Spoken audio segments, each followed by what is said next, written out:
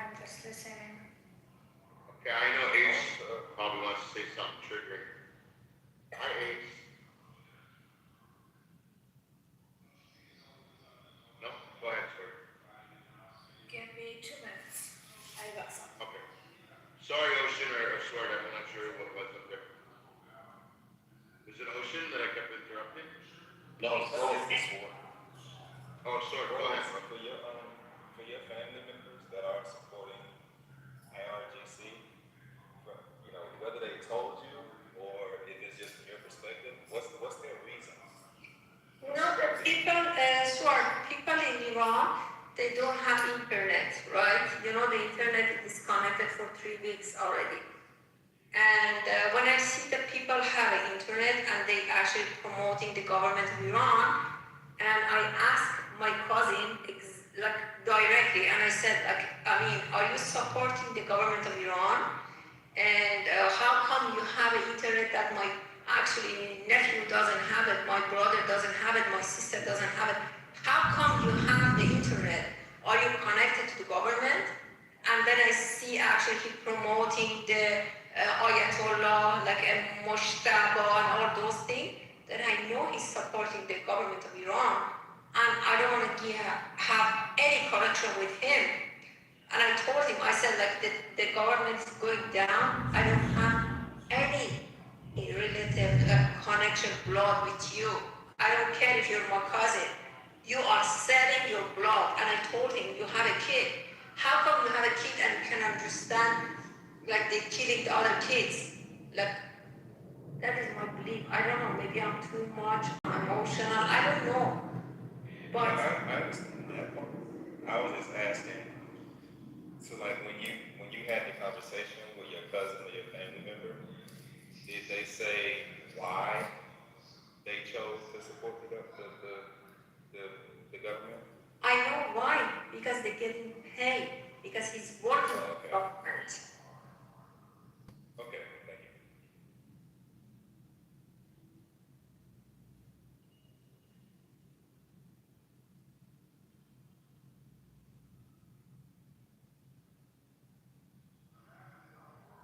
So Rose, have you heard recently how Trump is not really caring for regime change?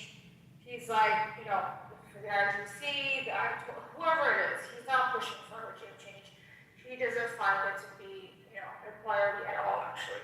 He's willing to stick with whoever is in charge as long as they are agreeable to his interests. With that being said, what happens in case that the U.S. Israel is unable to overthrow this government? You know, when people are going and protest in front of the embassy of US and they say like Uncle Trump, thank you, and all those bullshit, actually it make me upset because I know Trump is not doing for the Iran as a favor, and anything he does is for his own benefit. We understand that. But he is the only alternative we have it, because he is the extra power that he can break down the government of Iran. That's the only reason people are actually standing behind him. And as everybody knows, like, he's a narcissist. He loves to be a center of attention, right? And but he's the only choice we have it at this moment to get just rid of this government. You guys don't think you have any other options, like yourselves? The other 72 million people? When you don't have the power, like people in Iran, they're standing in front of the government. But the only thing they have, it was only their body. And I don't know how much you know about it. The people being killed with them, they get like hit by the bullet, they've been to the hospital. Even in the hospital, they're killing people. And when they kill one, actually, there is I just go and search it, they call it those are all good points, but then if that was the whole reasoning behind it, why would they even go to protest? Because they know they were getting killed. You know, the thing is, when you know you don't want this government, you just want to do something. And people are standing in front of government because they want to make them just go away. Like, when you don't have any option and you know your life, it doesn't matter if you're living for 10 years when you don't have any future. You're rather going to be killed and stand up for yourself. So dear, that's where I got to push back. So I respect you. I think you're strong, powerful, you're trying to amplify already voices, but you're contradicting yourself. And I'm pretty sure I'm not the only one that's hearing what you're saying. Because you're saying we don't have anything. These people have guns and bullets. And then at the same sentence you're saying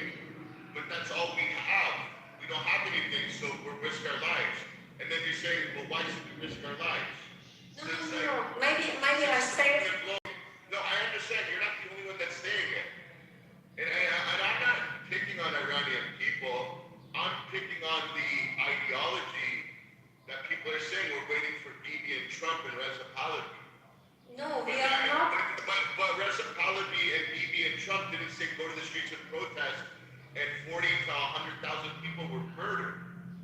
They did that on their own because they're strong people. They did that because they wanted change. Now, why are they waiting? Really, I understand what you're saying, but I'm saying that people trying, I'm not a politic person, I'm just saying from my own view. I'm saying because that's the only option we have. When, for example, like you go to, like when I'm in Iran and I see how, in Canada, when everything is like, even the gas prices is going for 5 cents. And we see, oh my goodness, like everything is changing. In Iran, I was there 6 months ago. You buy, for example, I'm just giving you an example. You buy a milk for $1, and next week you go in and that milk became $2. And like people can't live like that. They're trying to stand up, they're trying to change something. And they're standing because they don't care if they're being killed. At least they can show something to the world, they can show something to the government. And when US and Israel step in, because people will keep asking them to help us, because we need external help to helping us to do something. I don't know, I honestly, I don't know how to explain it. It's really hard to explain it because you have to be there to understand that pain. And I don't want to cry over those things. I am not a crying baby. I'm a strong person. But I'm just trying to give you some idea because people just hearing the news, they don't know the reality. No, thank you for speaking. And no, I don't take it personal, but no, it's great input that you gave. Also, I want to welcome Joe B. Pockets to the stage as well, Aurora Lion. Who wants to take the mic? And Night King, Night King and Ram. Also, welcome and Z, welcome to the stage. You guys want to do a Q or popcorn style? It's up to you guys. Popcorn, whoever on mic. Let's do popcorn style. Like it, Pop it off. You know what I'm saying? Yeah, pop. I think when we're looking at the state of the affairs and the environment and stuff like that, and I think even my president Trump actually knows that no matter how many bombs we drop, no matter how many troops we send, no matter how many tariffs we send, no matter how many companies we say, hey, you know what, if we catch you fucking with Iran, we're gonna find you. No matter how many times we do that, the overall turnover of whatever the fuck is going on there has to come from within. And that's just being honest. And now I feel for the Iranian people because it's like, it kind of looks familiar to me, given my ethnic background, right? So I just say this, right? At one point, Can you share why, brother? Why it looks familiar to you? Sure. With your ethnic background? Sure. I got it. I ain't gonna, you know what I'm saying? I ain't gonna long stroke it down. Pause. I'm just gonna give a brief, American, history.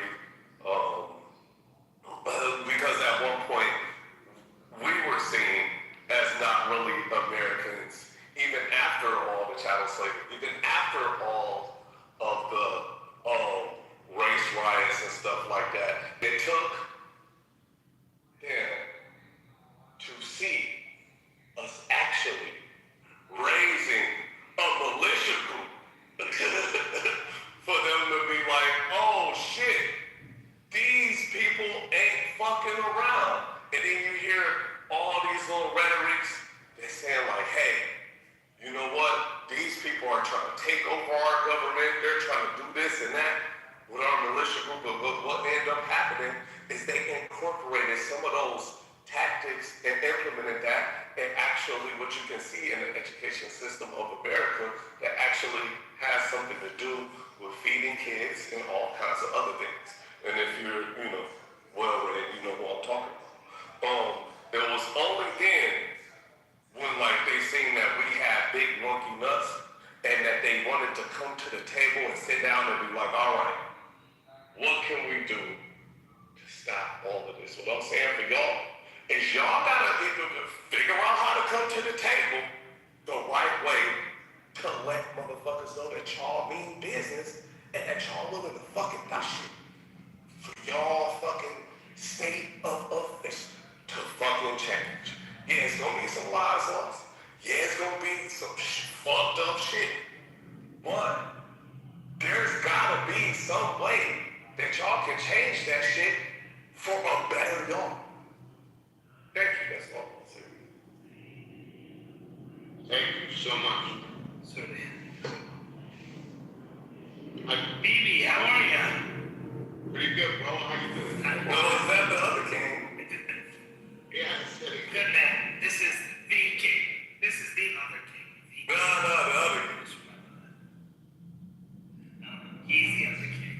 I'm the king. Thank you. So does he ride this every So go ahead.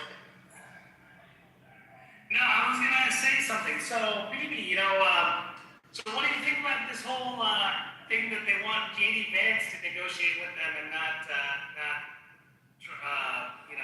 Witkoff and Kushner? I can understand Kushner. Let's see, but what about Vance? I think it's political theater. And No. Vance is over there now? No, I think it's all political theater.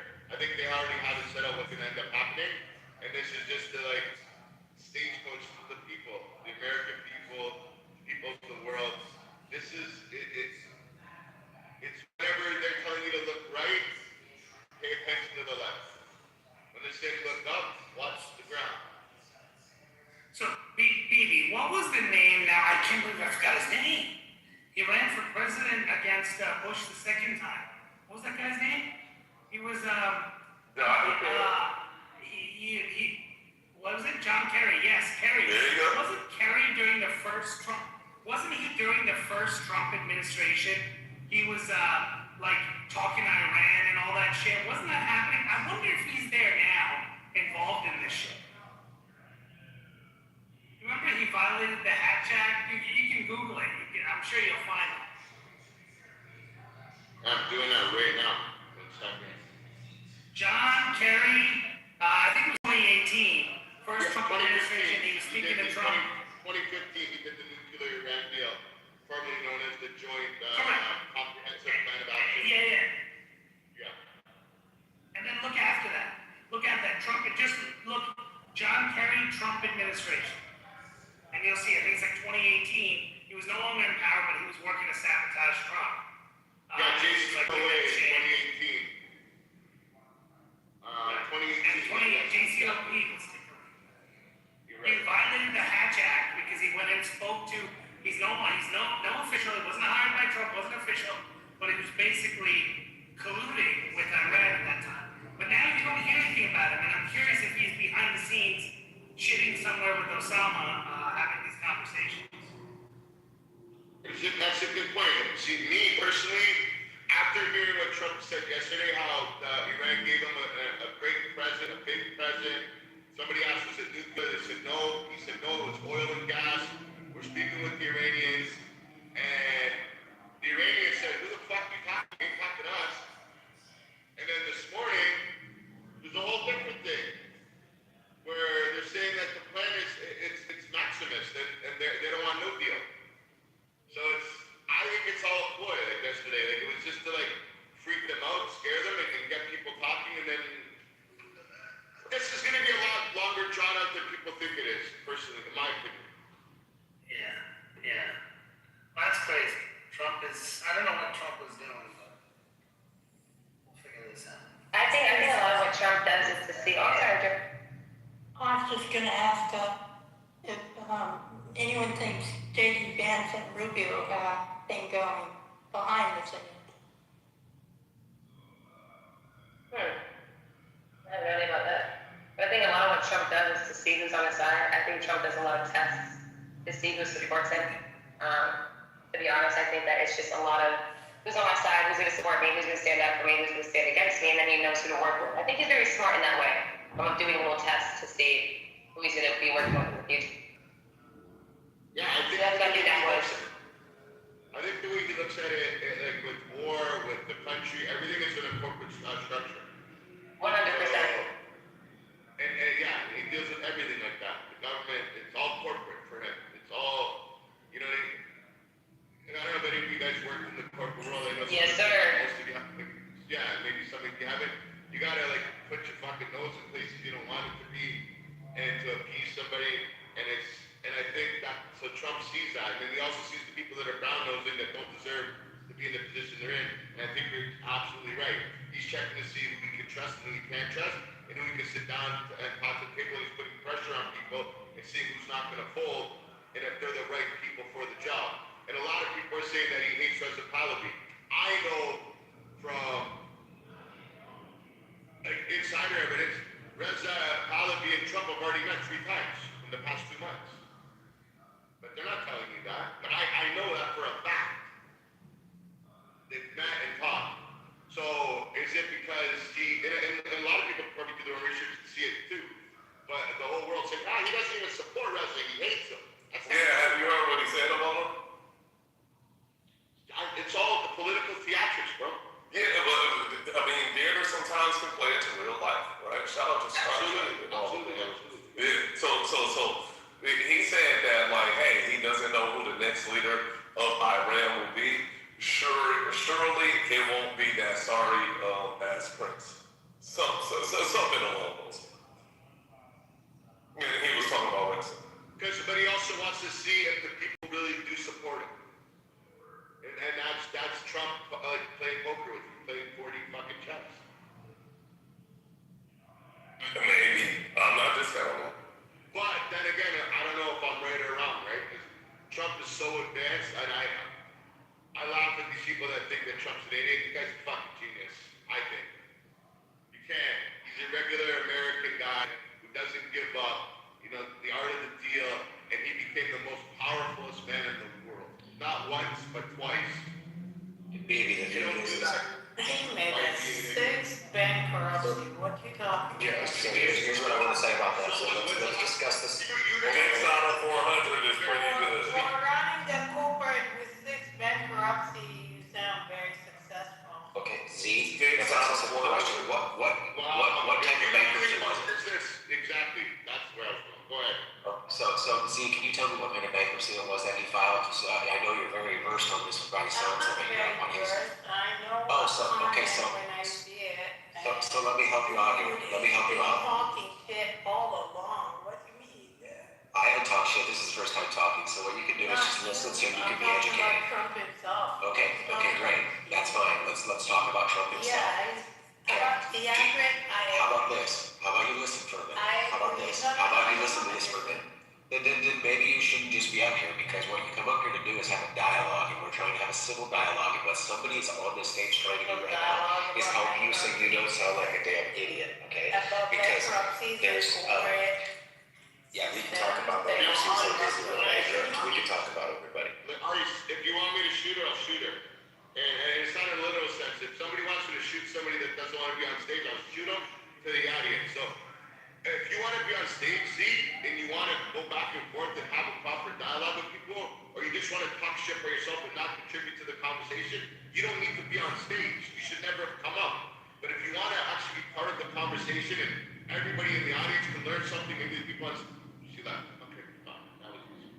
She didn't even get shot. Sorry, guys.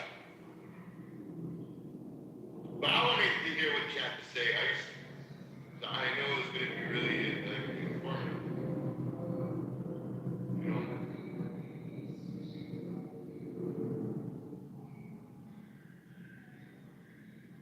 Are you still here? Yeah, I guess I got muted, sorry. I said there was a Harvard business professor, law professor, that wrote a piece on this years ago that I read, and he said it was actually one of the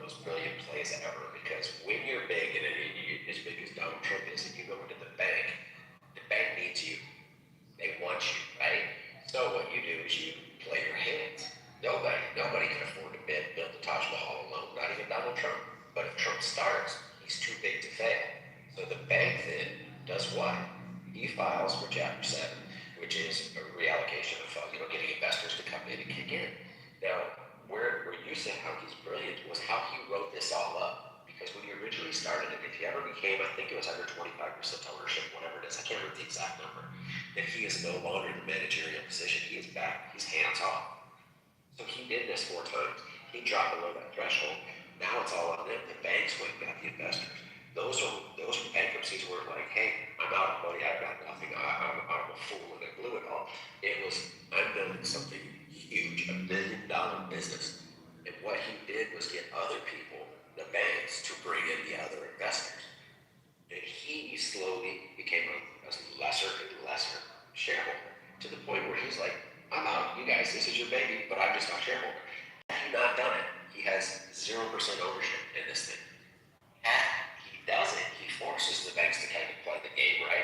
He owns 20-25% of something that's $1 billion. It's a great play.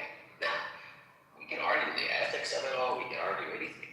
But to say the man's an idiot, you could listen to, I can't remember her name, she was actually on Shark Tank, the blog, real estate guru. He told the story. They were selling a Trump building. Their brokerage needed the sale. And she goes, they had Trump coming in to make this pitch, with him, to be there. And I think it was to a Japanese firm. And he comes in and he told me, you don't want to buy that building. What the heck are you thinking? Why do you want to buy that building, right? She's thinking, what are you doing, you idiot? Like, we need this sale to keep moving, to keep alive. Well, what he started doing was preaching about how they needed all that land along the river there. So before he left, not only did they buy the land along the river, they bought the building. He sold it all for him. He played them like a fool. He's playing chess when everybody else is playing checkers. He says things, I'll take the darts. I'll say outlandish things, but here's what we're doing in the backhand. And people don't get it. How many times have we seen people fabricate things and make up lies? They lose saying that, he raped and killed kids or was going to kill kids in the Epstein files. Well, then I want to ask one simple question. The DOJ and the Biden administration should be held for treason because they had the ability to charge him, and they haven't charged a single person. This guy literally lets them lose their mind because he knows that they can't focus when they're so focused on attacking him.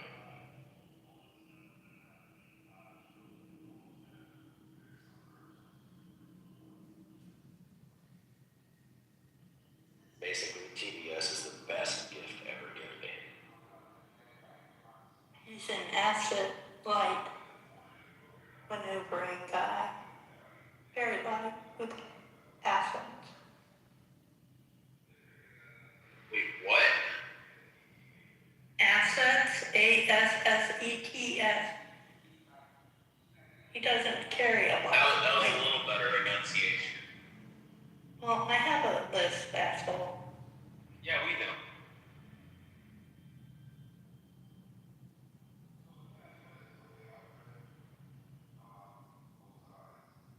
Y'all better leave your list. So maybe are all the Iranians being a bunch of cucks still?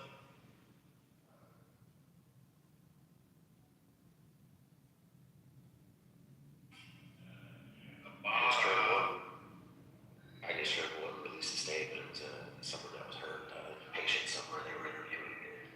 They're worried that if we were to pull out, that the IRGC will just have a tighter grip on them and be more aggressive in the matter. So they are, they don't like the conflict, but they would choose the conflict over, some sort of peace agreement that leaves them in power. So it's an interesting take when you hear from the people on the ground over there that have been affected, that are in the hospital for you.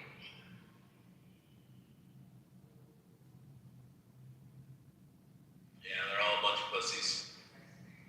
Yo, Rich, what do you think that IRGC should do? Destroyed, eliminated, and purged. Why? Because they're tyrannical and they're psychopaths.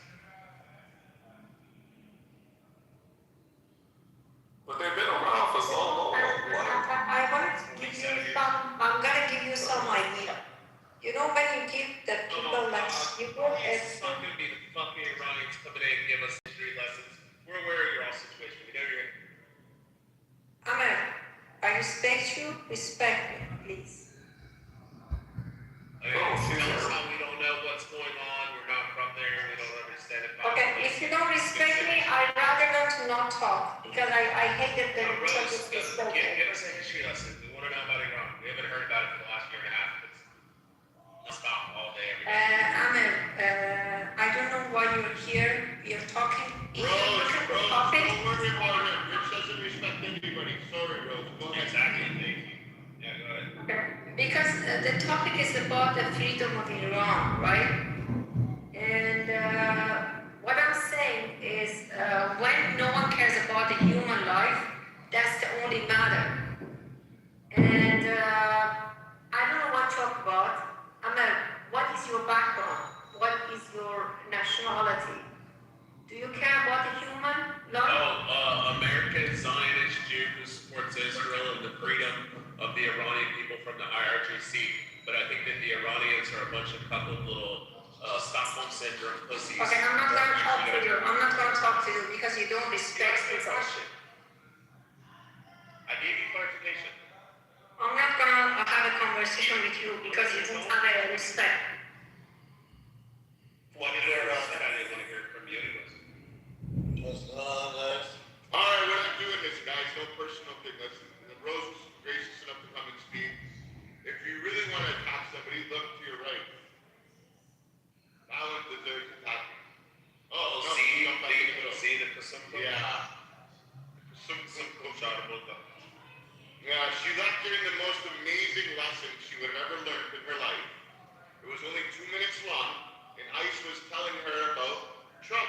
But she is too ignorant to understand or want to listen or want to get into proper dialogue. Instead, she just wants to smoke 10 packs of cigarettes and then yell on fucking Clubhouse. Is she Somali? I don't know what the fuck she is. I think she Oh, is. I figured she had Somali brain or something. So, you talking about me?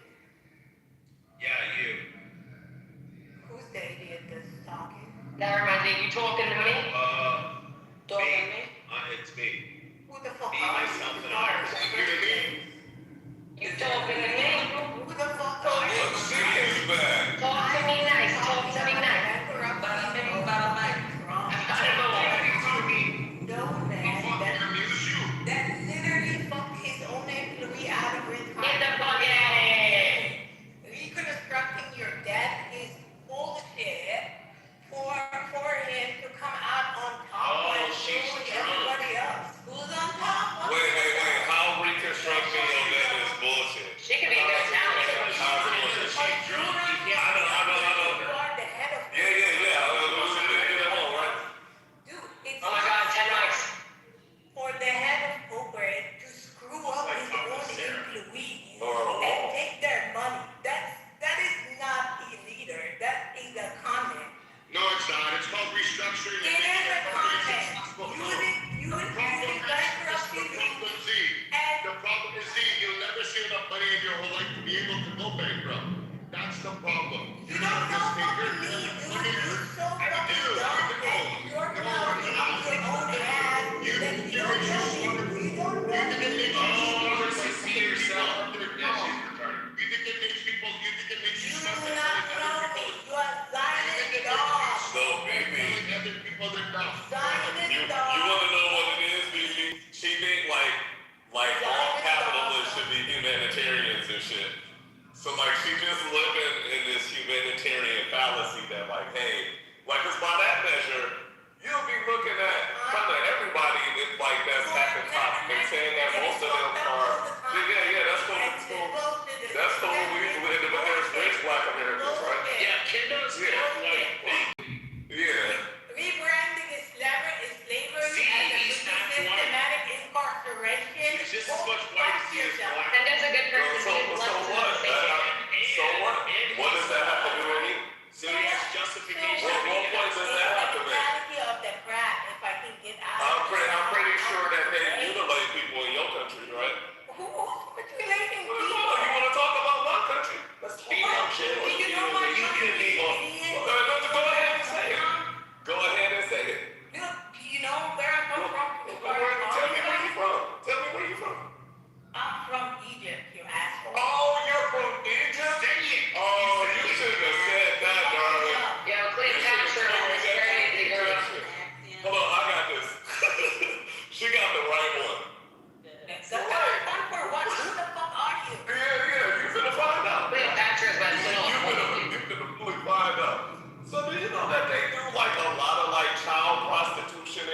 too?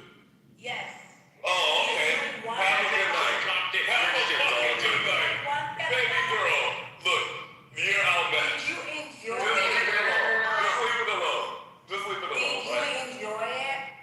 What you mean? I've never been there, and I don't want to be there. You want to know why? That's a Hamas stronghold.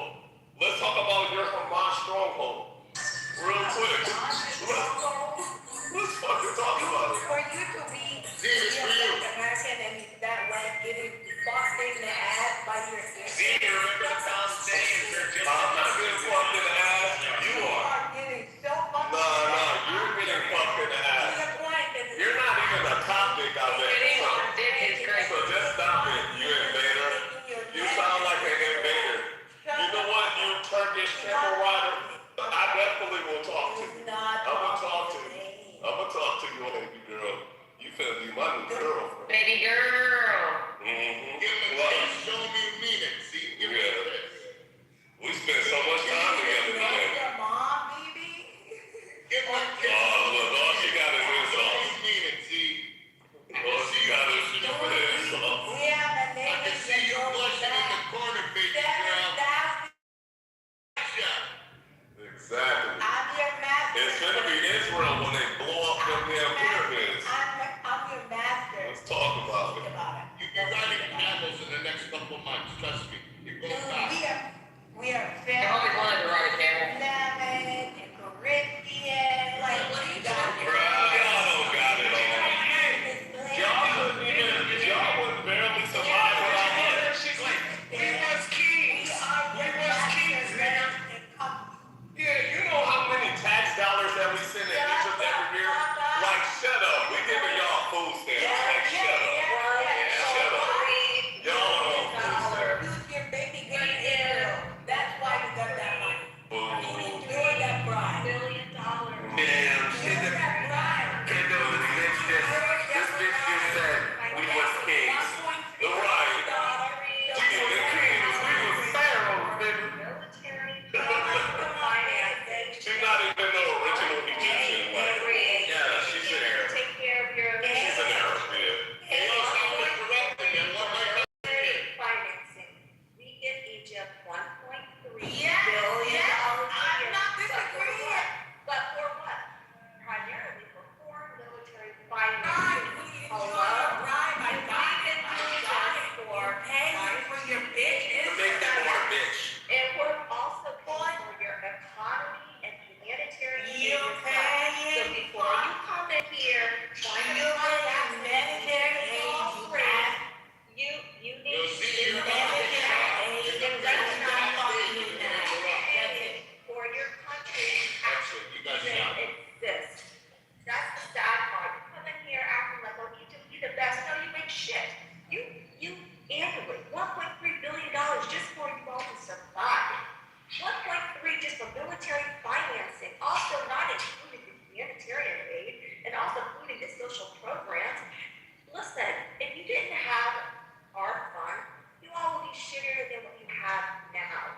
All you guys have is the pyramids.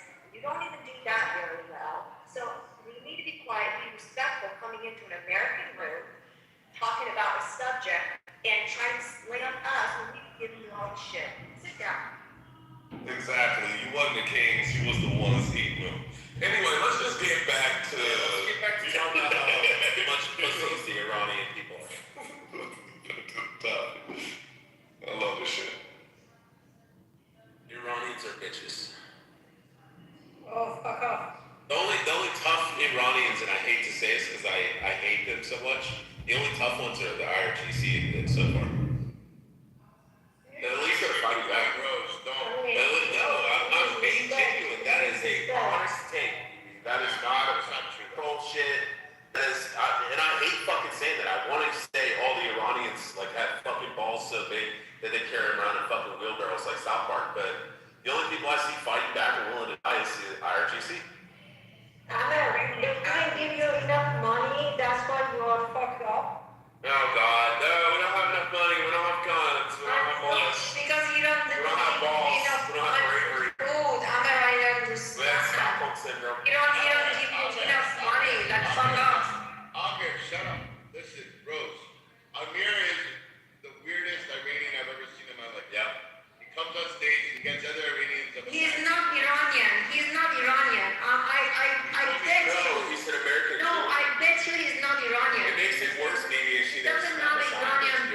at all. I'm a huge fucking Netanyahu supporter. Yes, I'm Iranian, yeah. He's not, even his name is not Iranian. Yes, That's it's what Iranian. we're talking about, Amir. Your name is Arabic, is not Iranian. I'm from southern Iran. Oh, where? My family's from there. I was adopted when I was like 5. Where? I was adopted when I was 5. I don't Okay, know. where in Iran? You're I don't know not my Iranian. family. I'm sorry that I didn't know my Iranian. family. I was 5 years old when I was No, adopted in the you're U.S. not Iranian. You are. I was adopted by rabbinic Jews. I know my Orthodox blood. Jews. You're not Iranian. You are actually. A nice Jewish family came and adopted us 5. I mean, I respect the Jewish. I love the Jewish. Yes. I'm gonna be a Jewish very soon. Trust me. And Jewish very soon.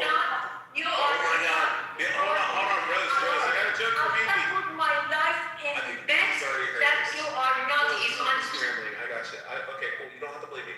Bibi, have you heard this one? You're not Iranian. Bibi, how is the great cake You made? are not Iranian. You are not Iranian. You're either Indian, Pakistani, or whatever. I'm a Or Jew. fucking Muslim people. Baby, fuck Muhammad in the ass. He's been raped by donkeys. Except for Muhammad or whatever, but you're not. Prophet Muhammad, he's a pedophile faggot. All right, baby. Real quick question: how was the Grand Canyon made? No clue. A Jew dropped a penny in the middle of the desert. You just got shot. I thought that was gonna end. Ah, yeah, come on, man. That was, yeah. That you could have responded me so hard when I heard that yesterday. One of the Groypers told it. One of the Groypers told it. Yeah, I was laughing my ass off. Yeah, we're between Of course, ain't even funny. Huh? That joke from the Groyper was funny. Because we are cheap. My dad will not pass over a fucking penny. Don't give a fuck. Bibi, can I ask a question? Absolutely. Aaron, I apologize for this dirty pot. I'm here. Amir says he's a Persian, right? Kalam Chaturi. He said he's everything. He also said he's a Even when he speaks Farsi, Bibi, when he speaks Farsi, his accent is not totally Persian. You know what? With that, actually, I want to hear him speak Farsi. I just said Salam Chaturi. When he says, no, I'm Persian, right? When I want to say salam, chatori aziz. Yeah, you say like the French. Okay, salam, Yeah, salam, merci. See, the way he's talking is not Persian at all. No, It's I'm not already told you I'm not yes. Persian. He's Caucasian. I'm starting to believe you. I'm a Okay, white Jew Amir, living say in it, Texas. say it, Amir. I've already told you I'm not Persian. I'm a white Jew Okay, living in then Texas. don't talk about Persian. Then Oh my God. don't talk about Persian. You're not Persian. You're Iranian. Maybe Iranian. And you are not fuck off. You know we have black fatigue and Jewish fatigue. Now we have I Iranian don't fatigue. care. I love black people. I love Jewish people. I love Asian people. I love I all mean, the I love races. Asians too. Well, we love you too, All baby. races. Yeah. You are a fake person. You can't even talk Persian, and you tell me you are from South What's Africa, with you, bro? which you are not. I'm just saying that Asian type pussy is the bomb. You're a sick person. That's all I say. Okay. My wife's Asian, I can say that. Please don't Don't interrupt look me. at what? I'll shoot people, I swear. Can you shoot Ruben? Who has to get shot? Ruben. They're- Yeah, you just got shot. Why didn't she say she loved white Who else people? wants to get shot? I love white people too. Bro, stop, bro. Stop. Okay? Yes, sir. Stop. I want to stop. Iranians deserve freedom. Under Trump, Bibi, question mark? Is that what's going on? Are the Iranian people waiting for Bibi, Trump, and Reza Pahlavi to tell them this is how your freedom is going to look and this is how it's going to happen only if you listen to us? Hold on, Rich. I have to pick up the hand raising. Is it under conditions for their freedom, or do they want freedom beyond any means necessary? I'm confused.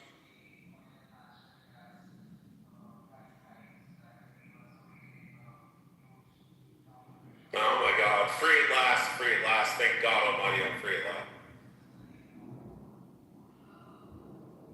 Nice. So the room's opened up, man. I want to hear. Throw, roofing, ice, ramp, Rose. Are we waiting to have? It's gonna be an ask me to wait. I'm Persian, remember I can talk, right? No, Hey, you can't do that. you want me to answer? I can give Yeah, you. because it sounds like Amir's a fake Persian. Go ahead, Rose. Okay, you know what the thing is, I told you in the beginning, I said we are not waiting for the US and Israel to help it, to open it and give us a freedom. But we need their help because the government of Iran, it doesn't have any mercy. Okay, so let me ask you a question, Rose. Are we basically being impatient?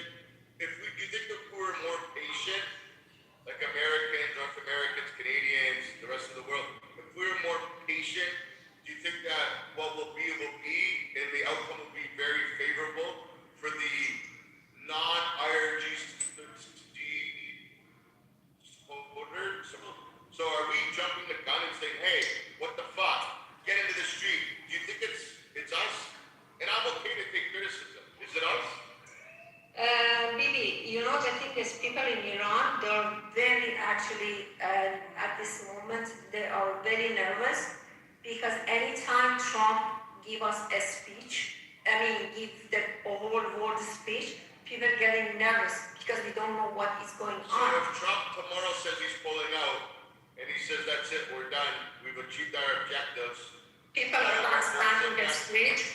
People are gonna stand in the street and they're gonna kill themselves because we don't care. We have to change the regime. Did you hear how they didn't say, maybe, that they're going to go out and slaughter the RGC? They said, we'll protest and we'll kill ourselves. Or we'll let them kill us. I don't know why they just wouldn't put Yeah, back do you remember- visit the IRGC. Do you remember the Marine who burned himself alive in front of the, like, that's where it kind of gets really Yeah, bad. that pussy kind of shit like that. Yeah. Maybe, cover your sensitive ears for just 2 seconds, alright? Ruben, you're a kike. Can you shoot him, please? BB, first of all, even though I never really enjoyed BB has been a pretty fair moderator the past few days. I have appreciated that. BB, am I allowed to say an anti-Semitic joke? Yeah, go ahead. I know one of my favorite anti-Semitic. You're gonna shoot me. Yeah, go ahead, Keegan.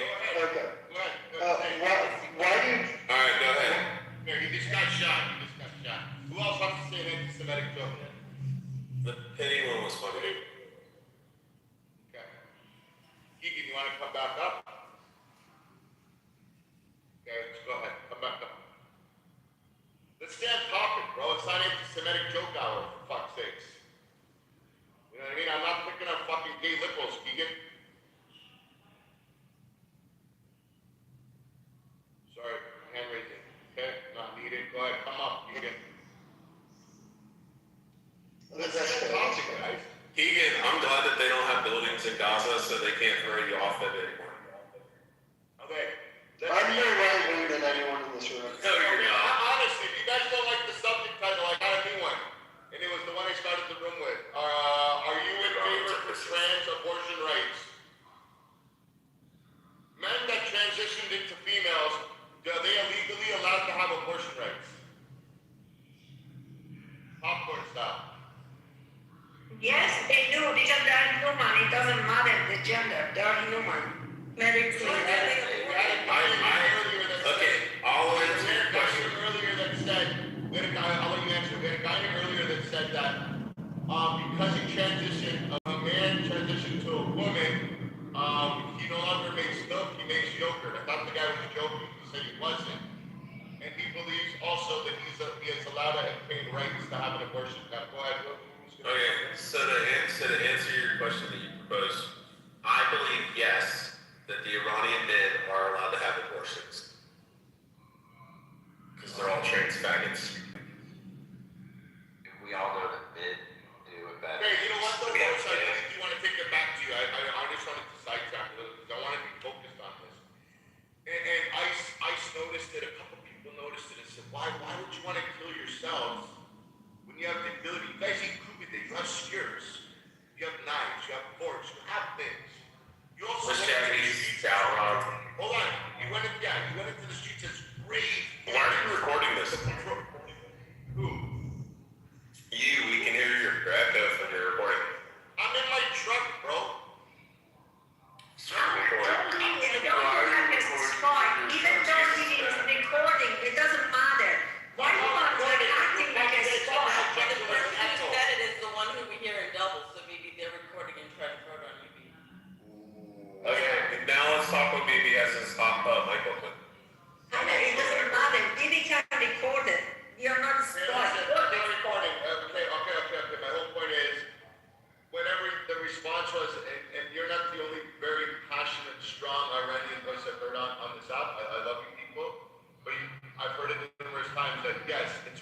dying being under the IRGC. It's worse than dying being under the foot of them, on their neck. You've been oppressed for 47 years. It's not worth it. You'd rather die than live under them. But why aren't we hearing, I would rather fight than live under them? I mean, I'm not They totally don't hopeless, they don't have weapons. Jesus Christ, I'm not totally moved. I was going to tell Rose there's an American saying that says if you can take a dick, you can take a joke, so chill out. And I've never heard that saying, and I've lived in the United States. It's usually referring to gays. Referring to gays. Says if you can take a dick, you can take a joke. It's from Gay? yeah, it's from Ralphie May. You know why? You're saying that Black, mommy. they don't have weapons. So is that what you're doing? What I'm saying is they're hopeless and they're scared. People in Iran, they don't I agree with this retard. people in Iran, they don't have any weapon, nothing. The only thing you have is their life. And what they do, because we believe in our country deserves the freedom, the people going in the street and standing in front of the bullet. Because what they believe, if I'm gonna die, someone is gonna stand behind me. My life is gonna become a soul that you guys can understand that we are standing for our country. That's the only reason people are standing in When did front the of the Iranians bullet. become Buddhist monks? Yeah, Rose, don't worry. The United States got you. Like, we got the world in World War II. Like, and after that, we became the world police. And yeah, guess what? That's what happens, bro. When you're the most competent, right? We're not the best, right? We're not the lesser. We're the lesser of the evils, but we got you. Because as we like it or not, we are a Christian nation, and God overpowers all. And guess what? Christianity is the way. It's me no white, me no black. Okay? Hey, anyways, pussycat, listen. Meow. No, I triggered you, and now you're trying to trigger me. That's not gonna work. No, you didn't trigger me, bro. That's not gonna work.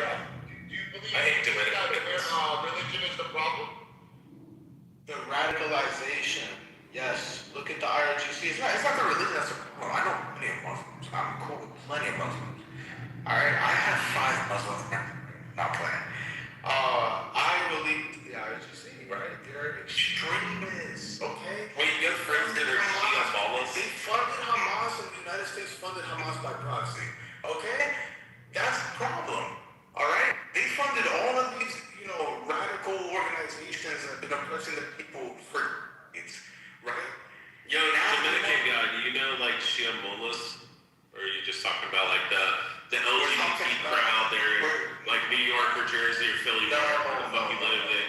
They're like, oh bro, like I slam pussy and smoke weed and drink. No. Are you talking about those Muslims or are you talking about those Shia mullahs? No, I'm talking about like real, God-fearing Muslims that they're not gonna take it literal. Like the Quran says, look, let's just be honest. The Quran says to kill non-Muslims. Bro, you don't know any God-fearing Muslims because they would cut your fucking head off for not being a Muslim. But listen though, that's what the Quran ISIS is the truest of Muslims. They don't subscribe to Amr, right? why you are so aggressive? Why you are Let us do whatever we want. so aggressive? I won't tell you about the 12ers. You don't tell me about Sunni Islam. Like, fuck Sunni and Shia. Talk Yeah, they're about all disgusting. They're all fucking bad. When you say 12ers, Yeah, the 12th Imam, yeah. what is that? Yeah, the Mahdi, the 12th Imam, yeah. Talk about Well, you don't know any Don't fucking talk thing about about it, so why the all fuck am I going to bullshit. explain to you? Let's go there. What about the bush? Yeah. He only has balls on his ass. I just want to know that. He's real life poor pussy, okay? I just want everybody. I just want to know Smoking fucking hot. My wife's smoking hot Asia. She has a super tight one.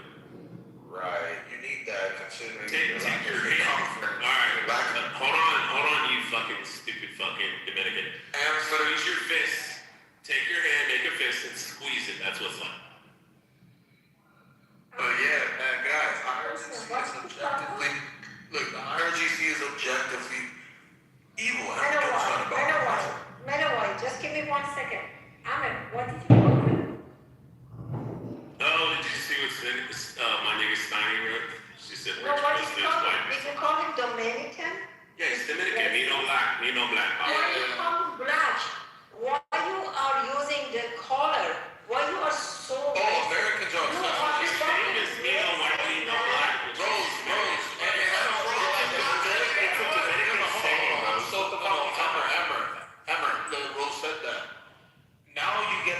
that the rest of the world doesn't give two for their color. Okay? We're so past that, we transcend that because we realize, you know why we realize that? We're like, okay, yeah, we're all the same color, but we don't like we don't like all the same things, right? So that's why we build cultures, right? Then that's when we started. You know what? You're giving off single mom energy, We don't live the same. Yeah, you're giving off single mom energy. We don't live the same. We don't subscribe to the same things. We're not. You know why fucking. Alright, so now you know how the. He likes skater, abortion, and he's raised by a single mom. Now you know that your American view is skewed and it is limited. Thank you, Rose, for that. No problem. Ahmed, what is wrong to be a single mom? I'm a single mom. What is It's wrong with horrific that? and terrible for the job. What is wrong with that? It's horrific. It's terrible. President Obama's like that. Vivi, can you just mute him? Because I want to tell you something. Obama more likely Okay, to Ahmed, alcohol you are, teen pregnancy just so. Ahmed, you have a problem because you became a family that the mom and dad has a problem and they're living together. If the mom and dad get separated and raising a kid with a good manner, it's better to be single rather than to be married and raise a person like you have actually bullying other people and being disrespectful to all the races. I'm proud to be a single mom that I'm raise a kid who became a doctor and she is a good girl. Like Ahmed, you have some problem with your religion, with your nationality, with your own actually soul. I'm sorry to say that. It's so harsh. I hate to talk to people like that. And she would have been much better off having both of her parents in her life.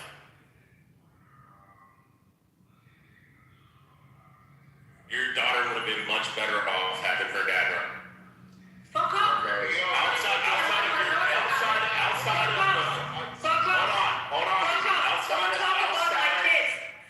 You talk about your kids. You brought them into this conversation. No, I'm saying Outside of you your are husband raised in a bad family because you don't have a or something mother. like that. Outside of that, absent that, or being. Hey, stop, man. Fucking have some decorum and chivalry, bro. You're being disrespectful to the lady. She brought. You're speaking. She brought. Shut the fuck up, Rich. Honestly, bro. Stop. Have some fucking, like, mic control. She You brought. don't have to always speak. I don't care, man. I'm gonna end up booting you from the room, bro. Please.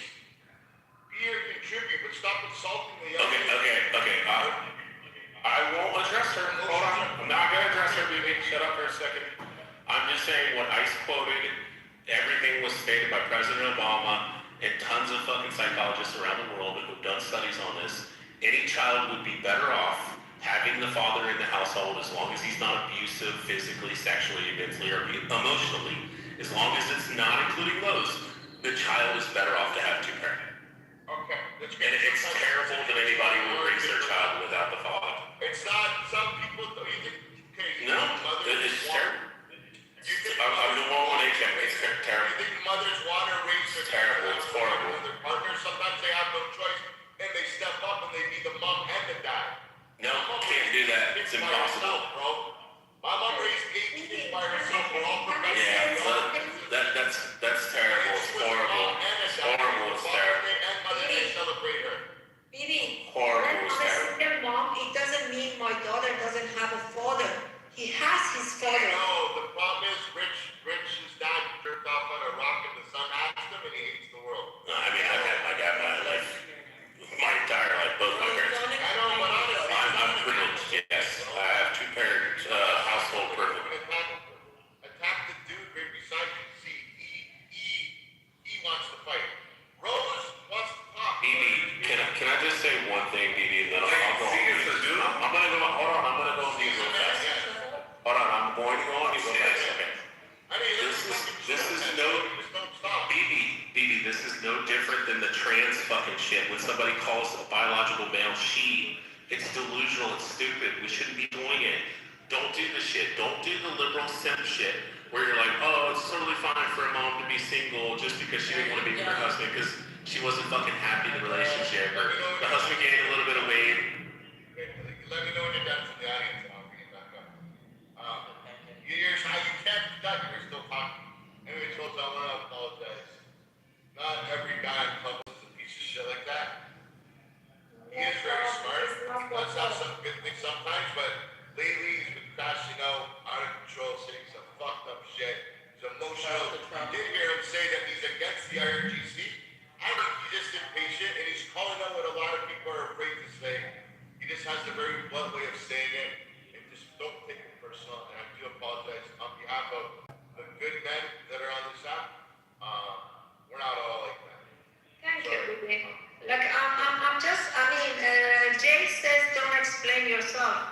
But you know what I believe? When And you I also, listen, to be fair, don't address him either.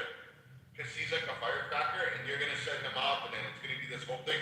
And then you guys are gonna derail the rock and room. And a lot of these good people that are here today, they're here because they have either good advice, or they want to listen and learn something to take away and share with their friends, or they want to add to the conversation, or they're complete fucking idiots. But we got all rounded type of people in this room. We got dumb people, we got smart people, we got extremely smart people, we got some really slow people, we even have people that are fucking drooling in the audience. That's just the nature of the room. So let's stay on topic, let's stay on course, and let's have a fucking great room. And for those of you that have a red ticket in your profile right now, like I see Rose, you got a red one, I see Ram, you got a red one, Ace, you got one. What it means is, if you go to the top of the room, it says President Trump, and there's a little arrow pointed to the right, click on that, it will say join house. That's where you'll be able to hand in your red ticket. Behind that counter, there's a little fucking Mexican midget. He's gonna hand you a green drink ticket. You're able to buy a drink in the bottom. If you talk some shit, you get thrown into the audience. You can exchange your green ticket for a fucking mojito, a virgin mojito, a Shirley Temple, a dirty martini, whatever you want. You can have fun in the goo. We installed a sex swing. If you want to get fucked for talking shit and disrespecting women in the mods, that's where you're going to get fucked. If anybody's disrespectful, all you gotta do is scream, shoot him, and I'll shoot him in the face and they get dropped to the audience. Other than that, let's have a big fucking room. Join the house. Share it with your friends. Get people in the hallway to come into this house so we can have a fucking good room. Be part of a dialogue. Let's have communication. Let's be able to speak to one another.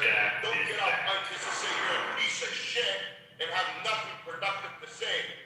You're useless. I don't even need you on stage. Let's do this. Let's run with it. The topic of the room again for the last fucking 4 weeks was Iran. Iran deserves freedom. Question mark? Under Trump. A big question mark.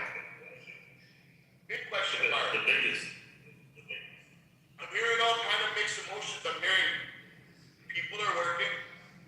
Young lady Rose said, if Trump pulls out tomorrow, Iranians are going to go into the street and kill themselves. That's fucking drastic. That's dire situation. But is that the correct answer? Should they kill themselves, or should they go in and kill the people that are oppressing them to have a better Iran? That's the question. Popcorn style, and then we'll start a queue. Let's keep it performative and just active, proactive. Yeah, never kill yourself, guys. Never kill yourself. Don't die. That's the worst decision you could possibly make. If you're gonna die, at least die fighting for freedom. At least die trying to kill the people who are killing you. So throw yourselves at them. They can't kill 93 million of you guys, right? So just go for it. Even if Trump decides to do it tomorrow, you can still over fucking throw him. Who's stopping you? Get some guns. Get some bullets. Team up with the Kurds in Iraq. Do something, man. Trump ain't gonna do it for you.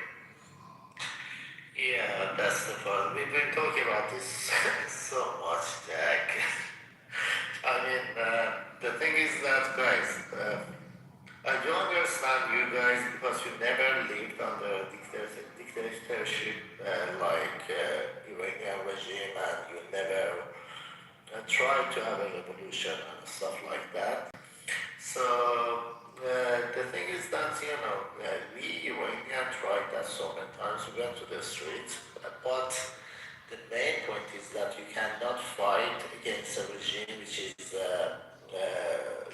which got like machine guns and everything, which is like they are armed to the teeth with bare hand. Because, the thing is that Jack says they can't kill 92 million of you, but actually, to be honest with you, Jack, they would if they have to. They kill every single of us if they have to in order to live, to survive, For the main goal of the regime is their ideology, and of course for that ideology they kill as many as they have to, and also their survival is also the part that the red line that they cannot pass. Just to give you an image, I think you heard about, I don't know if you heard about the underground missile city that they have in Yaz City. It's it's one of the biggest one in Yaz. It's got like railways, it's connected and anything. And the main point is that it's under 500 meters of granite stone. So that's why there is no bomb that can destroy that city. And in order to build that one, they destroyed two cities. They destroyed Isfahan because there was a big river that was passing through the Isfahan. It's called Zayanda Road. And because that city in Yaz, they have this. Yaz is in the middle of the desert. There is no water there. And to build that city, they need like tons of water because of they had to go through the stones and stuff like that. So they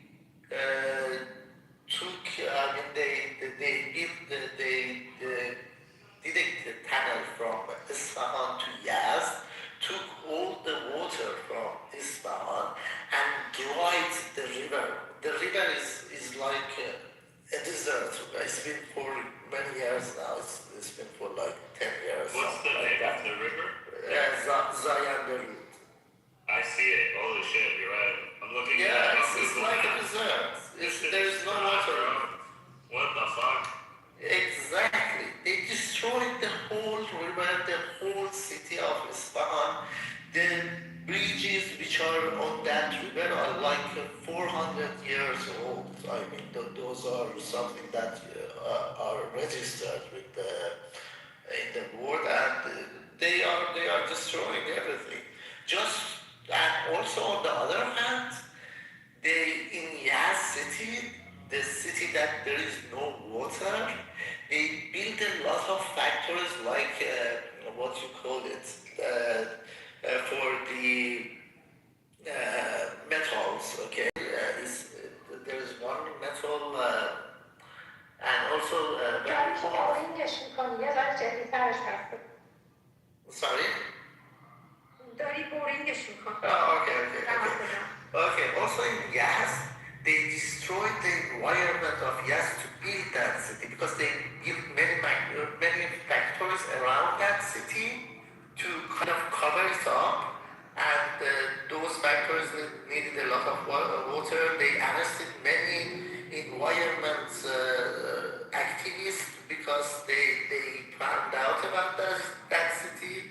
And that's the kind of regime that we are dealing with, guys. What you're talking about, and you think that they care about the lives of Iranian people? So for 47 years, you guys didn't smuggle any guns in from Iraq? The guns that we have in the main cities like Tehran, Isfahan, Mashhad and stuff like that, we don't have guns, okay? Rifles for hunting. No, we don't. What do you mean? Because You said you did. Now you don't. in Tehran we don't have guns. If anyone has a gun, there is a big punishment for them, and people are scared to do that. Yeah, it's like I know, but check your back channel, Rose. I sent you a message, but my initial question was, in 47 years under this tyrannical regime, nobody created a smuggling route from Iraq into... No, because they're too scared. It's not because we are too scared. It's because of the intelligence of the IRGC. They are kind of like everywhere, and they stop us as soon as there's a channel. I mean, they block it as soon as there's a channel. So And after all, we can buy hunting guns in Iran. Jeff, did you hear he said that if they wanted to wipe out 92, 93 million people, they could? Yeah. But it's only if they line up and surrender themselves or just stand in single file, shoot each one.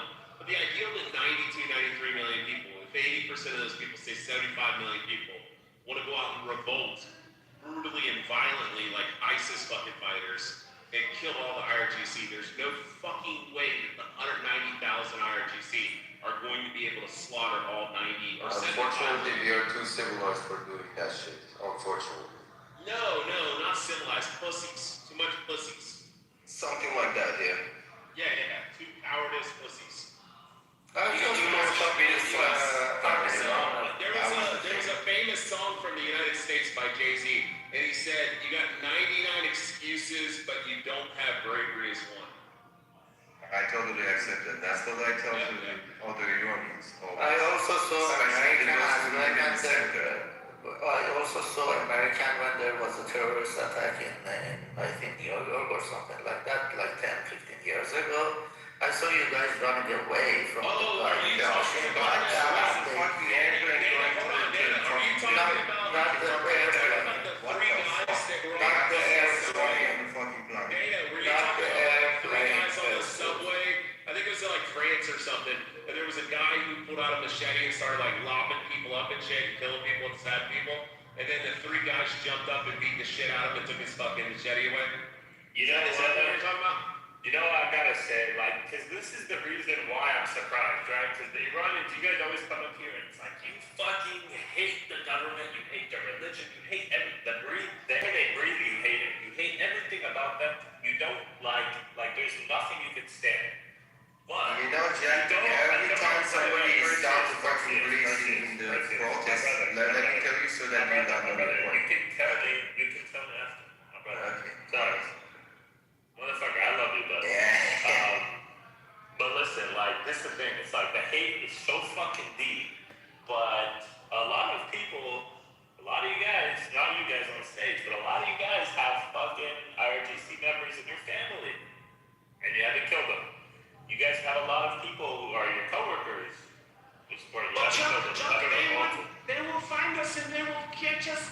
They will torture us. And then they will kill us and hang us from flames. It's not the energy. The energy in Iran is not matching towards like 90%. Take that punishment.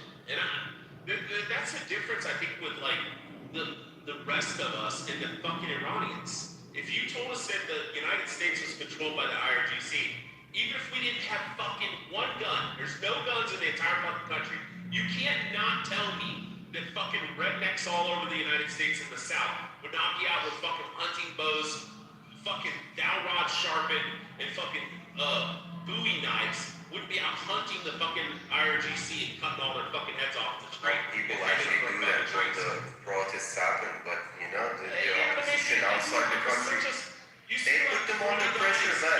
It's not just the regime, even the opposition put them under pressure. They say, no, not to violence. Let those civil leaders, you know? Bum rush two IRGC guys and beat the living shit out of them. And fucking like ripped up We have it, the car actually. in the middle of the street. And it was fucking amazing.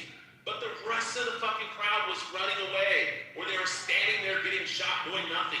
Even when we were talking to these other people, like this lady Rose, she's like, we will go out and commit suicide and kill ourselves. What the And I'm like, fuck? if you're gonna do that, They're all from Tehran, I get it, you know? I bet you they're all from Tehran. That's the problem. Shut the fuck up. I'm not from. I'm born in Tehran, but I'm living in Toronto You know, I should for start 40 years. spreading hate against Tehran. No, I'm living in Toronto for 40 years. Like, don't talk about the thing you don't have any knowledge. You don't have anything. Every time our families were standing up with armed forces, we were supporting the regime. I have education. Like, shut the fuck up if you don't know I anything. can't wait till we put boots on the ground and our American soldiers can come over there and fuck your women properly and show them what Oh real my men God, are. bro, what the fuck is wrong with you, dude? Why do you do that shit, though? No, it's serious. We need to shoot him down. But why do you shit these You don't have even your own picture. Amir, you don't have even your real picture. What are you talking about? I already talked to you, Rich. Stop, bro. Fuck. Hey, bring up the YouTube. I did. I brought it up. Amir, who's your own real picture? I'm gonna put my own real picture. Rich is being very Don't put your real picture on your PTR. Yeah, don't put your picture. But real quick, I want to say, like, guys, you guys need to fucking Toyota pick up.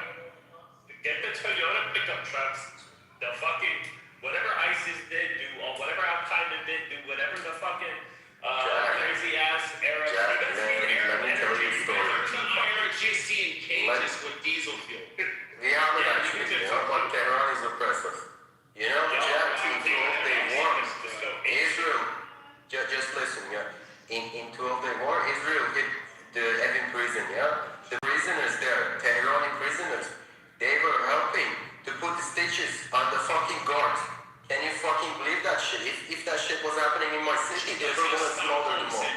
They're too naive, you know what I'm saying? Every time our grandparents were standing up to do an armed revolution, they were just standing behind the regime and just saying that we are like vandalists, something like that. Even constitutional revolution, our families had to go and take the capital. They were not doing shit. And they are still talking. You know, we should expel them all from the fucking opposition.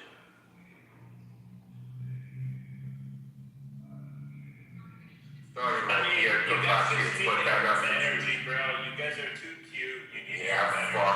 No, these Tehranis are sassy. Dude, bro. You should see that. The shit is about to come, man. Can you understand though? Like all of them coming, they just fucking hate the regime. Like it's their last fucking dying wishes to see him die. But like we don't see the same energy on the ground. They were the regime before just 10 years ago. You hand them a knife and say, what am I supposed to do with this? You know, in Mashhad in 2022, there was a guy, Majid Rizal, he had a lion and son tattoo on his hand. He stabbed 3 police officers and two Basijis and 1 police officer.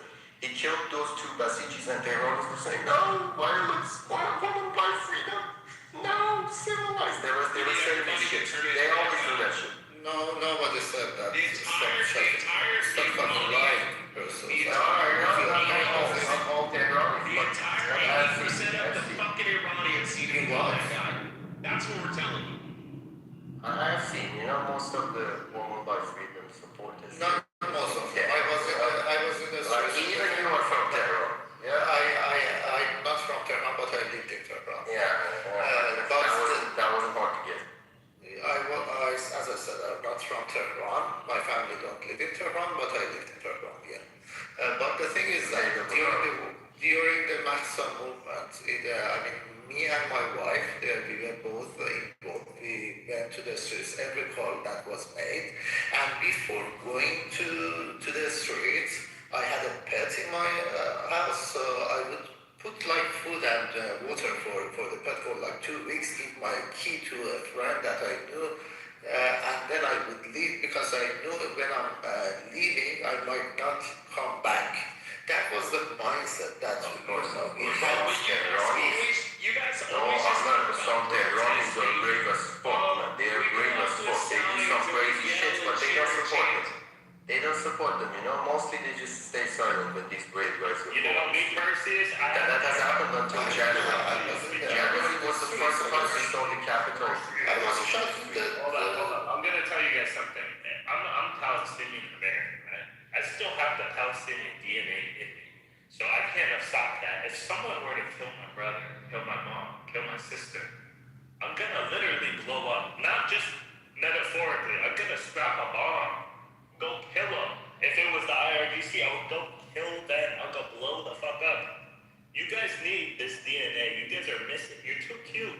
You're too soft a little bit. You need but Jack, they used to blot out the fucking sky with arrows.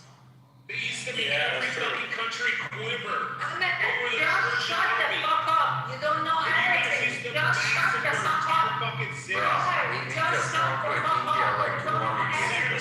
Sarah, you don't know nothing. You don't know shit. Just shut the fuck up. Old version of Sarah. I'm not trying to be very nice and polite, but you are such a polite. We're telling you, Rose. We're literally telling you, stop being polite. Stop being fucking educated. Stop being fucking gentle. Stop being liberal and progressive.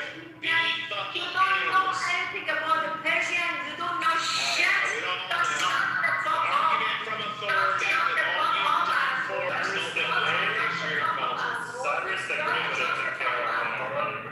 so annoying. I want to ask a question.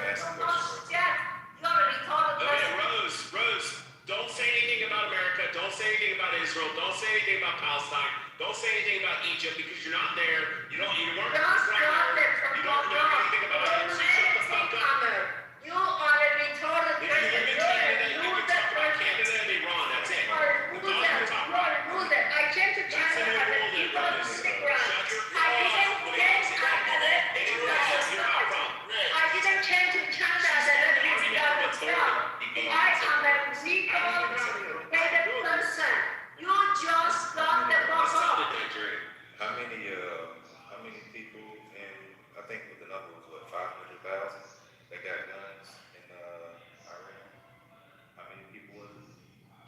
you're talking about the Arteche at 490,000, and they have barracks full of rice. You can't just talk. Too much pussies. No, they're on different provinces. They're in different provinces. They're not No one is gonna say you're silent. Just fuck off. Just fuck off. Rose, if you live in Canada, you're from Iran, that's only two countries you're ever allowed to talk about. Shut the fuck up, Rich. No, she can't talk about anything else. Stop antagonizing. Stop. Fuck. How do y'all think Go ahead, bro. How do y'all think that would play out? So we got 350 million people. So right now in Iran they got, let's say, 100,000 and 100 million, and 500,000 are the IRGC with guns. So in America that would be 1.5 million to 2 million people. Oh, I get to that. With the ones with the guns. How do you think that would play out? Honest opinion, I'm not even joking, not trolling.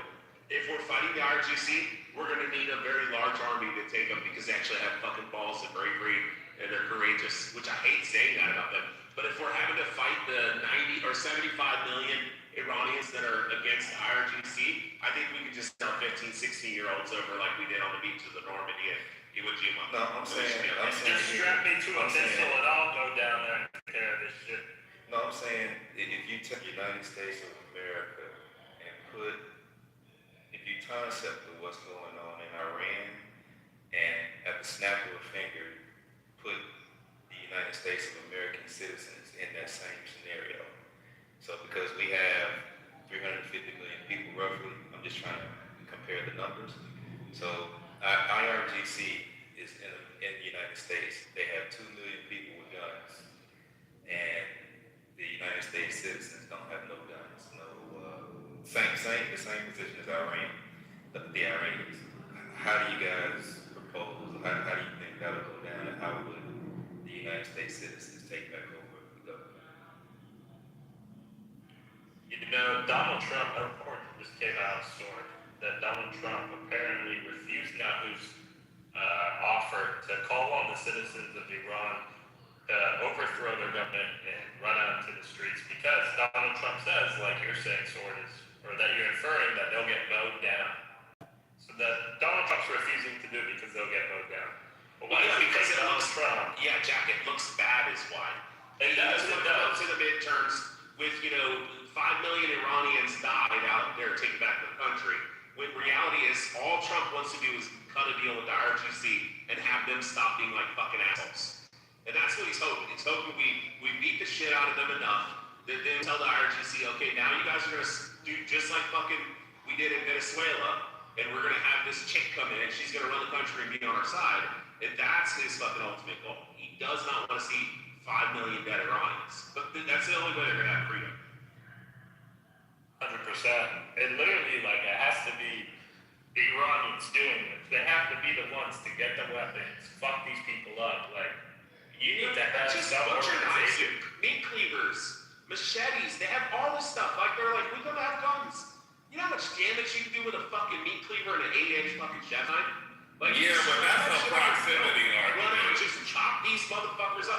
You can't chop some motherfuckers up with machine guns. Yo, bro, hold on. They just got done talking about Kendall.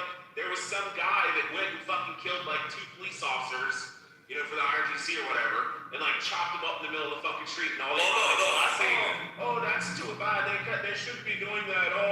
And they're bitching and whining because they're liberal progressive faggots. When in reality, they need all 75 million people, women, children, everybody, to go in and get fucking meat cleavers. And go out the fucking go out the fucking street with cleavers and chef knives and start stabbing motherfuckers in the face. Yeah, just because one person do it, don't mean a whole slew of people that's trying to do this shit. That's kind of the thought You don't have guns, but you can go to a fucking drawer and pull out a meat cleaver and 8-inch chef's knife, and you can work all the. There's only 190,000 IRGC. So you got 75 million people. So that's kind of. Go ahead, Rose. That's kind of the logic behind my question. So I'll give you an example. I played high school football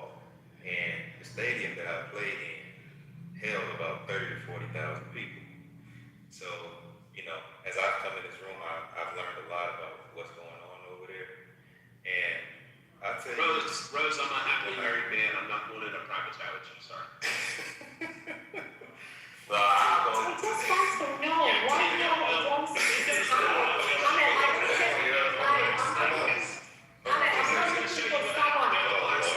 My question is, why you are against Persian?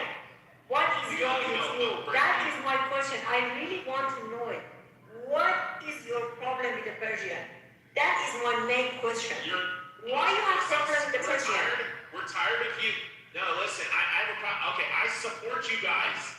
But I know you think I'm fucking IRGC and I'm Democrat, Muslim, blah, blah. I'm not. I'm a fucking, Messianic Jew, a Jew who believes in Jesus, who's a Zionist, who supports the Iranian people and hates all Muslims and hates the IRGC and Hamas and all those fuckers and wants to see the United States and the Iranian people and Israel succeed.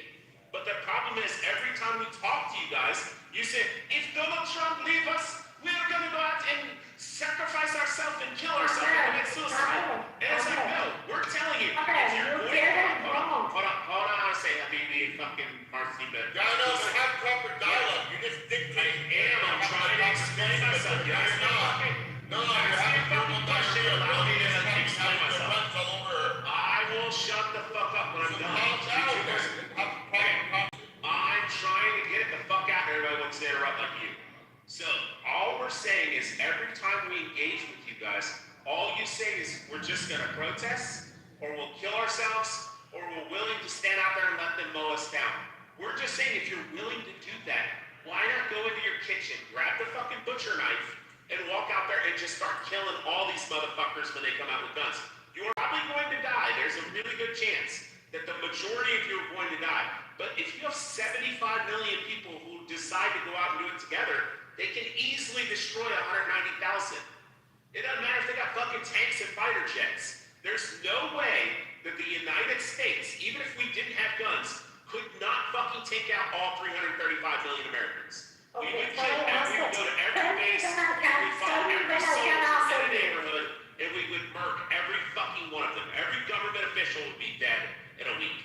But you guys aren't willing to do that. Tell me when I can answer you, then I can answer. We just don't want our American soldiers to die fighting for you guys if you're not going to fight for yourself. Okay, I'm physically fighting. Okay, can you talk now? Go ahead. Yeah, go ahead. Okay, when you are, you think we are crying baby, we are not crying babies. But when you don't have any weapon, when you don't have anything that you can actually cover yourself, you can make as much as you can, send me whatever you want. You have weapons. But we don't have weapons. People are going outside. People going out and standing in front of the government of Iran with no weapon. They have only their body, and they standing there. I don't know if you have family, you have anyone there. If you go out and you don't have no one, they actually shooting in your chest, shooting from the back, actually holding the girl with the hair and pulling them. I don't know how much you can stand there for yourself and for your belief. In that point, you think someone needs to help you. When you look, I don't know how to describe it for you. You're a child and you're in the school and someone bullying you. And you're talking to your teacher, you're talking to some others to help you. No one helping you. And you find someone that is a bullying person, bullying the other people, but they can't help you to stand in front of the other bullies. Are you gonna use them, or you just gonna go and just be hit with the other bullies? I think this is super fast. Okay, I'll respond real fast. Listen. All I'm trying to tell you, you guys have gasoline. You have fucking beer bottle, or you have soda bottles, or glass bottles, water bottles, whatever, glass bottles. You have fucking pieces of cloth from your linen. You stuff that in there with gasoline. You light those motherfuckers on fire. They're called Molotov cocktails. You throw them at the IRGC when you're out there protesting, and the IRGC comes out to start shooting you. You start throwing Molotov cocktails. You pull out your fucking knife that you used to cut your vegetables. The knife that I was patient. I let you finish, lady. I allowed you to finish. All I'm saying is if there's millions of people out in the street, every one of you motherfuckers go and get Molotov cocktails. They're going to know you. Light them on fire, light Molotov cocktails, and then go over with butcher knives and cut them into 1,000 pieces, and then carry their body parts around like fucking trophies, like the movie fucking Predator, and all the other IRGCs will fucking surrender. When you turn the entire fucking street into fucking blood, and it looks like the fucking movie Predator, they will surrender. This has happened so many times. The Haitian fucking revolt, which Kendo's familiar with, when the Haitians revolted against their slave masters, they went out and beat those motherfuckers to death. They murdered their women, their children, everybody. And you know what? They took their fucking country. The Haitians, who were slaves and had no weapons, have more balls than the Iranians. That's all we're saying. No, look, that, bro. That was a whole different time. That was a whole different time. That was a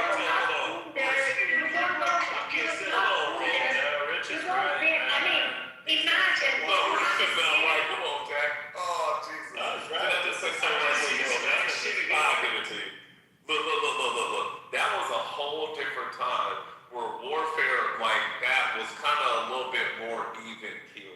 Now, bro, with modern weapons and shit like thermal scopes and all that kind of shit, bro, like you trying to get these people mowed the fuck down, especially at that kind of capacity. What happened? No. Forces.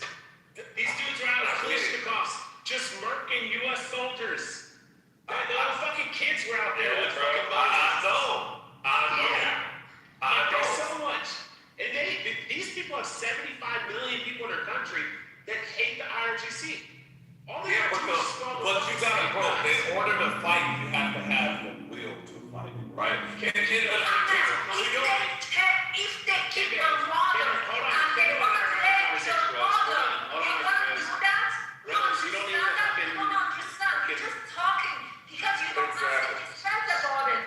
If they want to rape your mother, they want to rape your father, they want to get your rape your kids. Are you going to go on the street? You just talk bullshit because you don't know shit about how to rape. I know about this social repression. That's why I'm making a comparison that I did. Kendo, how many people would it take for the Iranian people to go out on the street, and how many IRGC agents would have to be fucking chopped up? You don't know shit. You just talk.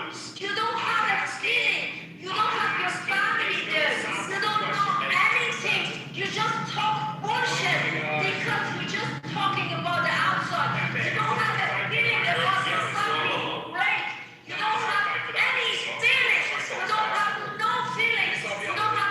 All right, Kendo, my question is, how many people of the IRGC would you have to chop up in 1,000 pieces before the rest of them would give up? And see, that's the thing. You can't really count on. You can suggestively say a number, right? Hey, look, let's just say if we, chop up like 5,000. At one time. I'm talking cut them up into fucking 1,000 pieces like chicklets. Cut them up into 1,000, about like 5,000 people and send a message, right? But then what happens after? You know what I'm saying? Because in war, people can kind of like adjust to their environment and shit. So I don't think that like, all right, after them 5,000 people, get chopped up, guess what's gonna happen? They're gonna be like, all right, let's go to the let's go to the drawing board. Let's see who's doing this. Let's see what they got and how they're doing. What if they're gonna work counter operations. Kendo, if I could give out a pill to the Iranians and make them all brainwashed fucking monster zombies and give them all fucking butcher knives, if 75 million of them went out and fucking decided to do that tomorrow, do you think the IRGC would stand a chance? Out of them 75 million, how many are able-body fighters? Because you could probably have. Let's just say 10%. 7.5 million people. Here's the problem with people like America. You come to one of those people when you get pulled over, you piss your pants. When you get pulled over in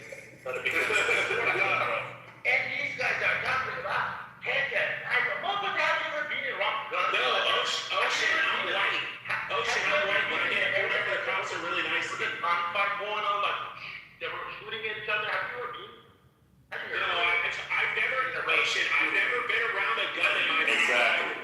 I've never had bullets fly. He's only watching it on TV. Hold on, Ocean. I've never worked in security. I've never fucking dealt in fucking foreign nations. I've never done any of this shit. No, I've never done any of that. I don't know what that looks like. If you are a service member, it's easy to just say things, right?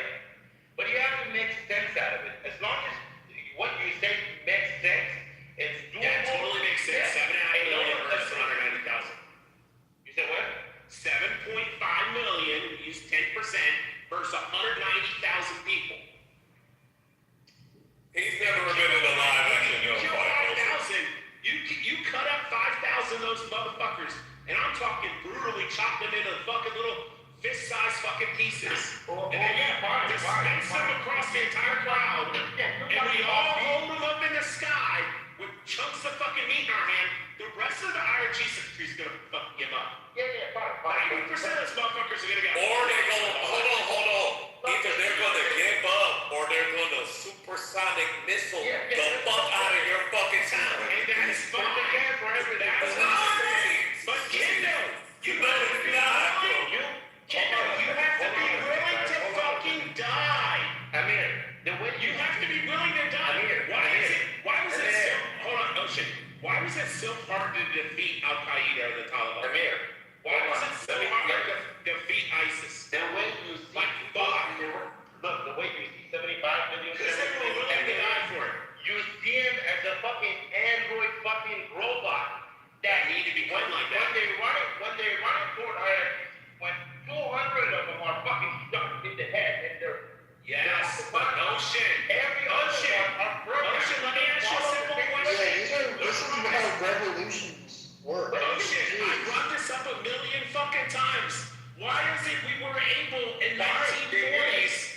Why was it in the 1940s we were able to get 15, 16-year-old boys to go and get 9 weeks of fucking training, put them on a fucking ship, then put them on a landing party with a rifle in their hand and run onto the beach, not able to actually shoot at anything because they were hiding in fucking crow's nests, fucking raining down fire and brimstone, and all those boys continued pouring off, running at the beach. And we were fighting for people we didn't even fucking know. It wasn't our family, it wasn't our friends, it wasn't Pearl Harbor, it was fighting in the war for our fucking country. And those 15, 16, 17-year-old boys were willing to get mowed down until eventually they took the fucking beach. Iwo Jima, fucking beaches of Normandy, all these different battles. North Korea, the fucking Korean War. If you remove the gun from My the grandfather was out there running on the fucking beach. if you take the All gun of our from, would they do the same grandfather's thing? grandfather's work. I think we're talking about a war of attrition, which there's two things we can conclude. Yes, sometimes wars of attrition don't work, but most of the time they do. That's But Alan, they're gonna die anyways, is their point. No, I know. That's their point. They're saying we're gonna die anyways. Yeah, and They said, this Rose lady said, I'm not if done. Trump turns his I'm back, not done. Alan, I'm not Rose done. said if Trump turns his I'm back, not done. she'll go out and I'm commit not suicide. Come on, let him get in there. Yeah, the Sorry, second thing is, no, it's okay. It's okay.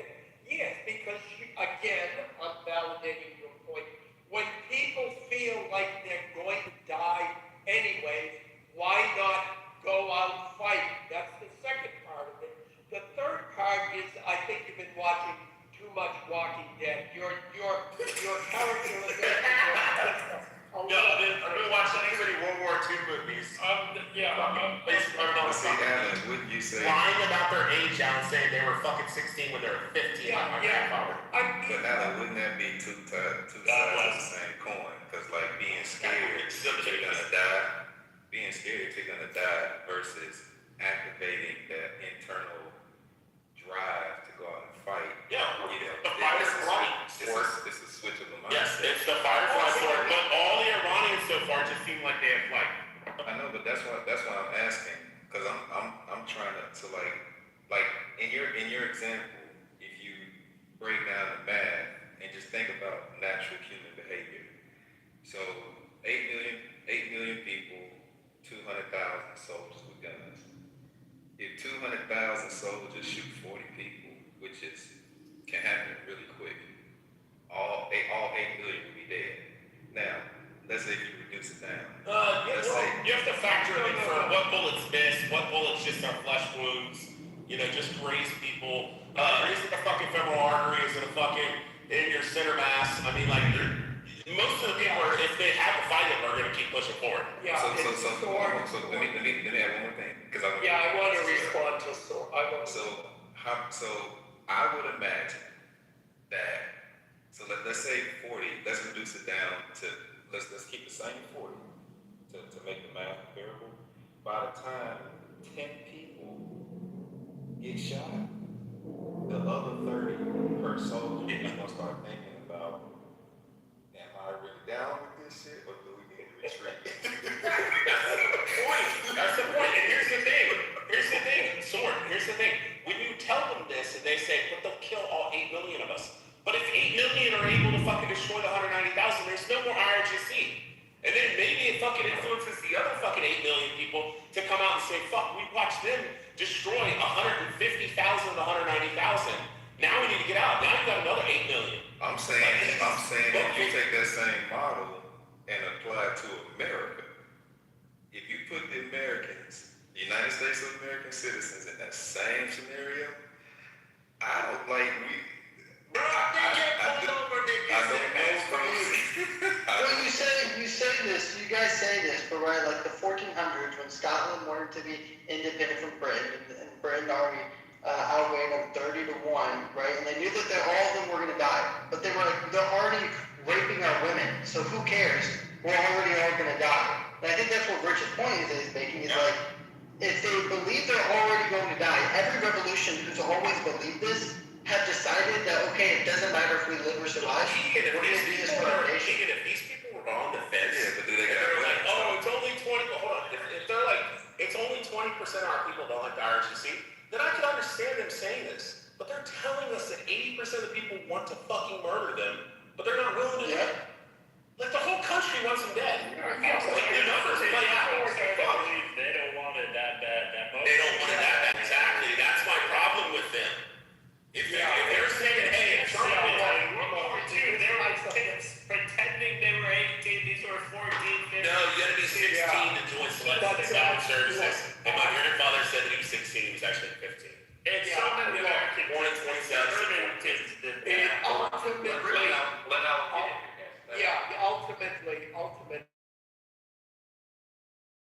we can lead them to one, we can bomb the shit out of them, out of the IRGC. But if they don't show that they are willing to die to make their country free again, then that's going to be a problem. Well, that's what the Kurdish president said, Alan, on Fox News. He said, Mr. President, are you going to send in your soldiers, as President Trump is saying? And he said, until we see the Artesh and the Iranian people out there fighting in the streets, we are not going to send our soldiers out. Well, guess what? He's already sending their reports now. He's sending special forces. Yeah, he's sending the whole army. Because that's what Trump said.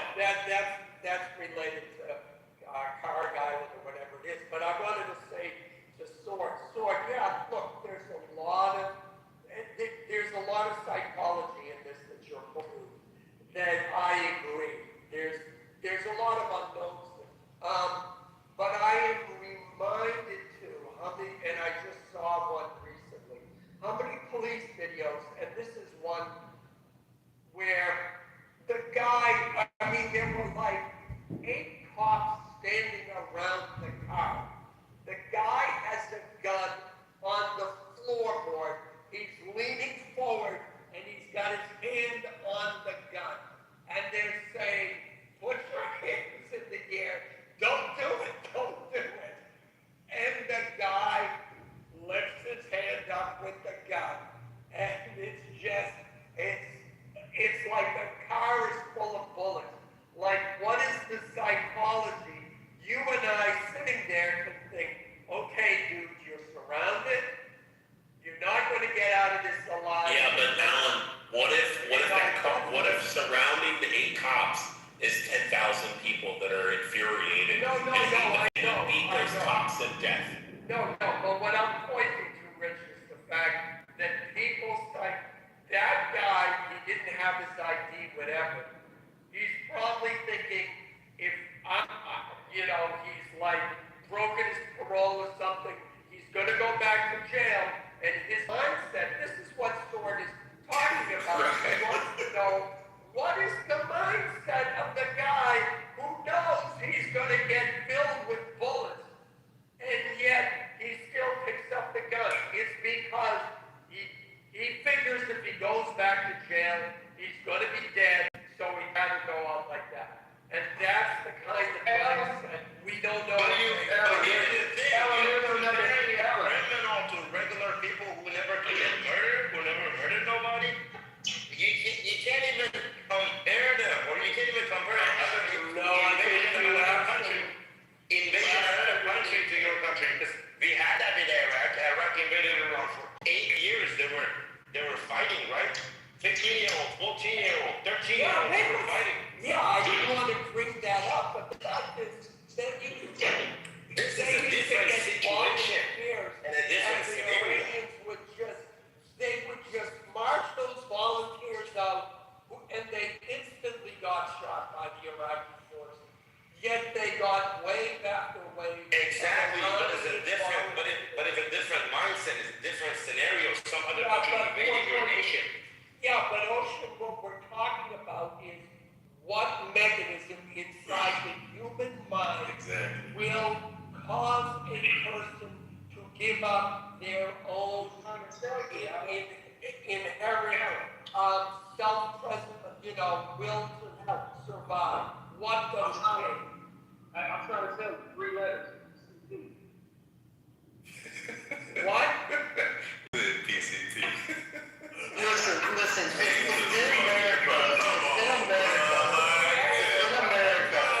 in a matter of a week or two, the whole population was that 30,000 Americans were killed by the government, right? I would assume, and if you wouldn't, then I wouldn't believe you're actually American or patriotic, that everyone would be up in arms in America. And I would say that we would go against government. This has always happened, right? Like Civil War, right? You had American farmers saying, we're willing to kill our own brothers for the idea of revolting against us. So it's really interesting that you guys are all making this point of, well, you guys are scared of police officers, and you guys wouldn't ever do this. Why are you expecting the Iranians to do it? If my government was killing my brothers and sisters over and over again in a terrible regime, I would want to die for that, and I would expect everyone else to. Well, that's already been happening. Amen to the Rockford. Hold on. We have United States senators going out and warning the people that our federal law enforcement officers might show up in the airport, brutalize and kill Americans. This is what we have. We have people in the street outraged because one lunatic goes and kicks the tail light out of a truck. He's a continual, habitual provocateur, and he eventually gets into a tussle where his gun gets taken away and accidentally discharges. They hit a gun and start shooting. And everybody's outraged, right? They're ready for a civil war in America over that. But yet those same people, the very same people, are the ones who are outraged. We're out there going after somebody who killed 30,000 people. Let the lunacy in that sit for a minute. Why would I care? Why do I care about Iranians? I don't care about them. They could kill 100,000 of them. I don't care. And the idea that you care, is hilarious. You're not I'm not Canadian. I'm American. I'm not Canadian. I'm a Midwest Canadian boy. Keegan, I'm gonna ask you the same question, Keegan. All right. If you take the situation that the Iranians are in right now, and at the snap of a finger, you put U.S. citizens in the same exact scenario. You personally was there to see a whole football stadium of people get mowed down. Tell me how you think this is gonna play out. Now, so the numbers are every fucking soldier, every law enforcement in my neighborhood. There's 350 million Americans. So to make the economies of scale comparable, there's 2 million soldiers with guns. You ain't got no whatever the Iranians have is with There's only 150,000. Well, yeah. First of all, number one is, I guess if you're sure, it's a little different, but we as Americans, we as Americans, we all have, all right, you guys want me to answer the question? But we as Americans, we all own guns. I mean, I don't know about you guys, I own several guns. No, remember the gun aspect, Keegan. You gotta remove the gun. Okay, let's just remove the guns. I would expect the same, again, are we having the same American mindset where when a police officer kills a drug addict, right? Okay, same American mindset, yeah, there'd be insane civil unrest. You wouldn't have, people would stop working, our economy would collapse in truly probably less than 48 hours. You would have crime ridden everywhere. You would see an actual collapse of the country completely different than what we're seeing in Iran. People are still going to work. People are acting like nothing even happened. So yeah, you would actually see if 30,000 people, equivalent to 30,000 people in America would be, what would that be, like 300, 400,000, right? Or whatever it is. Yeah, you would only about 3.5 times the population, so 1,000 would be 100,000. Okay, 100,000. But yeah, you would see you would actually see what a country would look like in a matter of civil unrest, and not what we're seeing in Iran. You see a complete opposite. Will we be out in the middle with machetes and butcher knives and killing all the soldiers? You would see extremist groups like white supremacist groups go out and start doing stuff like black supremacists. You would see them go out and create truly civil unrest. You see kind of like Ireland, right? You would see kind of car bombs, carpet bomb, you truly see a country on fire, which was what we're not seeing. How long do you think it would take for those people Question for you. to take back over? Can you answer my question? Wait, hold on, Kevin. How long do you think it would take for the United States citizens to regain control of the country and kill off all of the oppressors? 1 hour. No, probably 3 to 4 months. Can I ask? Your mic's really low. Yeah, we can't really hear you. Once again, if my aunt had a penis, she would be my uncle. But look. Okay, thank you so much. As we know, Iran is a multicultural, multi-religious. That means we have Jews, we have Christians, we have Muslims, we have Baha'is, Buddhists, every kind. The problem is that our current leader, the collapse is moderate. Not really. We're killing Baha'i. Don't lie. We're killing Baha'i. Don't lie. Okay, let me finish and then I say whatever you want to say to me. And then they are Muslims. But they are not real Muslims. They have an ideology in order to impose in every people, regardless what they want to force people to follow what the ideology they have. Your accent is native Indian. You're not Persian. No, I am Persian. I said that yesterday, she doesn't have an Indian accent. You're Iranian. You're not Farsi. You're not Persian. You're Let me talk to the. Rose is shaking everybody today. Irani هستی؟ ایرانی هستی شما؟ نه she's talking. بله با لحظه افغانی. بذاری من میگم صحبت بکنم نفت افغانی ها حالا میگم پاکستانی ها از کجا میشیزه نه؟ Okay, you have an accent like Afghani Pakistani person. Don't fool me. You can't fool me. That's it. Say very strong. I am from Iran. I am not from Afghanistan and Pakistan. How can I make her so? She's probably from one of the bordering regions. You guys have a huge country. You haven't met her. But she does have a little Indian accent. You guys I can hear hear it too, yeah. Yeah, I do. She has an accent.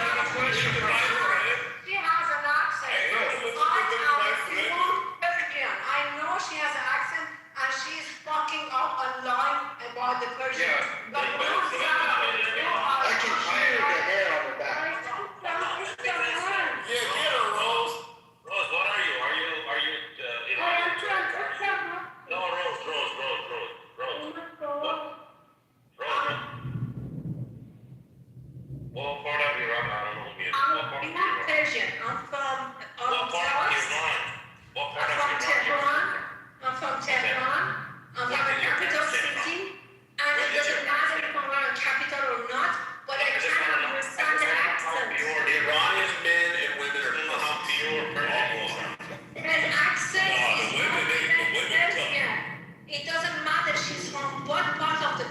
Iran. She's not Persian. No, I can't fine, understand. you're Persian, I just don't know. Persian from my father's side and my mother's side are from originally from Iran. I am originally from Isfahan. How can I make it? Okay, good. Your accent is Indian. You're fucking Indian. You're fucking Indian. Don't lie. Don't lie. Don't lie. You're fucking Indian. Wait, let the women fight. I want to hear it. She's fucking Indian. You can say it with her accent. Like, I'm a pure Persian. I can understand she's not Persian. But she didn't have something to do with it. Let the two women deal with it. دروغ بگو هر چقدر میتونی بگی. دروغ بگو motherfucker. ببین روز مراقب حرف زدنت باش. اگه نباشم میذارم به جمهوری اسلامی یا report me to the government. She's saying, are you going to report me to the IRGC? Okay, Sarah, you want to report me to IRG? I was texting. Please, go ahead and report me to the IRG. Go and report me to Jamhuri Islami. You are Jamhuri Islami. Oh my goodness. Hey, this is how we can settle this. This is how we can settle this. And you later meet. Malaki, don't get involved with the two women. Well, there's a text we can use. Just have her say Khomeini. Block it. Oh my God. Block it. Listen to my voice. Didn't listen what I want to talk, and then she later me you are. No, but you with all due respect, Sarah. With all due respect, Sarah.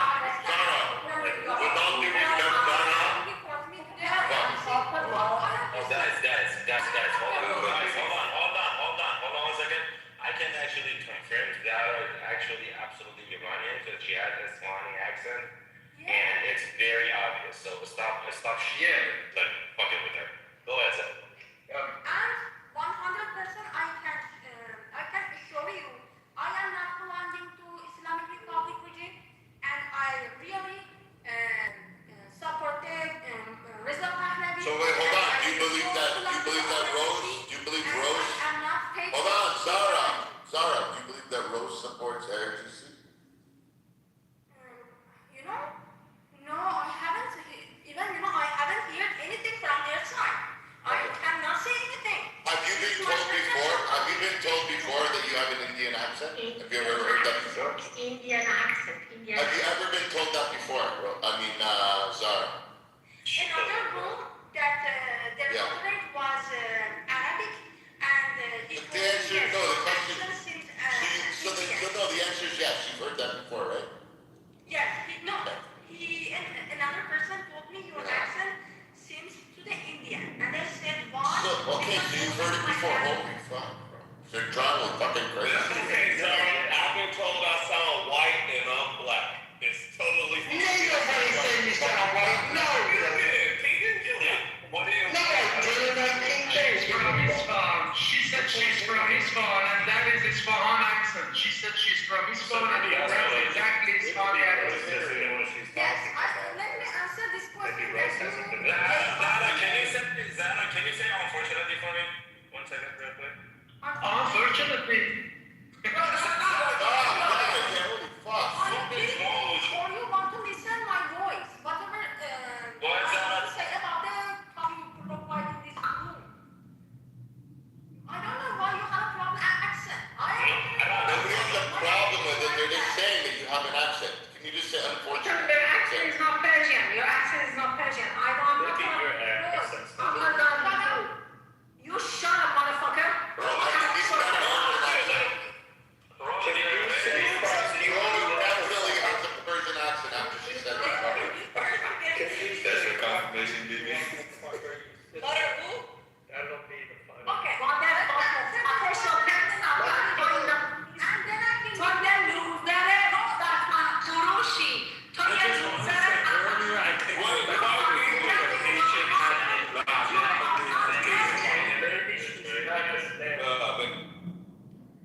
Okay, let me answer this question and then.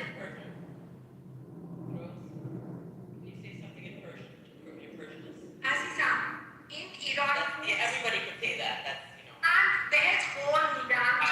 On that. Rose, the question, she didn't answer my question. Where are your parents from, Rose? Say it in Persian. Man Tehran has No. Where are your parents from? We don't have any Tehrani. I am from Tehran. So that means to answer in Farsi or English. No. Answer my question. I don't give a fuck about the language. Where are your parents from? Tehran. Where are their parents from? I don't know. She's not talking in any accent. In Iraqi accent. You're not Torch. You're No, not. I'm not Turk. I'm Pars. You're not Gilak by any chance. No, I'm not Gilak. Actually, but I know she's not from Iran. I can't put you like life in words. You're lucky because I can't confirm that she's from Islam. She's not Iranian at all. She was from Rose. Not Shabri Hassan. Okay. Not Shabri Hassan. Not as Shabri Hassan. Why are you yelling, Rose?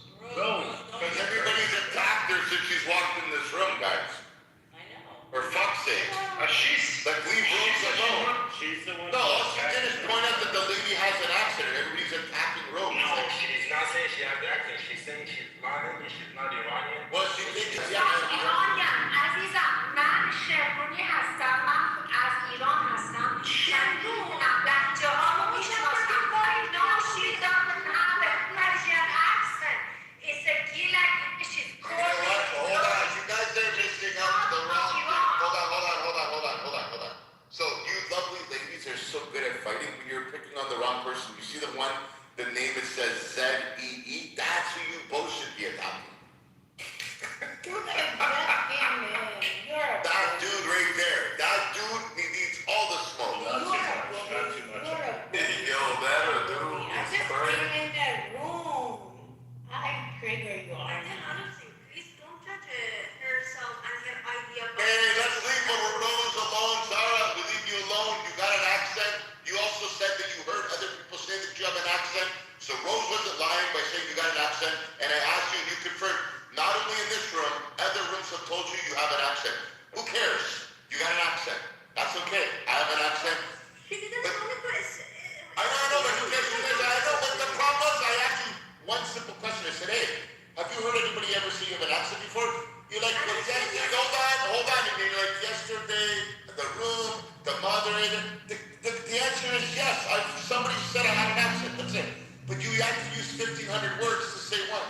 It's okay. Anyways, you got the mic. You have a mic for another minute, and then we'll pass it on to this dude Z, and then let's see what this guy's got to say. But other than that, let's go on. No picking on each other. Come on. Bibi, put me on the queue too, please. Yeah, type your name in the chat. Whoever wants to be in the queue. Go on, Sarah. Yo, dude, Z. Wait a second, man. Yo, man, wait a minute, man. Zara, go ahead, my dear. And then we'll let this dude speak. Okay, let me explain. As I explained earlier, Iran has a different religion. Jewish, Baha'i, what else? Christian, Jewish. But the problem is that our leader want to impose Muslim structure with the wrong ideology to people. And without paying attention what their religion are. For example, some of the mullahs, even those explain about Muslim people kill the Baha'i, she's right. Muslim leader, they tend to destroy other religion and impose the Muslim with the right ideology. However, the Muslim is not like the leader gave us. So our people are deserve to be free from Islam with the wrong ideology. We don't have any problem with any kind of religion. It is personal.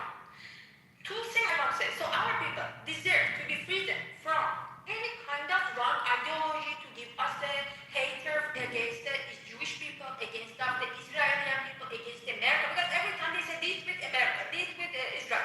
We don't like that. Perfect. No, we agree. Listen, your people deserve to be free. Hold on, don't leave. We need you to stick around.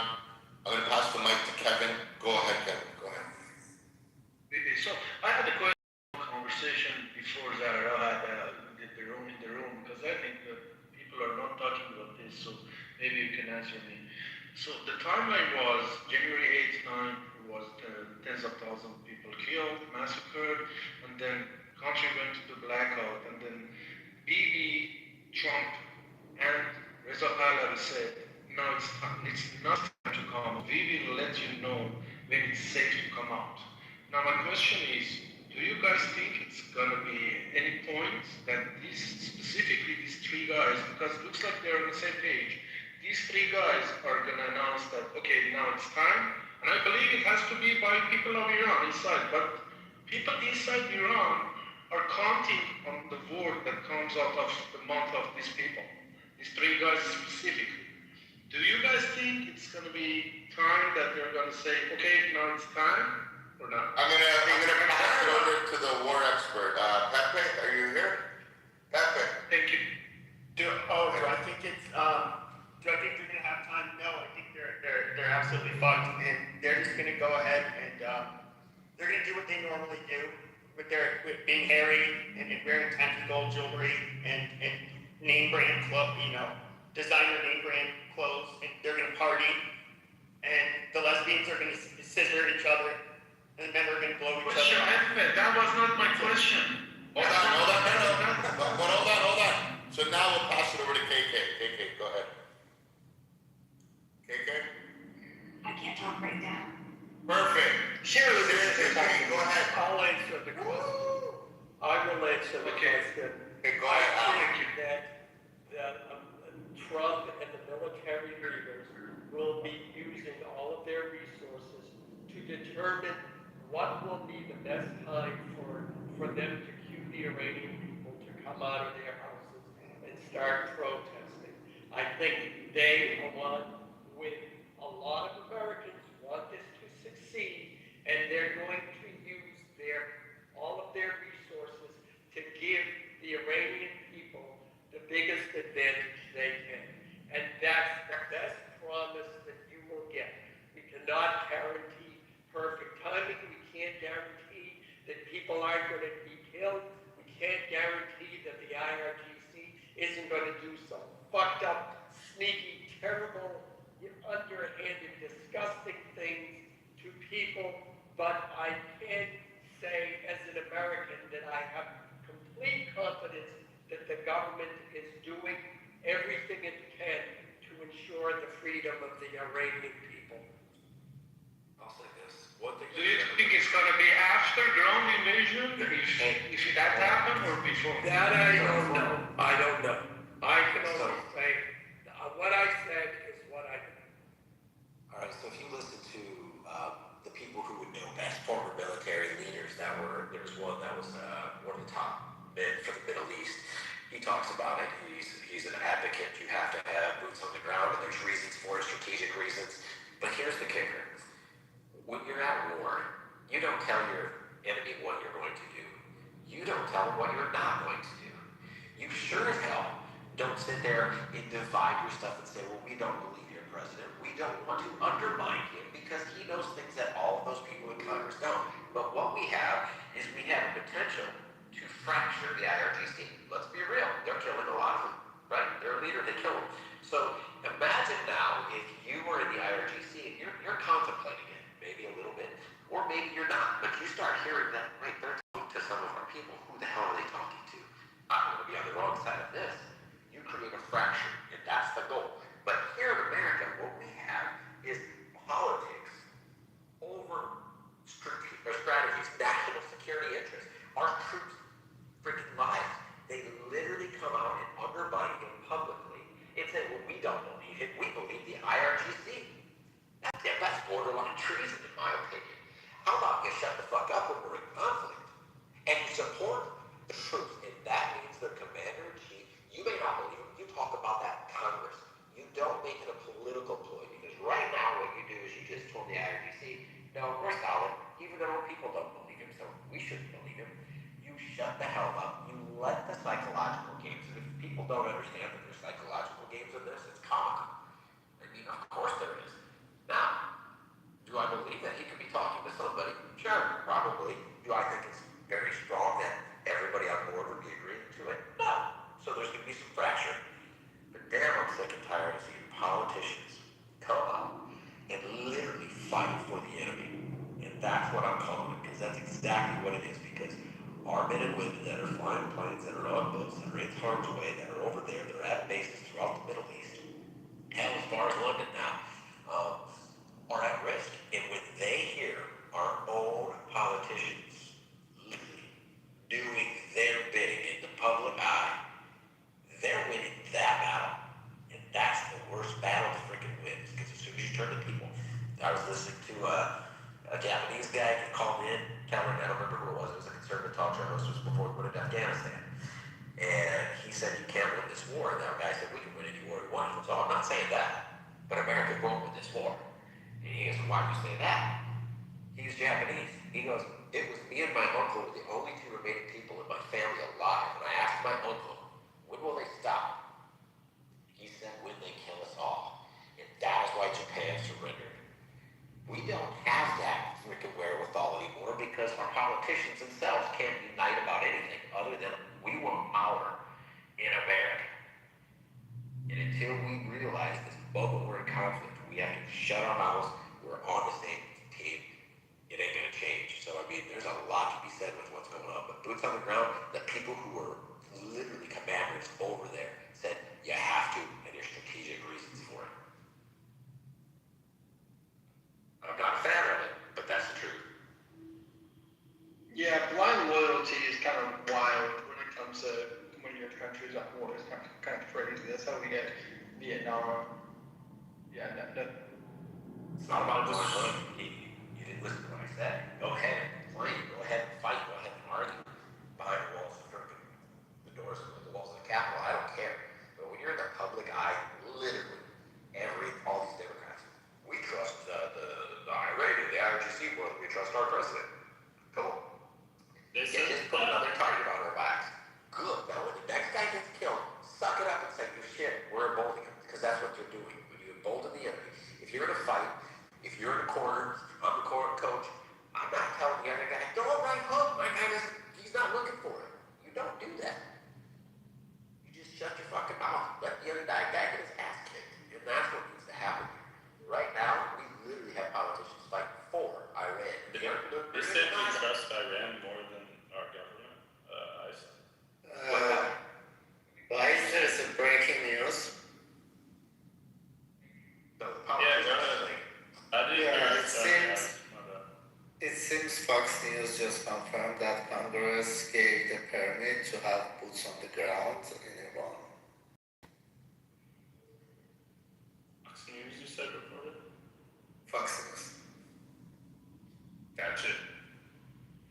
Nice. Lambs to slaughter. Yeah, that's tough. Tough shit. But you know what? Now, KO, does this change everything now? Does this change everything? Guys, do you think that America's gonna fight this and they're gonna put boots on the ground? They will for strategic reasons. That doesn't If you look at everything right now, you look at Germany right now, it's like Kitover, Munich, they're getting prepared on the military field hospitals as well. So they're building field hospitals in Kuwait, they're getting everything prepared for in case ground troops do, end up dealing casualties. So, I mean, that's what I ended up finding out a little bit yesterday through old colleagues that, they don't know if there's a ground invasion coming, but I know they're preparing if additional casualties may happen. Man, everybody freaking camping for this war they need to go ahead and encourage them. Why don't we ask, will Israel put boots on the ground? Doesn't this war benefit Israel more than anybody? Good question. Like, America's 7,000 miles away. Israel's like down the street. wondering if the benefit the whole world will have nuclear capability. Repeat yourself, please. I think the world would be safer if you be sure that didn't have, I don't know what it's. But Israel can have nuclear capabilities and threaten its neighbors. It's okay with that, right? Hold on. Point that. Wait. I want you to prove that. Who is it? How does Israel threaten its neighbors? No. What I'm trying to say is like, if I run a No, we can't have that. You just said that. But you just said that Israel threatens its neighbors. What I'm trying to say Or does Israel defend itself from its why neighbors? does Israel have to defend? Because it's constantly fucking trying to defend itself from people trying to Who exterminate it. What do you mean? Yo, that dog. Chihuahua, nobody yanked your fucking chain. I don't know why you're barking. Dumbass. No, I'm talking to one gentleman. I don't need to talk to two dudes right now. Back up and leave. Okay, hold on. I'll show you what it's like to pack up and leave. There you go, bitch. Okay. That girl's been like a fucking herpy on my side since I joined this app. Like constantly talking shit with her smoker voice. It's like disgusting. Wait, I thought that was So you asked a good question. Why does Israel need a nuke? Israel needs some type of deterrent because if Israel didn't have any type of deterrent, these fucking... Have you ever looked, before I get into it, have you ever looked at a map and when they color code it and they put all of the Muslim countries around it that are colored in yellow and then they put Israel in red? It's a toothpick. You can barely see it. No one in the country. No. But they all want to exterminate Israel. Now ask yourself, why do we need to walk down the street with a fucking bear mace if everybody wants to rape your ass at night? Because you need to defend yourself. You're just pessimistic. Israel That's a lie. No, what do you mean? That's a lie. That's a lie. How is that a lie? Israel ever tried to make friends with its neighbors instead of... All the fucking time. All the time. What do you think they pulled out of Gaza in 2005? Can I please speak for one They thing? pulled out their dead from the ground. Yeah, but they In order to make it's just like back to the Israel. That's like a rapist pulling out their dick and saying, I'm from... Controls its electricity. Listen, I can't argue with two faggots at the same time. The earlier room was about you guys having rights to have abortion. I can deal with one of you guys. So, one at a time. Go ahead. Yeah, so Israel right now is the same as Lebanon. For a living. Shut the fuck up. Okay, Israel is so Saudi Arabia came an initiative to actually recognize Israel. And they have a deal. But And they have the economic ties. You're not getting finished for the sake And they have economic ties. Can I finish, please? Go ahead. Alright, so they're like, hey, we're gonna acknowledge you guys, we're gonna have peace. Israel refused. Israel refused everything. They even killed this, what's his name? Rabin, the guy gave Palestinians land. They don't want They should refuse with who? They want to annex it. Because they're going to Hold on, they should refuse with who? With who? Who did Israel refuse?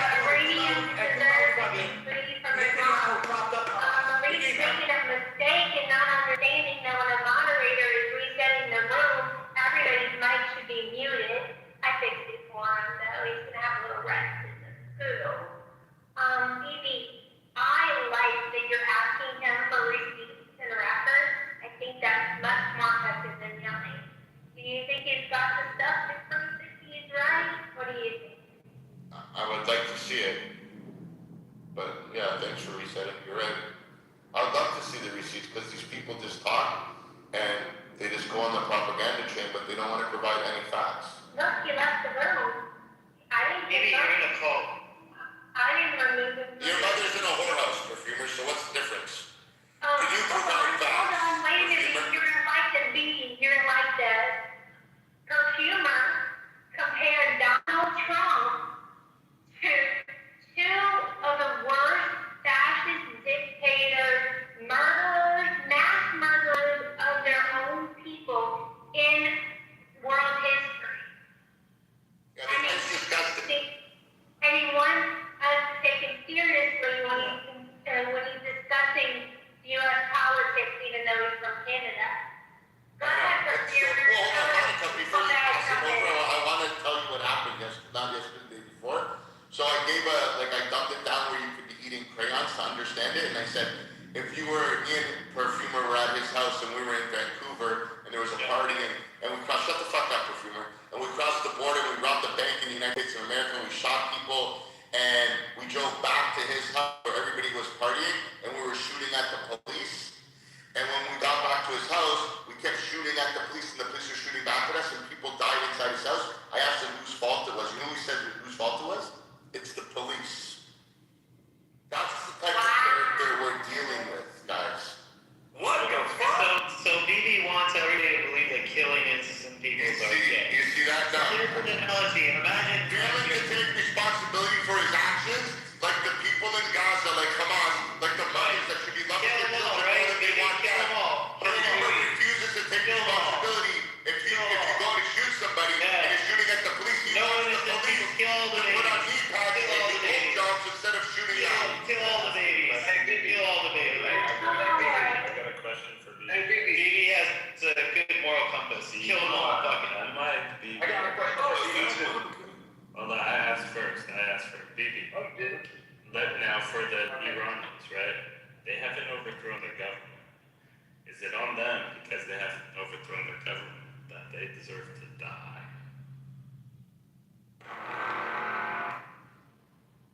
That was a good sound effect, but is it over them that they know they don't deserve to die? Why? It's accountability, right? They should have. That's a different story, bro. Or how about I'm talking the about Israelis that go and fucking the soldiers that go and kill other people in other countries? Should every Israeli deserve to die because? Okay, so hold on. So then again. And I agree with Monica. Why yell? Asking for receipts. You just said Israelis that go into other countries. Yeah, like kill Lebanon. people. Hold on. To kill people, did you ask if they deserve to die? Do all Israelis deserve to be blamed for what their army does? Hold on. So now, are you going to point out what is being shot from Lebanon indiscriminately into Israel to murder Israeli citizens? Are you going to say that? Are you going to leave that part out? So I would think that it's because the Lebanese are responding to Israeli attacks on them. It's not the Lebanese, you moron. It's Hezbollah. It's a terrorist organization within Lebanon that's funded by Iran. A lot of people so it's not the Lebanese army. It's not the Lebanese people. It's the terrorist organization called Hezbollah. As long as the Jews dead, no one cares. Like, this is the racist ever things I ever heard. If the Jewish people are die, no one cares. If the Persian are die, no one cares. As long as the Palestinians are not dying, that's the only reason people are caring. No. I don't want anybody to die. No. Listen to me. I can see it in Canada. I can see it all over the world. As long as the Jews are die, as long as the Persian are die, no one cares. If the Palestinian are die, everybody cares. Everybody going to the protest. No one cares. No one cares if the kids 2 years old being killed by the government. You know everybody. All fucking 8 billion people in the world. Yes, I can see it. I can see the protest. No one cares about the Persian life. Like, no one cares about the Jews' life. The German killed the Jews. No, just shut the fuck up. The German kills the Jews for years and no one cares. Even now, they are going protest and they're gonna kill the people. They're going to the synagogue, they're going to the school of the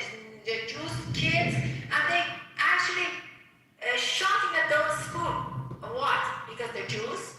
And What fuck? So, Rose, my argument with being off, he asked me what's my moral compass. I said killing anybody is wrong.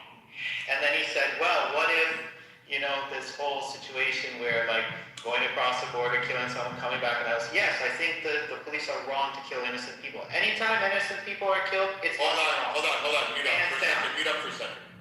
So, again, see how this guy's got stage 2 diabetes, pathological liar. He needs to see somebody because the second you pick up a gun and you go into a bank and you start shooting people and then you're shooting back at the police, you're no longer called innocent. So why are you lying to yourself?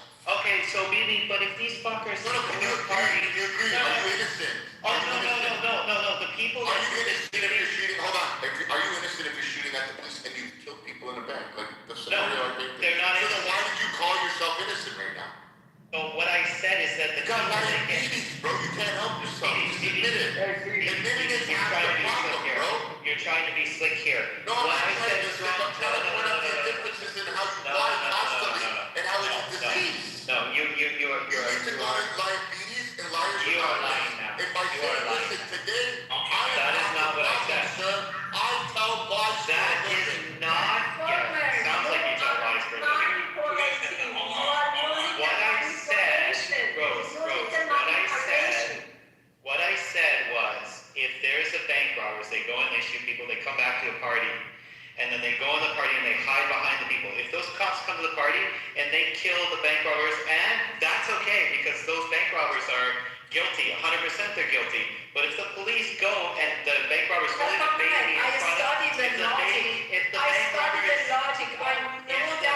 robbers holding the baby It doesn't work with in front me. of them, I know the and manipulation. the fucking baby to get a and that's where BBC Guys are morons. So all you gotta do is hold the baby. All you gotta do is hold the baby and shoot people, and the police are not allowed to shoot you. Hold on, bro. That's his ideology. This is not a good analogy in order to use for this bullshit. The question is this, Perfumer. Whose fault is it from beginning? Who started playing with which other side? Which side started playing the other side? Tell me that. Well, both sides of the fucking Palestinians and the Israelis are gonna say, go back into history and keep and say it's the other side, all back and forth. That's my question. All the data available for you. Yeah. With all the Do I data think it's available for you. Who started it every time? the British? Okay, you're a dog fuck. There's no reason to talk to. Okay. Because the British, like 100 years ago, promised after the Ottoman Empire was collapsing, they said, hey, you Jewish folks, we're going to give you this land. And then they said to the Palestinians, they said, hey, you guys over there, you're going to have this land. So they set up the fucking conflict from the beginning. And then ever since then, the Jews and the Arabs have been at each other's fucking necks. Nobody's willing to budge. It is the fault of the English for assuming that Arabs just want to act like animals for like 5 centuries. Dude, if you think that, look, nobody's an animal. No fucking human being in this world is an animal. And if they act like animals, it's because of the fucking circumstances and their government and the warfare and everything made them act horrifically. Nobody's fucking inherently evil. There are evil people in the world. There are inherently evil people in the world. And the idea that no one is inherently evil or that they were somehow pushed out. What he was saying is that Muslims are evil. And that's not true. For being evil, it's a Everyone is evil. Yeah, but it's not along racial or religious lines. There is evil in the That's world. what I'm saying, Alan. Use this to acknowledge it. It's not on racial or religious lines. You just said nobody's evil. You just lied. You're lying, and you are speaking of history. We know man and you made it. Shut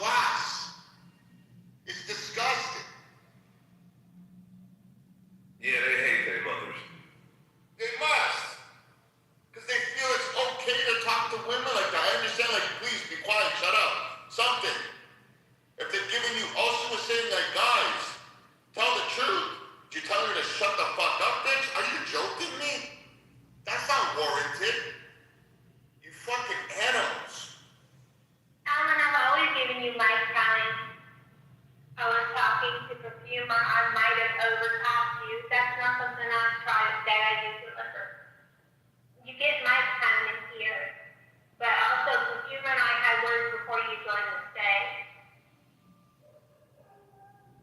If you want the mic to take it down. Yeah, and Monica, I didn't realize it was you. If it was you or Serenity, I would have stopped talking. And you know I wouldn't. But you have to. Serenity. I'm in the middle of a point, and then people continually interrupt me. So in this particular case, I was making a point to perfumer. That's number one. Bibi, I applaud your defense of women, but please stop with the liberal, oh, we have to be women bullshit. If they want to be equal, then they will be treated. Number one. Number two, if you haven't called a woman a cunt in your life, then you haven't been in relation with a woman. I have, bro, but I don't think Serenity, Shaniqua, Monica deserve to be called cunts. C, on the other hand, at the bottom of the stage, she deserves to be called a cunt. Don't give me the hustle with that's the way you talk to women, like you're some Chad defending women. Number one. You can ask any chick on this app. I'm fucking whole crimson go after people who come after women. Don't tell me that I ain't fucking single.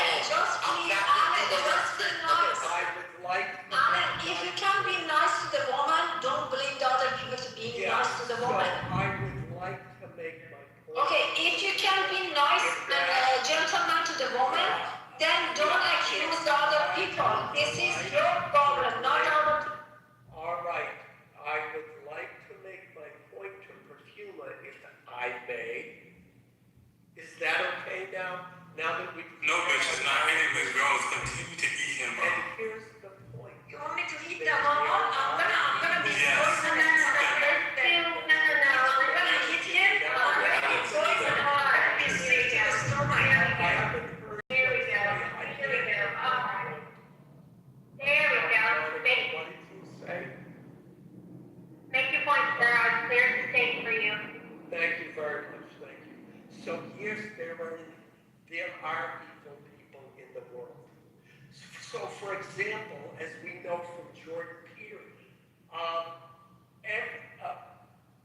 people sexually abused children have all been sexually abused as children themselves. We consider them evil, yet most people who have been sexually abused as children do not sexually abuse their own children or anyone else's children. So we are not going to make excuses for evil people in the world and his point of, oh, well, they were pushed to that and no one is inherently evil. No, there is evil in the world. There are people who are evil in the world and they need to be put 6 feet under the prison or dealt with in the harshest terms, and enough of this left wing, oh, we need to forgive everybody. That was my point. Thank you, Monica. Again, I apologize if I was speaking over you or Serenity or anyone else. Thank you. Again, I thought it was Sarah or somebody else, not a mod interrupting.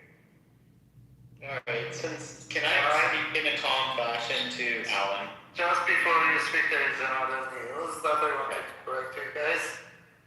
So, Uranium State TV just, announced a couple of hours ago. They put 5 conditions for the peace negotiations. First condition is that U.S. has to pay for all the damages caused during the war.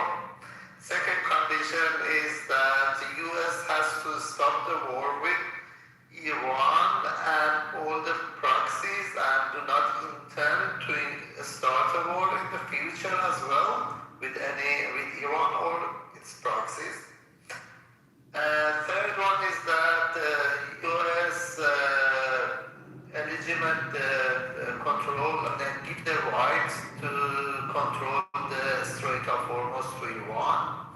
And there were 2 more, I can't remember. I don't know, two more bullshit like this as well, but yeah. So these are the 3 most important ones. Okay, what just came right now on Apple News, it says Iran rejects U.S. ceasefire plan, issues its its own demands as strikes. I told you. So now they want their own. They think that they're at the head of negotiations. Are they? Yeah. They do. No, but are they? I don't know. They are not, but they are fucking delusional. They are delusional maniacs. No, it's what y'all was talking about earlier. How y'all was loading the fucking Iranian civilians. They just go in because they ain't got enough troops. Backed them into a corner and they said, fuck it. Just like everybody was saying, let's not do this. Said they would. We'll be here for 20 years. So I've seen all the videos where y'all will be coping about talking about, well, we didn't know that they didn't actually have WMD, just like you're saying right now about the fucking war. Like, come on, man. It's the same old script we keep getting played. Like, nobody here is fucking saying we don't give a fuck about Iranians or we don't give a fuck about Jews. That's not the point. The point is, America is tired of fucking cleaning up people's shit. We gotta get fentanyl off our streets. We gotta get illegals out of our country. And we can't do it all at the same time. These fucking deportation levels are sub-Obama levels right now. We just did all that shit, made all that noise, stirred up some shit here in Minnesota, and ain't really shit happened, bro. Like, come on, man. Ain't shit happened but a bunch of fucking Mexican restaurants got shut down. And like, bro, I was with the cause, but I'm tired of following the plan with no follow-through. And just because somebody going over there blowing up shit with some airplanes, y'all want to play top dog, and y'all ain't got to be there thinking that, oh, this is just great. Like, man, when are y'all going for the New World Order, man? This is some bullshit. Yeah. See, why do you think we cannot Iran and domestic problems of fixing everything in the Because money is fine now. That's why. Because money and effort is fine now. And right now we put the dollar to debt. And right now we got a political system that possibly might get overturned because we got a lot of bullshit in our system right now. Like Tito's running the fucking country.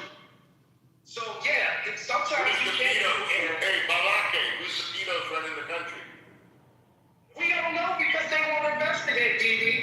We don't fucking know. No, you don't know. How many percent is Tito's? We don't know. I'm not gonna do your fucking lawyer tactics. If you're denying an investigation and fucking you don't know, Balake. Hey, Blake, so you were saying is this Blake? Hold on. I'm gonna address DB. I'm gonna address this age vote tactic. There are fucking people trying to use this. Hey, Balake, relax, homie. Well, you're making a claim. You don't know. You have no evidence to back up your claim. So, yeah, I mean, it's not hard when you make a claim, and you really have no evidence to back up your claim. As a person who shoots things. Why should we believe what you were saying? Why should we I believe? didn't ask you to believe me. Okay, then shut your mouth then, because no one cares what you have to say. Don't you shut the fuck up. I'm saying what I got to say. No, you know what? I'll do this. There, wow, so quiet. Leave Balake and you're the sex swing in the fucking goo. Get fucked. So, Alan, where's Alan? Alan's in here. Alan. Where's Alan? Is Alan here? No, he's not. Okay, if Alan's in the basement, what I was saying is because we were talking about groups of people, I don't believe that there's any, so the problem is that very racist people will say, this particular group of people who I don't like, their religion, or this group, they're inherently evil, or something like that. I absolutely don't believe that. If a culture or a group of people do evil things, it's because their soul's been corrupted. Now, do I agree with Alan that there are actually individual human beings that are evil? Absolutely, there's psychopaths. There are psychopaths.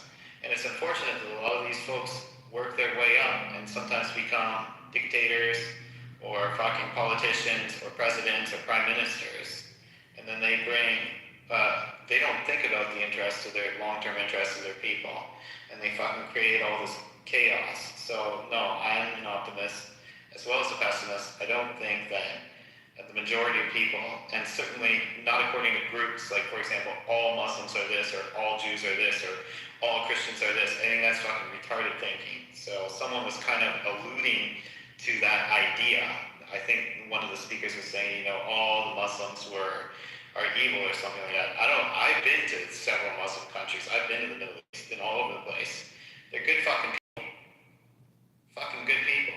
So I just don't buy it. That's what I was pushing back against. How are they good people? Because they're no different than fucking anybody else. Like, people are generally good. This is my personal opinion. I think 99% of the world's people are good people. Well, you know what they say about opinions, right? Well, you can disagree with it. It's fine. There we go. We don't give a shit about opinions. Are you Muslim or Christian, Perfumer? Me, I was raised Christian. Christian. So, yeah. Are you a Christian? Do you practice? Do you go to church? No, I'm not religious. Do your parents practice Christianity? No. Do you know anyone in your life? Oh, yeah, well, I mean, yeah. Like, so. Okay, so you live in Canada, right? Mm-hmm. You see Muslims all over Canada, they practice their religion. Okay, fine. Good people, yeah. Have one of your people who does practice Christianity and go do it in Saudi Arabia and then come back and tell you. Well, that's a government. So what are you suggesting? What are you suggesting? Go ahead. Have one of your loved ones who do practice Christianity go to Saudi Arabia and do it there, and then come back and talk to them. What? Are you suggesting that all of the Muslims inside of Saudi Arabia would have a problem with that? Or is it the government for specific reasons? As I said, I already agree that the government can be very corrupt and evil, and a lot of folks within the government can be sociopaths. That's how they got there in the first place. And are you making the suggestion that somehow, like, all Muslim countries are like that? Because there's plenty of Muslim countries around the world. Which Arab country do you consider the most successful as of right now? Successful, most liberal? Which Arab country do you consider the most successful and basically number one Arab nation right now? Well, look, in Lebanon, there's a lot of Christians. In Egypt, you can be. Hold on. Which Arab country? The UAE, Jordan, Syria, Qatar, Kuwait. You're allowed to. So Saudi Arabia, people in Saudi Arabia, they love the government, right? Well, in Saudi Arabia, they allow for, like, you can bring your friends over and worship at your house. So they're very, so they are. He's being serious. He's just another clubhouse retard. No, he's being serious. No, it's true. You can worship. No. 1,000%. You can look this up right now. So I mean, if you're taking the most extreme, look, what you're doing is you're taking the most extreme example. What you are doing. Saudi Arabia, no woman has a right to drive. Let me land this. People, vast majority of Saudi Arabia people, they support their government. They love their government. Vast majority, right? Right. So they don't have any problem with the laws out there. How do you know that? How do I know that? Because they support them all the way. What do you mean? How do I know that? Right. I mean, if you support the United States, do you support every single thing about Trump? Like, hands down, 1,000%. You don't support it. That's why you see a lot of fucking protests in the United States of America. Do you see it in Saudi Arabia? No, you don't. Guess what? So you're suggesting that somehow these people are vastly different from all other human beings, that they're uniquely like robots or something. No, they're not. No, they're more than robots. They're fucking animals. So they're animals. I mean, that's what you think. They're animals. It's what I know. You can believe that. It's what I know. He doesn't know what he's talking about. When the woman doesn't have a right. Canadians, they live in La La Land. Hold on. When he doesn't know, the woman doesn't. Oh my God, hold on. I'm not saying they're animals. They're really good people.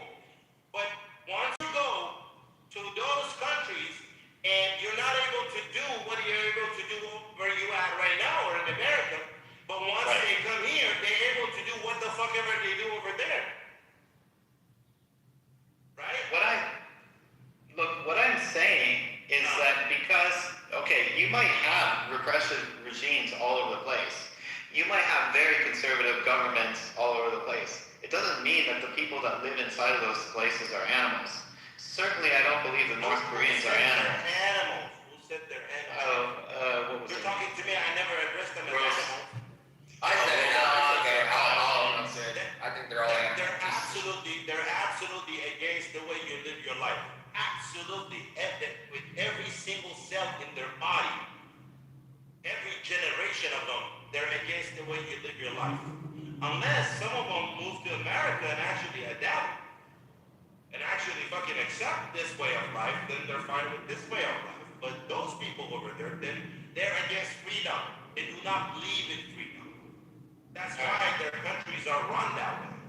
So look, my friend, I mean, you sound like, I mean, I don't know, but what I'm arguing is that religion and culture are two different things, right? So Islam, right, in Saudi Arabia and Islam within Persia, it's very different.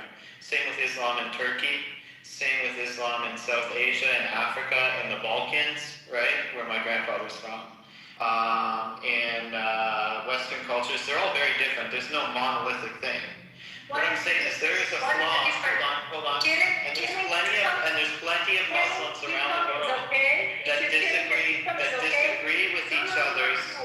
Wait, you talk too much. Let me talk now. If the people don't want to stay in the Islam, you are allowed to kill them because they don't want to be Muslim. This is true. Just let me talk. Listen. Convert from Islam to Christianity, you're dead. Adios. They're gonna kill you.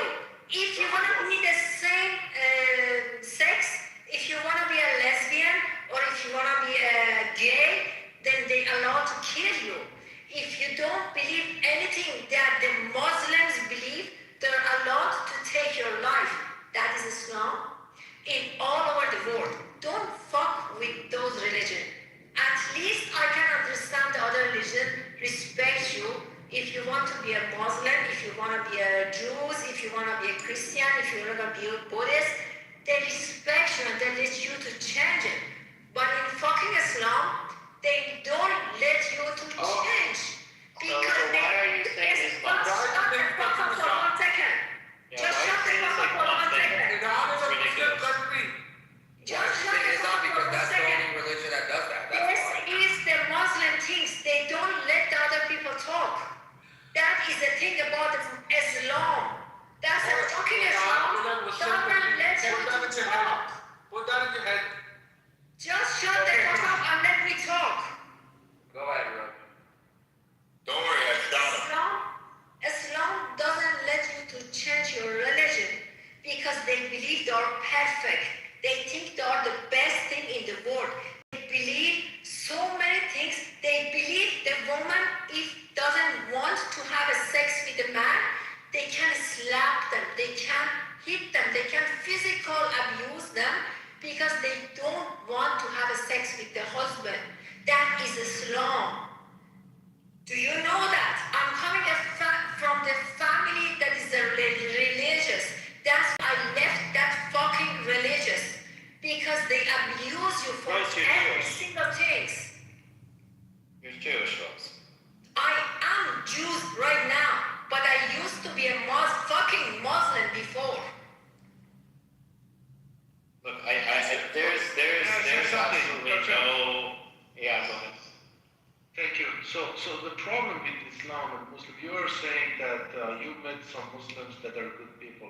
Okay, I'm saying that's possible. But the problem is not possible. No one else. They're good people, just like everybody else. Okay, just like Christians. Okay. If you don't have a halal food, they're gonna freak out and they're gonna kill you if there is no halal food. Okay, Rose, please. So, Perfume, the problem is in Muslim countries. Perfume, let me talk, bro. Shut up. I know what I'm talking about. I live in Europe. I live in Canada. I know what the fuck I'm talking about. I'm gonna believe you. What Muslim countries have you been in? I've been through all the Gulf states. Okay, but I know they are fairly. Can y'all let us finish? This guy just put their lip roll. That's funny. Well, I was allowed to do anything. Do you know what all the Gulf states are? You were allowed to do everything.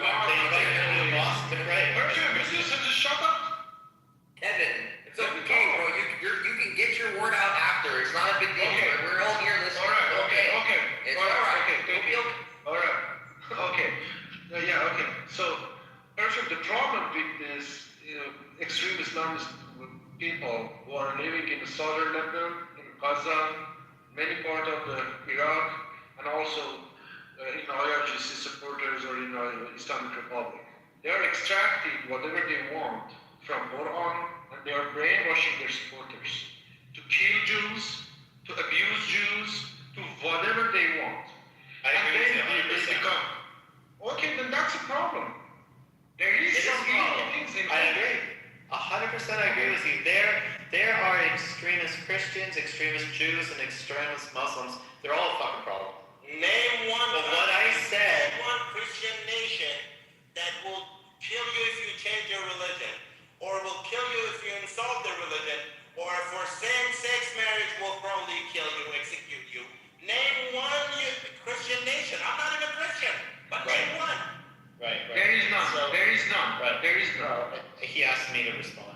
All this happened in Saudi Arabia. So. Okay, you asked me a question, and you want me to respond. So, a lot of the time that we try to, everybody tries to claim moral superiority over another. This is a common human behavior. This is him not answering the question. No, this is me answering the question, right? He asked you to name one. Just name one. Okay, so. Can you name one or no? So you are very You're right. starting to sound like you're Muslim now. All you do is have to name the country. You don't need to give us a whole fucking dialogue about what you think. We just want to know. We want to know the name of the country. Western countries don't kill their own people; they kill other people. So you can't name it, guys. Sorry. So it's not. The point is that he was trying to suggest that somehow we are morally superior to others. Manipulation. He just done the manipulation. They were talking about the core of the argument is that they're trying to suggest that one group of people are morally superior to another, and I'm asking, what is your matrix for making this decision? Yeah, I'm gonna tell you. You said that the difference is countries like America, they don't kill their own people for these things, they kill other people, right? Well, guess what? Countries like Saudi, they kill their own people and also other people from other countries. So which one is worse? Which one is fucking worse? Yeah, if you define, no, I'm trying to be as articulate as I can. I'm trying to be as sincere as I can. I'm being as articulate and as sincere as I can. Freedom of you choosing your religion. Which one does it better and which one is superior in the end? Why don't you stick to the original question, Ocean? Ask him to name the one country that's killing other Christians. Because it doesn't exist. No, but let him say it, because he can't even answer the question. He can't say it doesn't exist. No, what I said is that Western countries don't typically kill their own people, they kill Can you others. answer, is there a nation that kills, yes or no? Their own. Is there a nation that kills? Yeah, the United States. No, the one that the question tens of thousands of people right stop now. trying to be smart. And The question that he asked you, can you answer it? All you gotta say is I don't want to answer it. So what your the heart of your question is, you are asking me what my criteria is for judging whether a country is better or worse. No, he's asking you a question. That The is what problem you're trying to get at. you're trying to do idea like the other people that you hang around all day, and they fail to answer questions, and they try to manipulate and maneuver and dodge. You should actually be the next Prime Minister of Canada. You remind me of Justin Trudeau. He never answered one fucking question during this whole long time in office. That's why they fucked up the country. Absolutely, and that's why Canada's fucked up, because of fuckheads like this guy. Exactly. So I just gave you three. Leaving religion, you will be killed. Insulting religion, you will be killed. And same-sex relationship, you will be killed. Name one country. Iran. Saudi Arabia. Name one Christian country. Christian country? Not a Christian country. No, It's there only aren't a any. Muslim country. That's only. Hold on. Everybody. He actually answered it, said there isn't one. Thank you so much for being honest for one time in your life. No. That's completely true. Christian countries typically don't kill their own people; they kill other people. Now, do you know why is that? But they kill other people. Farmers, why you are bullshitting?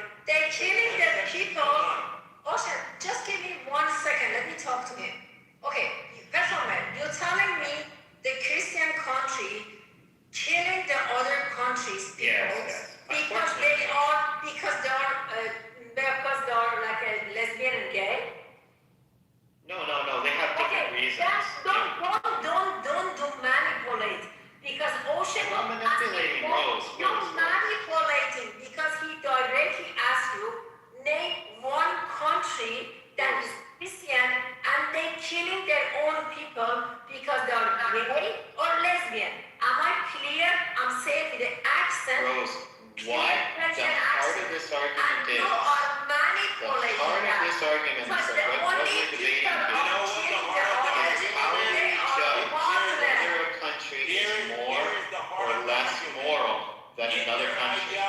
That is exactly what we're trying to figure out. Because what the other gentlemen have been positing, they're suggesting that somehow Christian countries or Israel is somehow more moral than other countries. And so we have to go down a list of things. The United States does not kill people because they're gay, but the United States has been engaged in warfare for like the last 40 years and killed a number of millions of people. It's erroneous to make the suggestion that the United States is somehow more morally superior. Rose. Which is not right. You are manipulating and you are not just doing the stuff what that you're is trying not to do. accurate. You're placing It's not super thick. accurate. The Muslim killing people over what they want. You are just bullshitting, Gideon. Bullshitting. Rose on the road. She got 32, 20, and 15. Yeah. I think perfume is also clean and perfume smells like shit. Put me in the queue. Thank you. Hold on, Rose. Sword. Here's the reality. You will never be able to rationally have a conversation with people like perfume. You will never be able. Because they're just gonna say some type of bullshit that it doesn't exist in order to defend their argument. Wait. You're saying that the United States didn't kill hundreds of thousands of other people? That doesn't exist? Name one empire throughout history who didn't engage in wars and didn't end up killing other people. Name one. So you're okay. I just want to gather together your point of view. What you're suggesting is that it's morally superior to kill people outside of your country than it is to kill people within your country. That's your basic stance. In Western values of life, you have much more freedom. So just to be very clear, your basic premise is that killing foreigners is okay, and killing people within your own country is not. That's the basis of your argument. Can you just mute performer? Ocean, they're living in the Western country, they're living in the first world country, but they have the mentality of the Muslim people. They want to use all I'm saying is killing people for whatever. I mean, here's some that they wanted to continue with this conversation. You seem to be with killing certain people. For you. Ideology is that people are born good. People are born good. And that all cultures are equal. We fundamentally disagree with that. Are we ready for a new topic, or do you want to continue this? New topic. Phoebe, I really enjoyed the congressional hearing for the new. People who give themselves crowns are rarely worth the title. So you can pretend you won that, knowing that you didn't. If that makes you sleep at night, I guess. Well, are you okay with killing certain people? I believe that. Are you okay with killing certain The valued member of President Trump's house said, I wanted to talk about the congressional hearing vetting the new Department of Homeland Security chief, Mark McMillan or something like that. The conversation with Rand Paul was fascinating to me. The guy. What specifically, Molly? The guy said he understood why Rand Paul's neighbor would try to kill him as a joke, and Rand Paul talked about his injuries and how extensive they were, and how painful the recovery, and how he legitimately almost died from complications of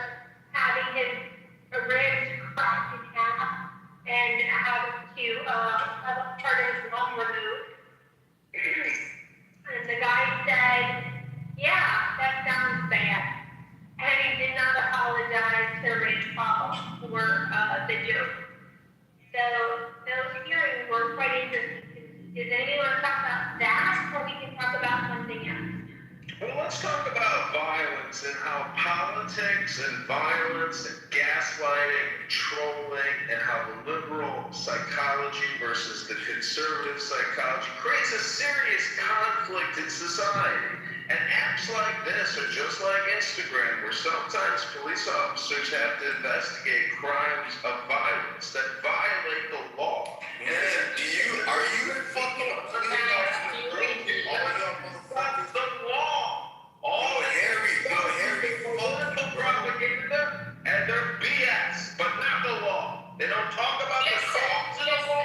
They don't look at the codes in the law, and they don't care about the codes in the law because that's what they're here to do, is to propagandize. I love Sean. I don't understand why somebody cursed me out. There's 6, 7 other mods, 5 other mods. I said I wanted like 20 minutes. I'm trying to talk about how you catch a strays, man. But look at my bio. It says I love my haters. So seriously, I said this stuff about how dumb liberal I like John. Omar, just shut the fuck up. Iran is belong to the Persian. Just shut the fuck up and don't tell me Iran is belong to them, not to me.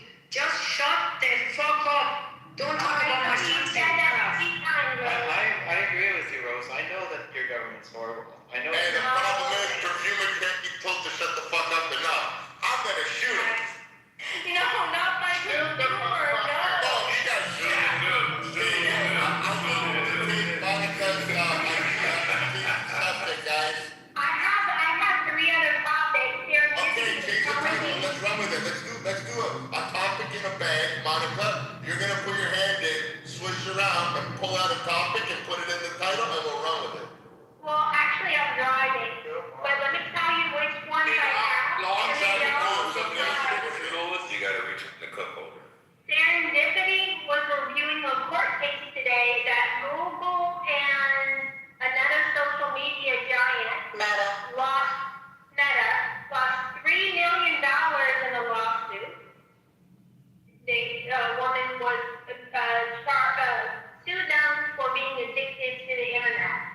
And then Afro Man won his court case, and that's a charming little story about the small person triumphing over evil cops and questionable judges. Miss Monica, I got a question I want to ask. Can we ask our IRGC friend, Jay? He's been pretty aggressive towards Miss Rose. Can we figure out what our IRGC contributor do, man? What do you? I just wanted to let Rose know that Iran belongs I'm saying you're getting shot. There you go. You got shot. You got shot. We all want to get shot. Rose got 48, 25, 15. I love Dima's idea, man. Wait, I feel guilty. Can we bid for a resuscitation? If we send you a particular quote, we can have Absolutely. It could be the next fucking Moshiach. No, do not bring curfew. We're back. No, because Monica was speaking and everybody's interrupted. I will always bid for Perfumer to come back, but he's not ready. Well, you gotta give him mouth to mouth. You sure you want to do that? As long As long as Beeman is on stage, Perfumer can be up here. They can't be one or the other. That's the way I can do that. I'm just saying. You counter, good. And then she gotta babysit him too. Like she gotta tell him to shut. I'll babysit him. I'll babysit you. Okay, I got it written title. Hold on. Hold on, I got it written title. Wait. And I know Serenity's gonna run with this one. Hold on. I can't believe they called you that today. Never fails. Oh,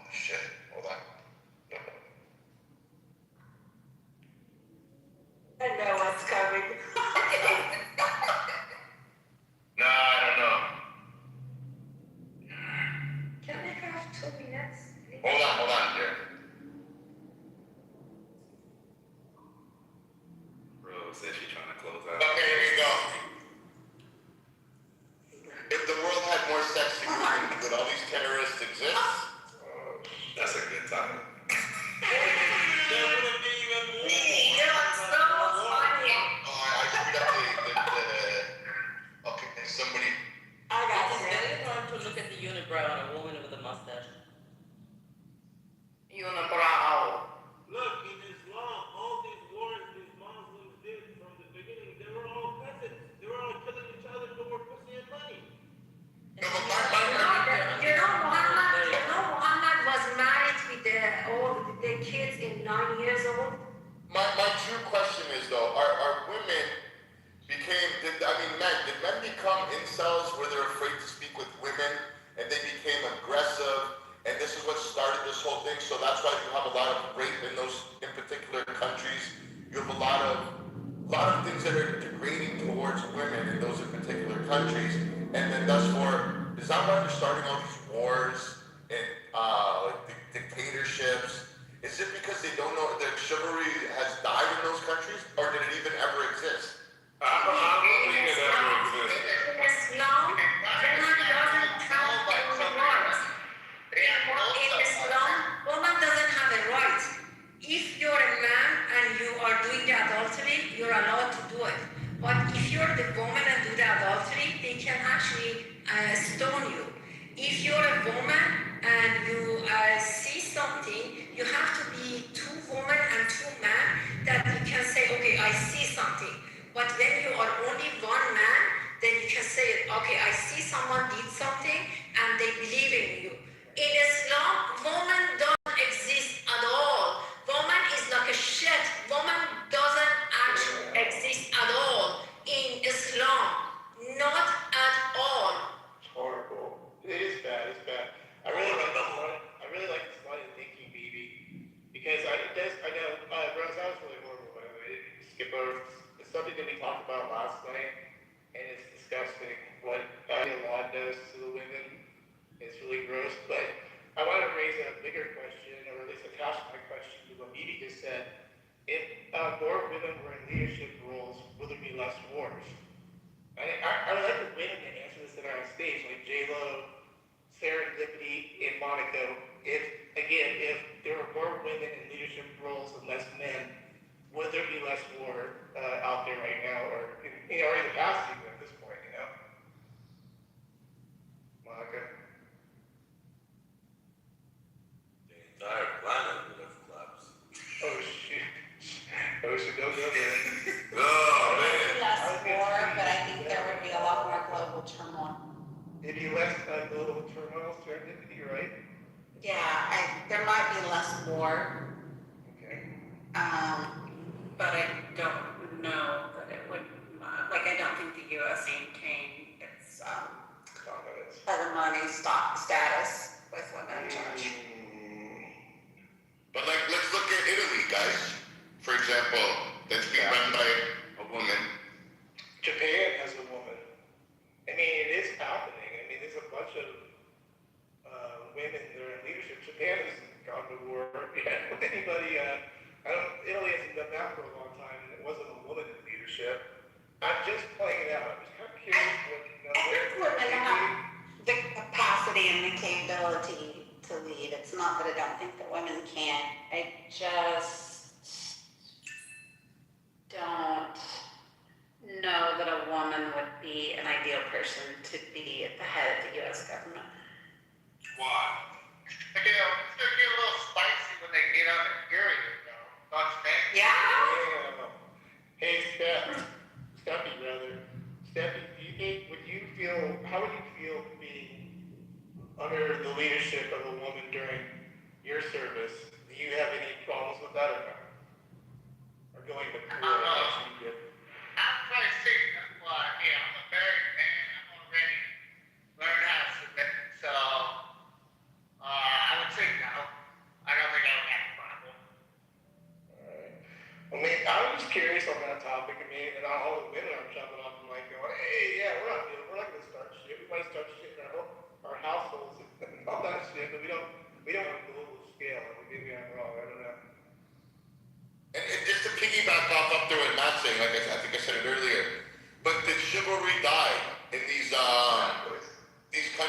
and is that why why we are at where we're at today? Because men don't know how to communicate properly with women. I think generally guys that learn the first fuck boys men. They didn't like the good guys no more. They like fuck boys. Well, let's see what the women have to say. Nah, chivalry died because women took a stand to lose a seat. Yeah, serendipity. I didn't know this about you. Huh. Don't you want to punch that chick in the throat who started that movement, serendipity? Yeah, I kind of did. I don't know, when we wanted to, the thing, men and women were never intended to be adversaries. They were intended to be partners. And with particularly the modern waves of feminism, women wanted to be competitive with men. They want to be independent and hear me roar. And now they all want to complain because men don't want to hold their doors open or pull out their chairs. And you just don't get to have it both ways. Exactly. I agree. I mean, maybe I think just to kind of drill down further on what you said regarding chivalry and pertaining to the places that we're talking about in the Middle East, can't we correlate the strife and the problems and all the other things that are going on over there to just that particular piece? I mean, I think there's a correlation that if you treat certain people a bad way, not just the men, but your own women, that you really don't have any moral compass at this point. Like, what's going on here, right? Like, what's to say that you want to go further with your ambitions, like we're seeing, you know what I mean? So I don't think it's like a totally ridiculous question to ask. Like, chivalry is really, if you don't respect your women, how can you respect your people and your nation? I don't know, that's where I'm going with that. That's a fucking great question. And I think, I don't know if the women, they're not dumbfounded, but I think they're like, wow. Because they're not, maybe, I know women, correct me if I'm wrong, you're not used to hearing rooms where we're talking about this enough. We should be talked about more.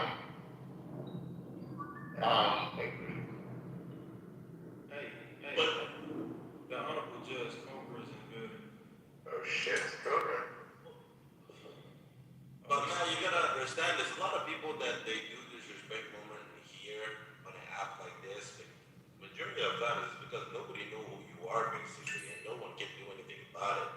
Like in the real world, on the street, they won't just do the same thing. You know what I mean? Because there's laws for it. You're gonna be basically fucked if you do such a thing. But Ocean, guess what? Guess what, Ocean?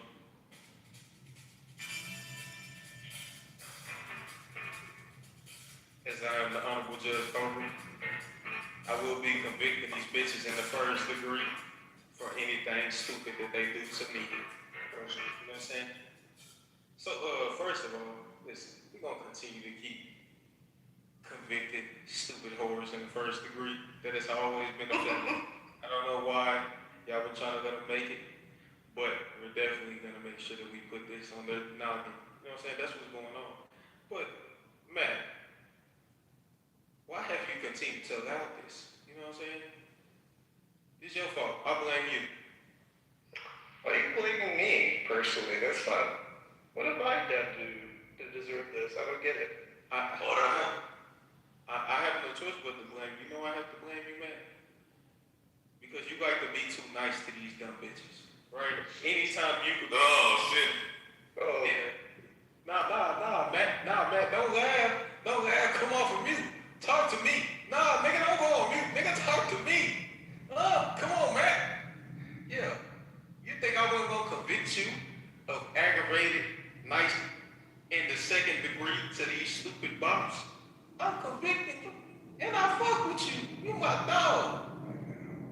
But I gotta tell you the truth. I need a court hearing from a parent's girlfriend. You know what happened to me today?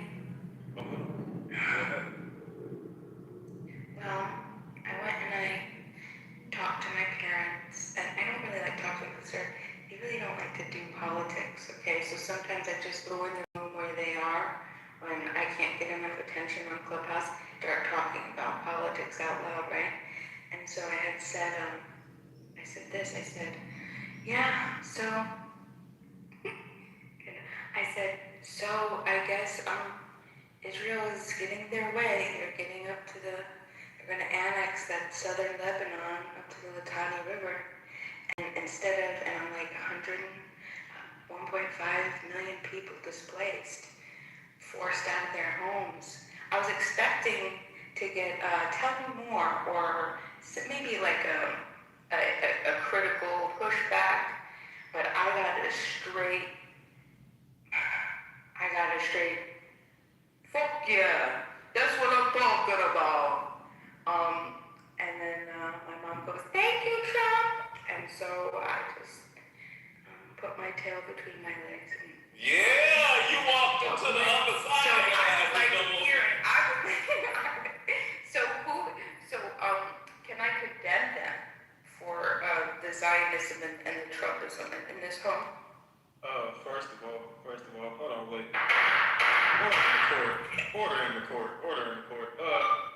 There would be no disrespectfulness to the Honorable Judge Trump, you know what I'm saying?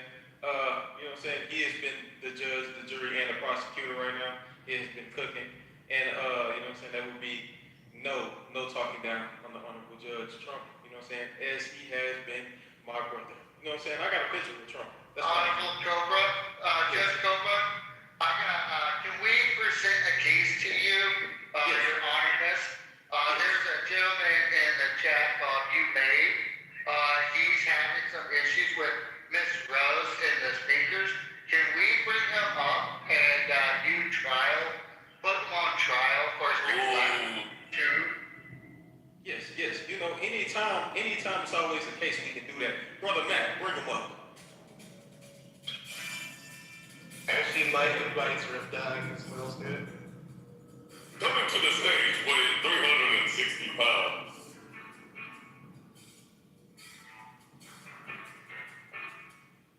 You know what I'm saying? We gotta make sure we get him up here. Where are you at? He's on stage. Just let me know if you want me to shoot him. Okay, now that you're here. His specialties are making suicide vests and blowing up people. You may. How many points have you scored today, brother? None.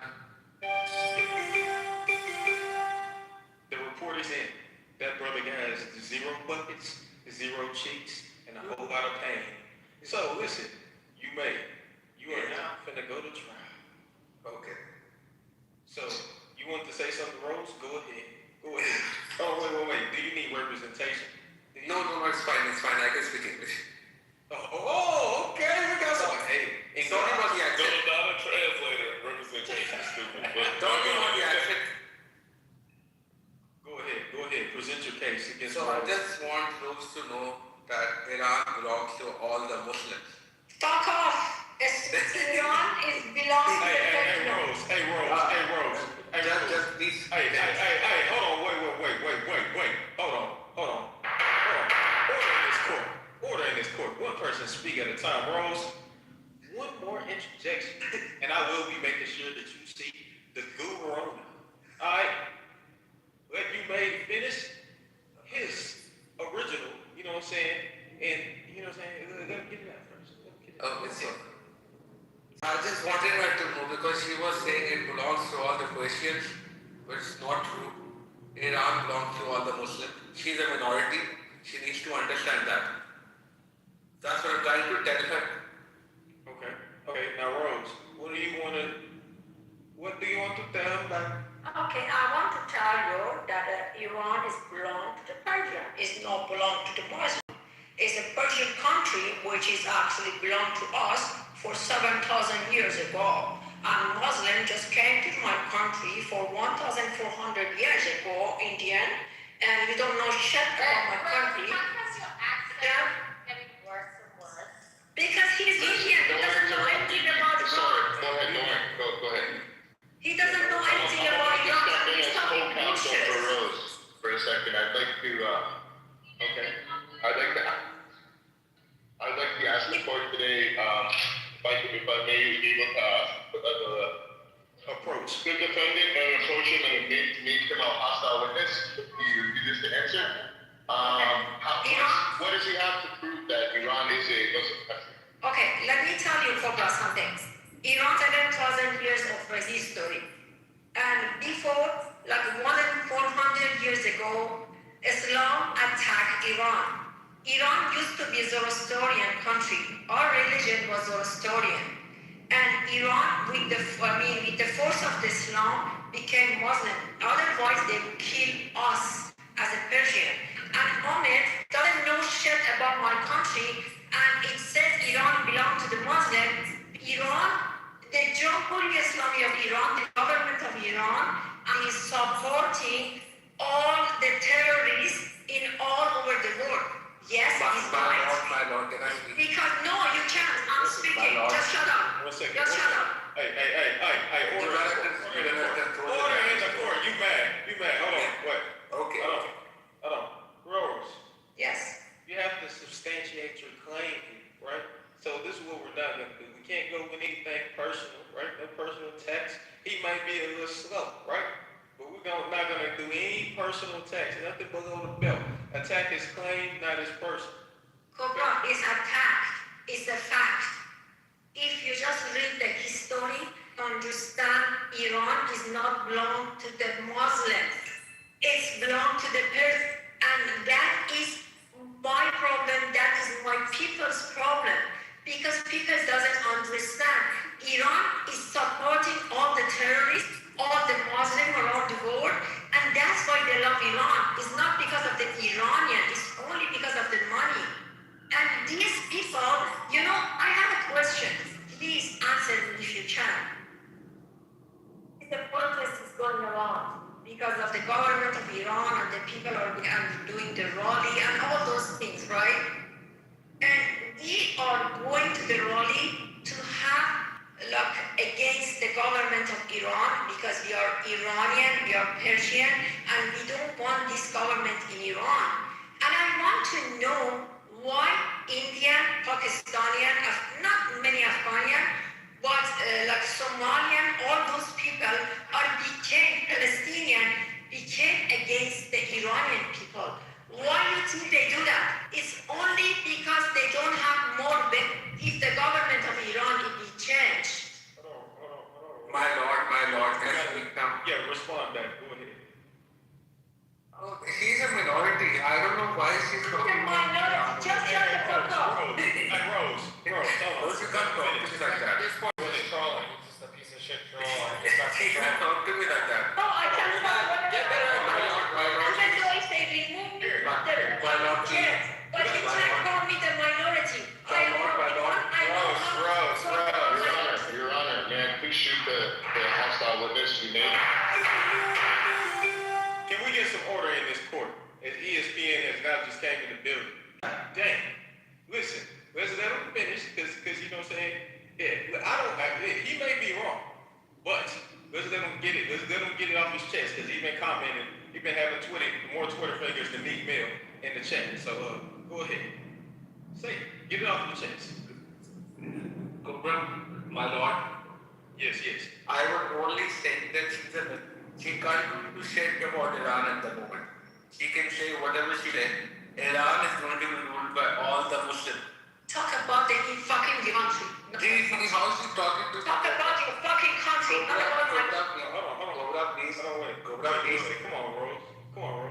Let him say it. Go ahead. Finish. So Iran belongs to all the Muslims. And all the Muslims. You said it already.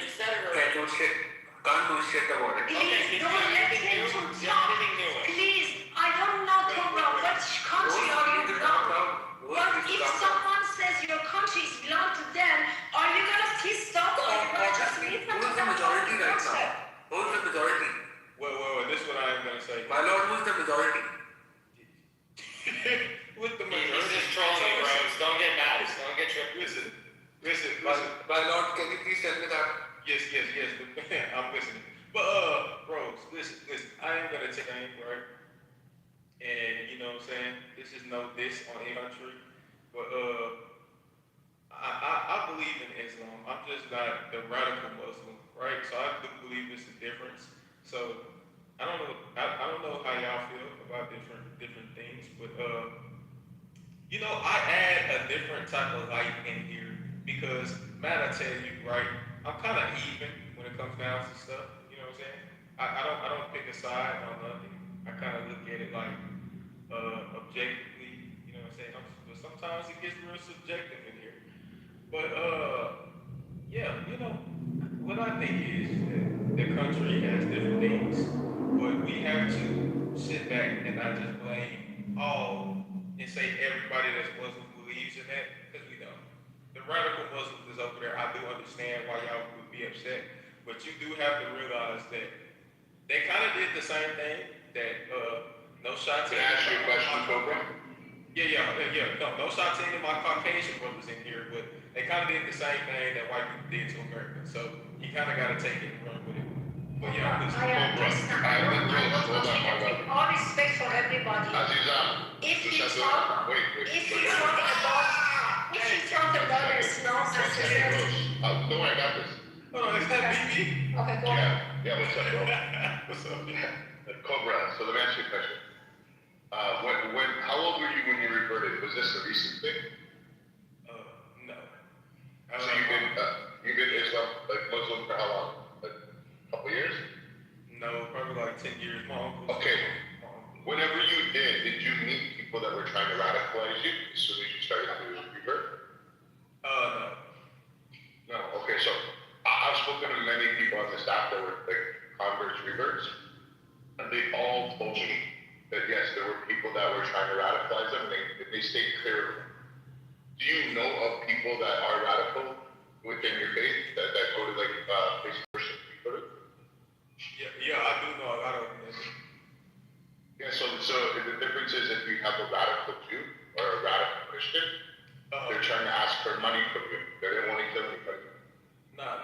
Well, what I am gonna say is, I do know some radical Christians that they believe that if you aren't super Christian, that you should die, right? But it's not as like, the only reason why it's so bad when it comes down to Muslims is because whenever people think about Muslims, they think about you made the waking up early in the morning, I have to blow it up in that on the gas station. Like, that's what they think about. They don't think about it could be like a regular person. Your Honor, there's a difference between 7-Eleven and 9/11.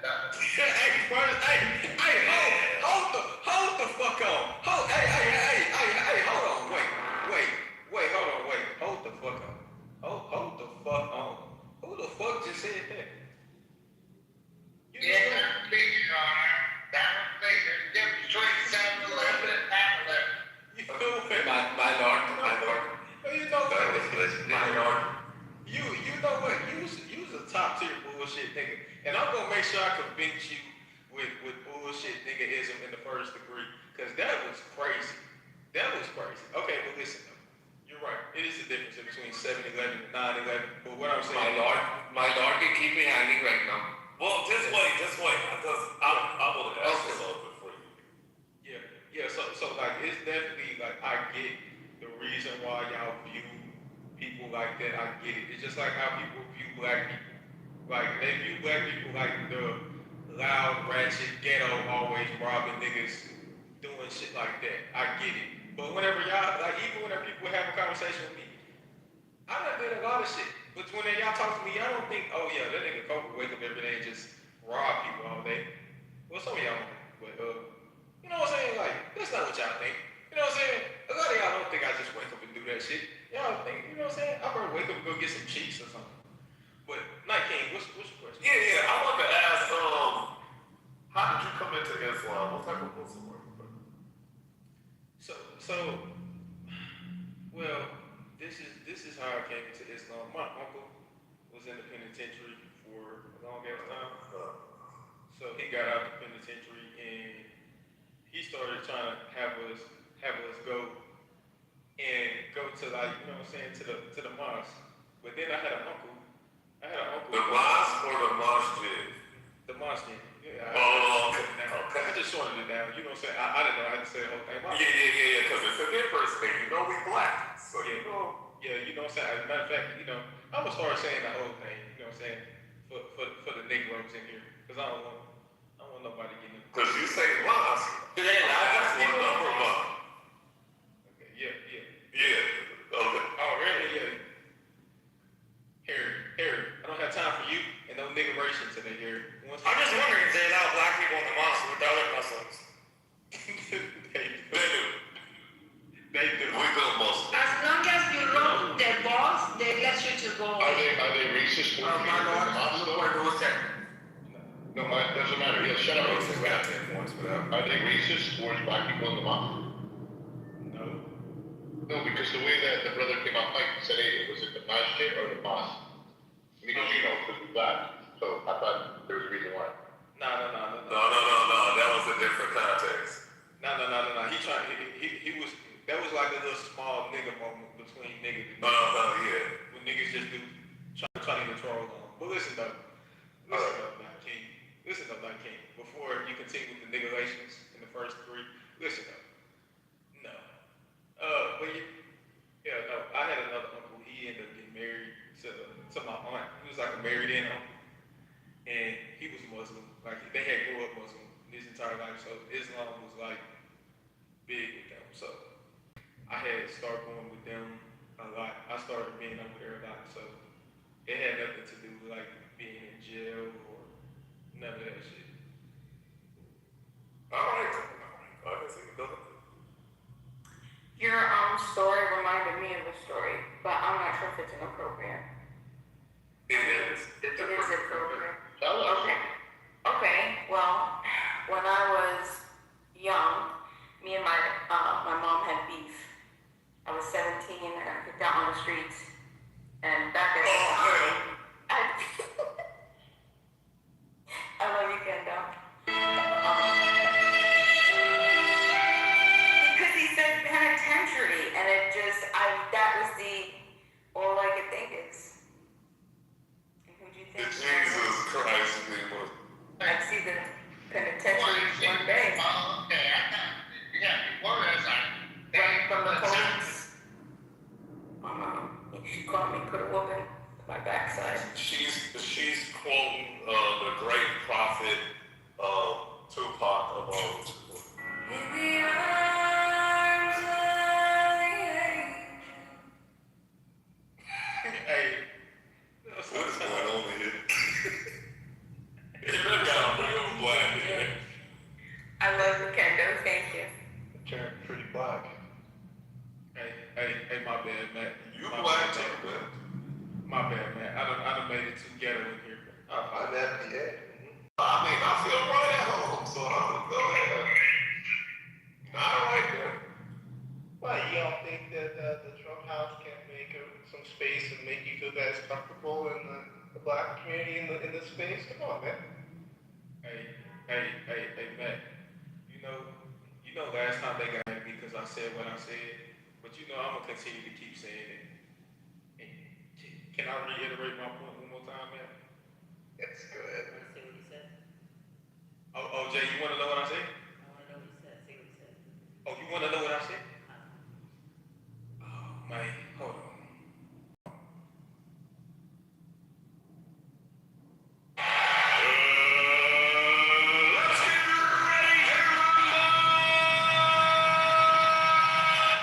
So like I said, Trump is more of a nigga than half of these niggas.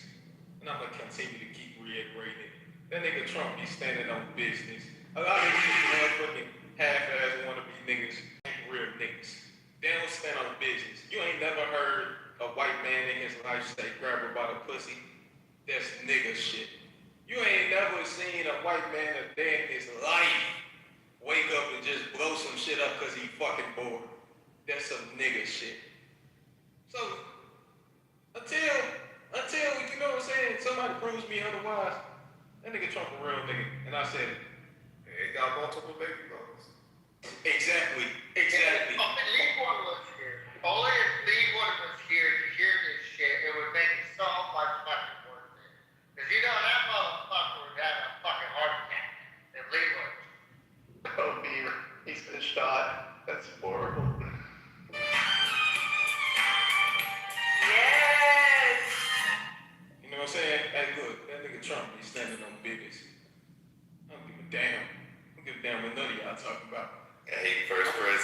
song, Megan.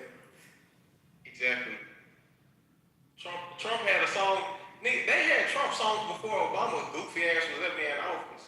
Talking about my president black, my Lambo blue. Fuck Obama. He can suck a dick or two. That's what the song should have been. Goofy ass. Fuck Obama. Damn, did you just come up with that? Or were you? That's not like a freestyle. Somebody else? Because I'm impressed. That was a freestyle. That was a freestyle. I just can't go with that. Yeah, that was just some natural imagery. That's. We can put stuff. Natural niggatry. That is a word. I love it. Yeah, nah, I ain't gonna lie to you. Fuck Obama. That nigga Obama ain't do shit. He gave more rights to niggas that like booty than he did give niggas. So My lord. No, he wants you to get back to the trial. He wants to conclude. My lord, please. You forgot you had made in the holding cell. Guys, hey, I forgot you was in the holding cell. Hey, sorry. let me see if I can get the sheriff department to. Okay. So. Can I go? Just 1 second. I put a link in the chat. Maybe Ocean can translate this to you guys. It's the IRGC speaker man talking about the US. And I belong to all the Muslim Dada brothers. It's live right now.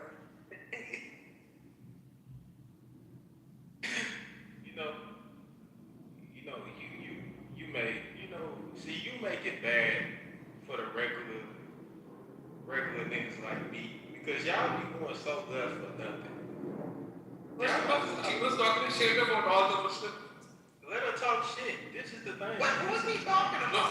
You know what she was? But they bros and like they. Yeah. She was talking to me and I'm like, wait, I'm not ready for this moment. You wanna, my lord, do you want to know what she was saying? It doesn't matter. And then do you know any? Well, I'm here. I can talk. I'm right here. I can talk. I told you you are a snitch. And You were talking shit about all the Muslims. you are leech, and I hate Muslim, I hate Islam, and I hate you.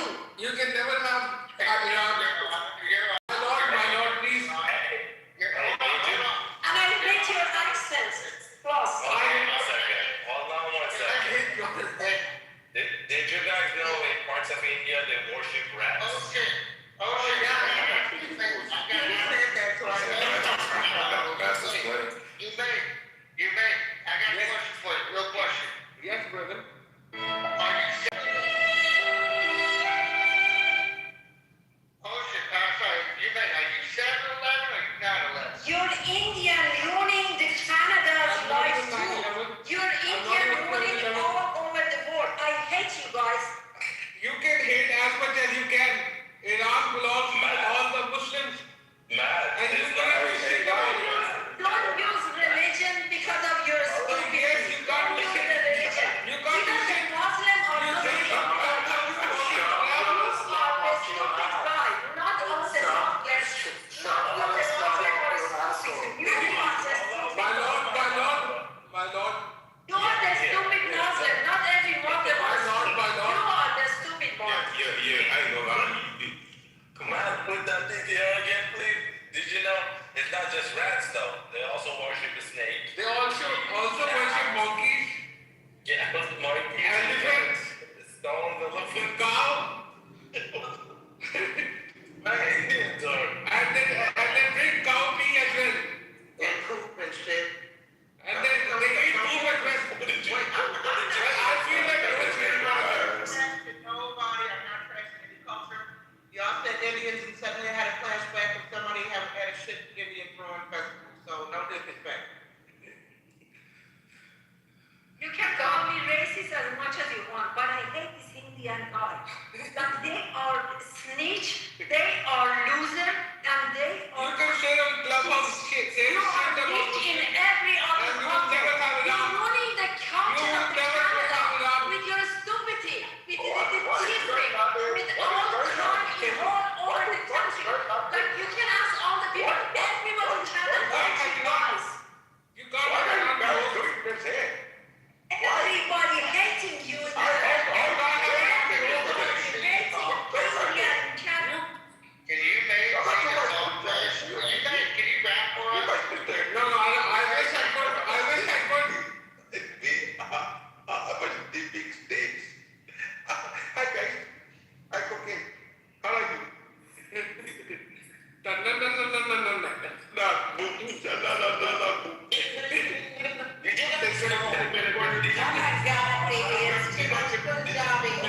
Did you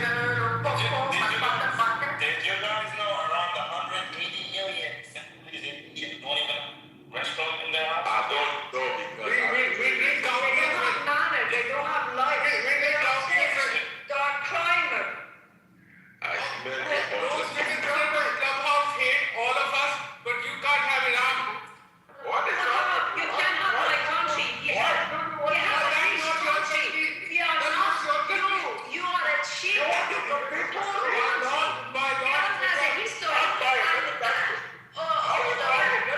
Let's talk about Trump's 15 point No, remember, another shop fucked you up. Another shop actually takes your country peace plan. It doesn't look like Iran likes it. Iran said that it's a maximalist. It's a maximalist plan, and they don't accept. Iran, they don't know anything. When Iran, And so, 1,000 years ago, attacked India, and they fucked up India, and they know that this is why. We hate you. Asians hate Indians. The US did send it to Iran, and they're saying that, they're saying, no, this is too much, this is too much.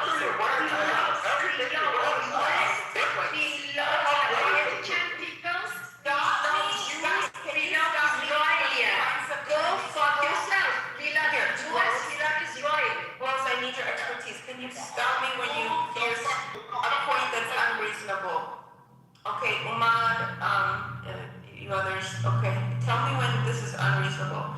So, there isn't a full report that's been released, so the official text isn't released. This is like bits and pieces from articles here and there. Why the fuck does it smell like you work for ICE?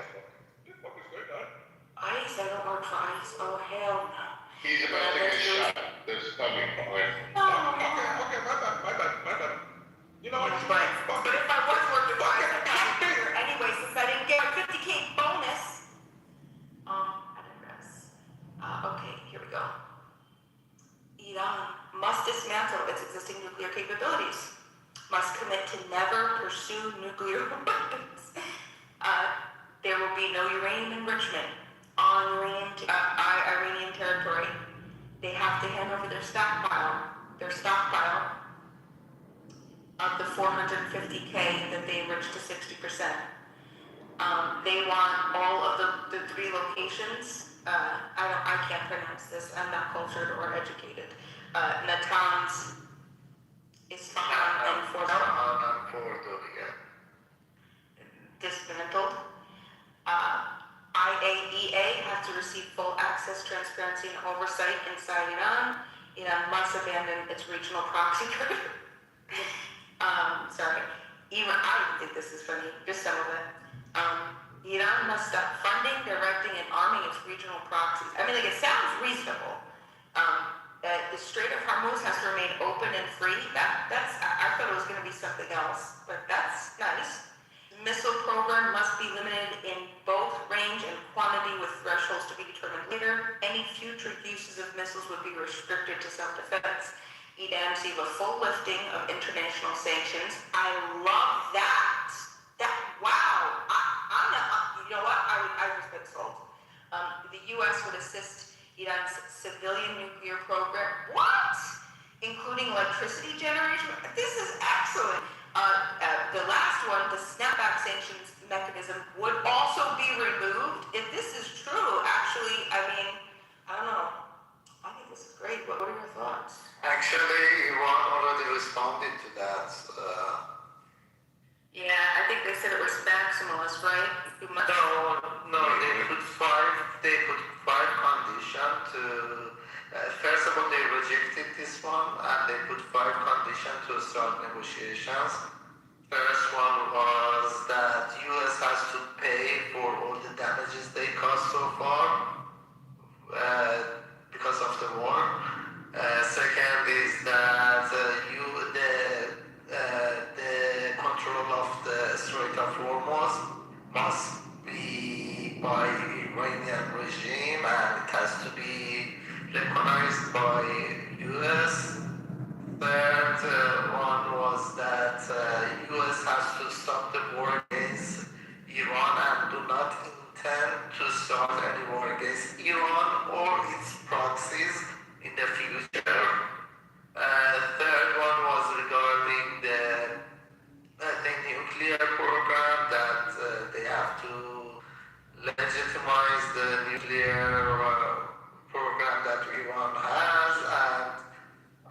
functional by the future.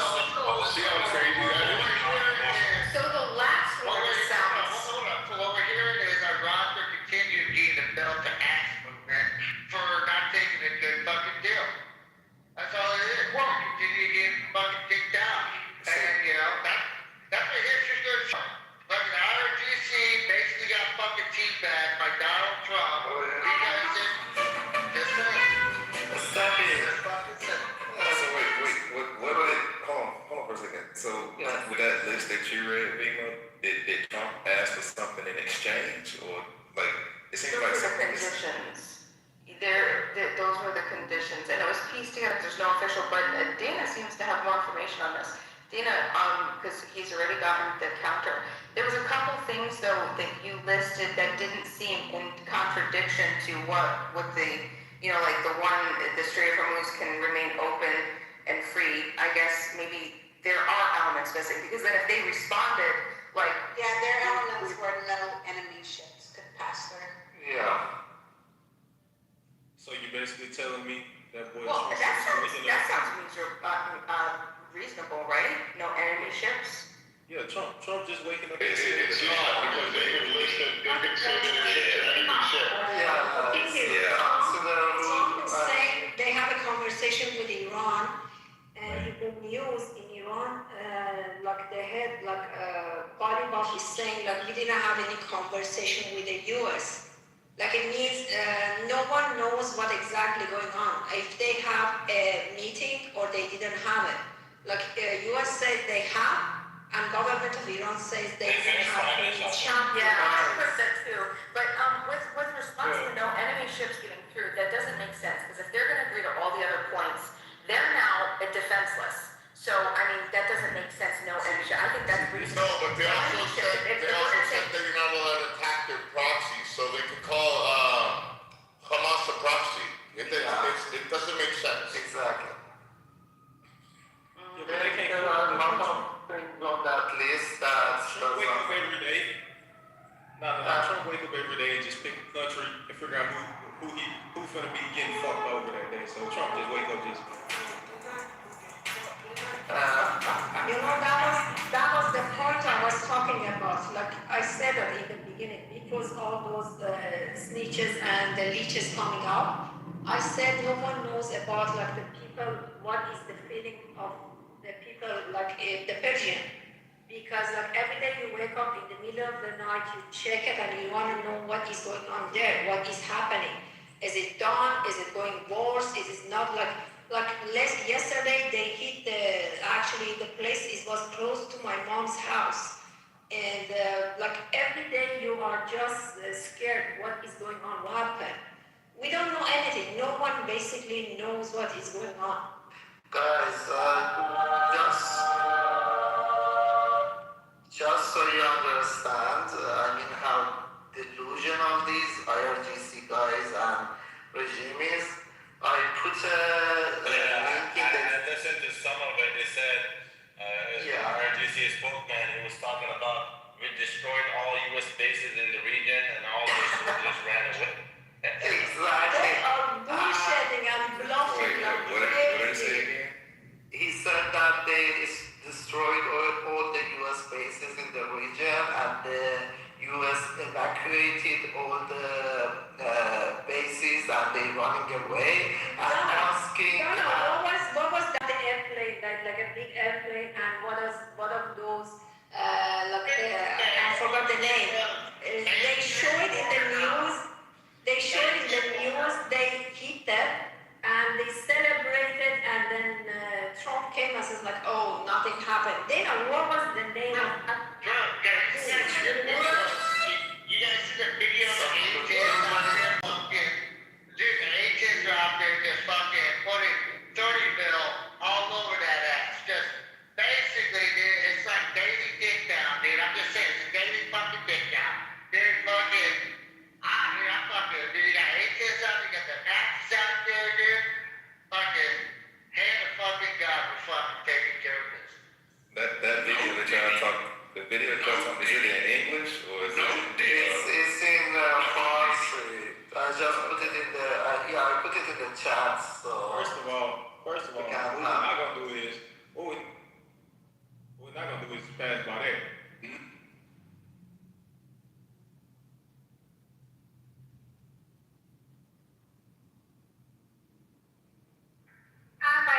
join me for the amazing title.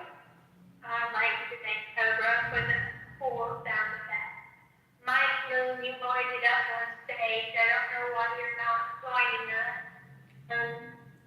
Monica, can we please speak about this daily dig down and tell Steph to just say pause or something? Compliments for someone for sending me the link. Appreciate that. We're talking about my milkshake brings up a nervous CR. No, I saw a crazy post today. I'm sure you guys know Dan Brazilian. He's such a good. Right?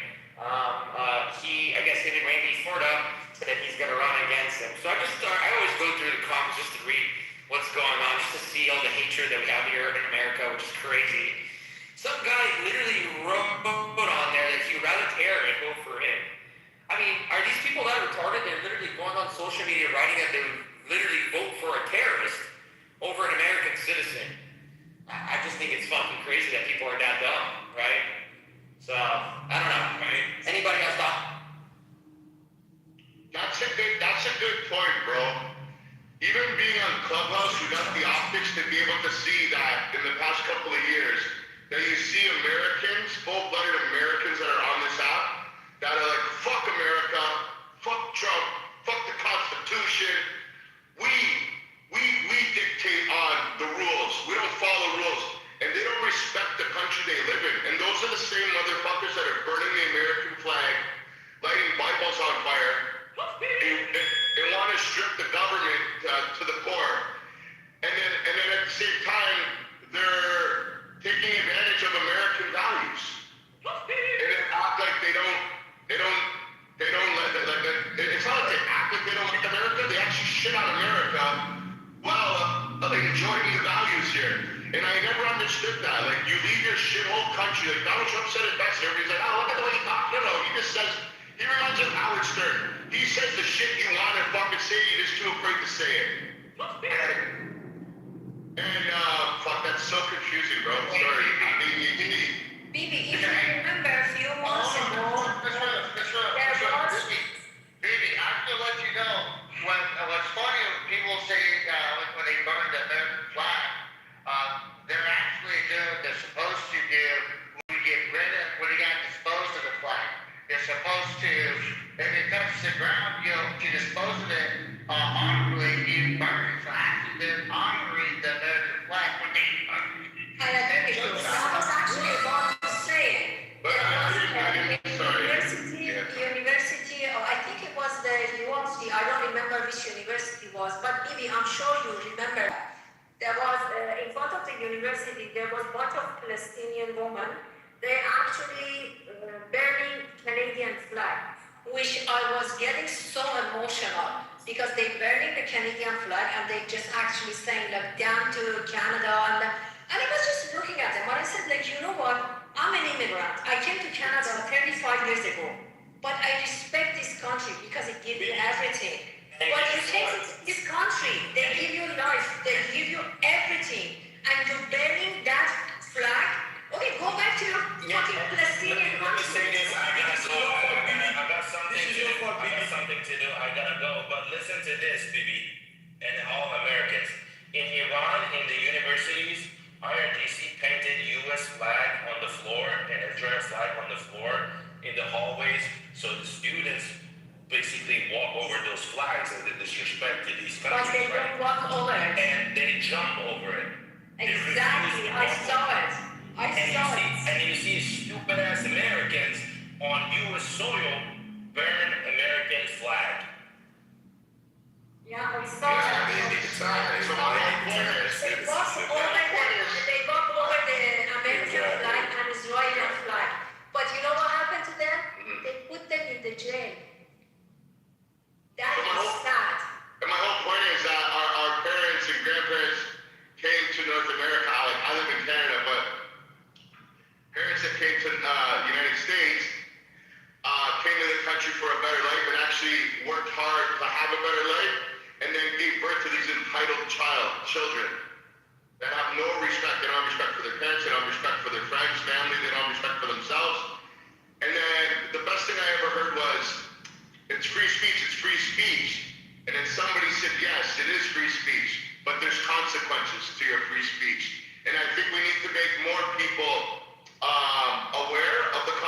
taxes.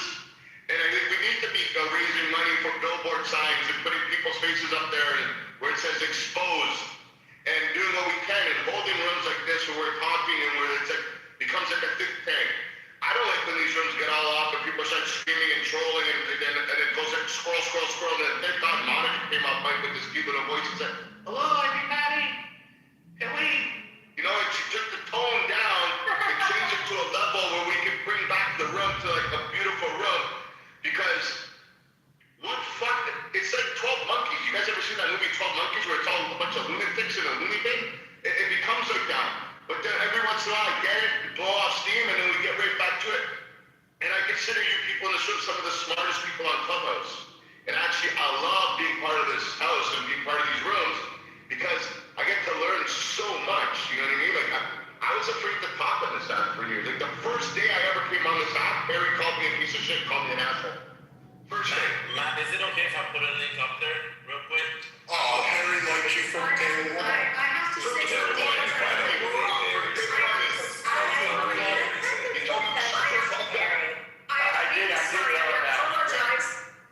I apologize if I was emotional, but sometimes the people when they said Sorry to interrupt you, Matt. Is it okay if I put a link up there? Yeah, maybe it's good, right? It's his room, yeah. Absolutely, guys. If I mind you guys, don't ask. Do, but you know what I mean? Rose, you got People doesn't make sense. 15 rebounds and Yeah, 3 steals. sometimes people doesn't make sense. I get emotional. I'm so sorry, but I am normally very, very calm person. But when sometimes they're actually attacking my nationality and my country, I get really emotional. You're I'm wrong. so sorry.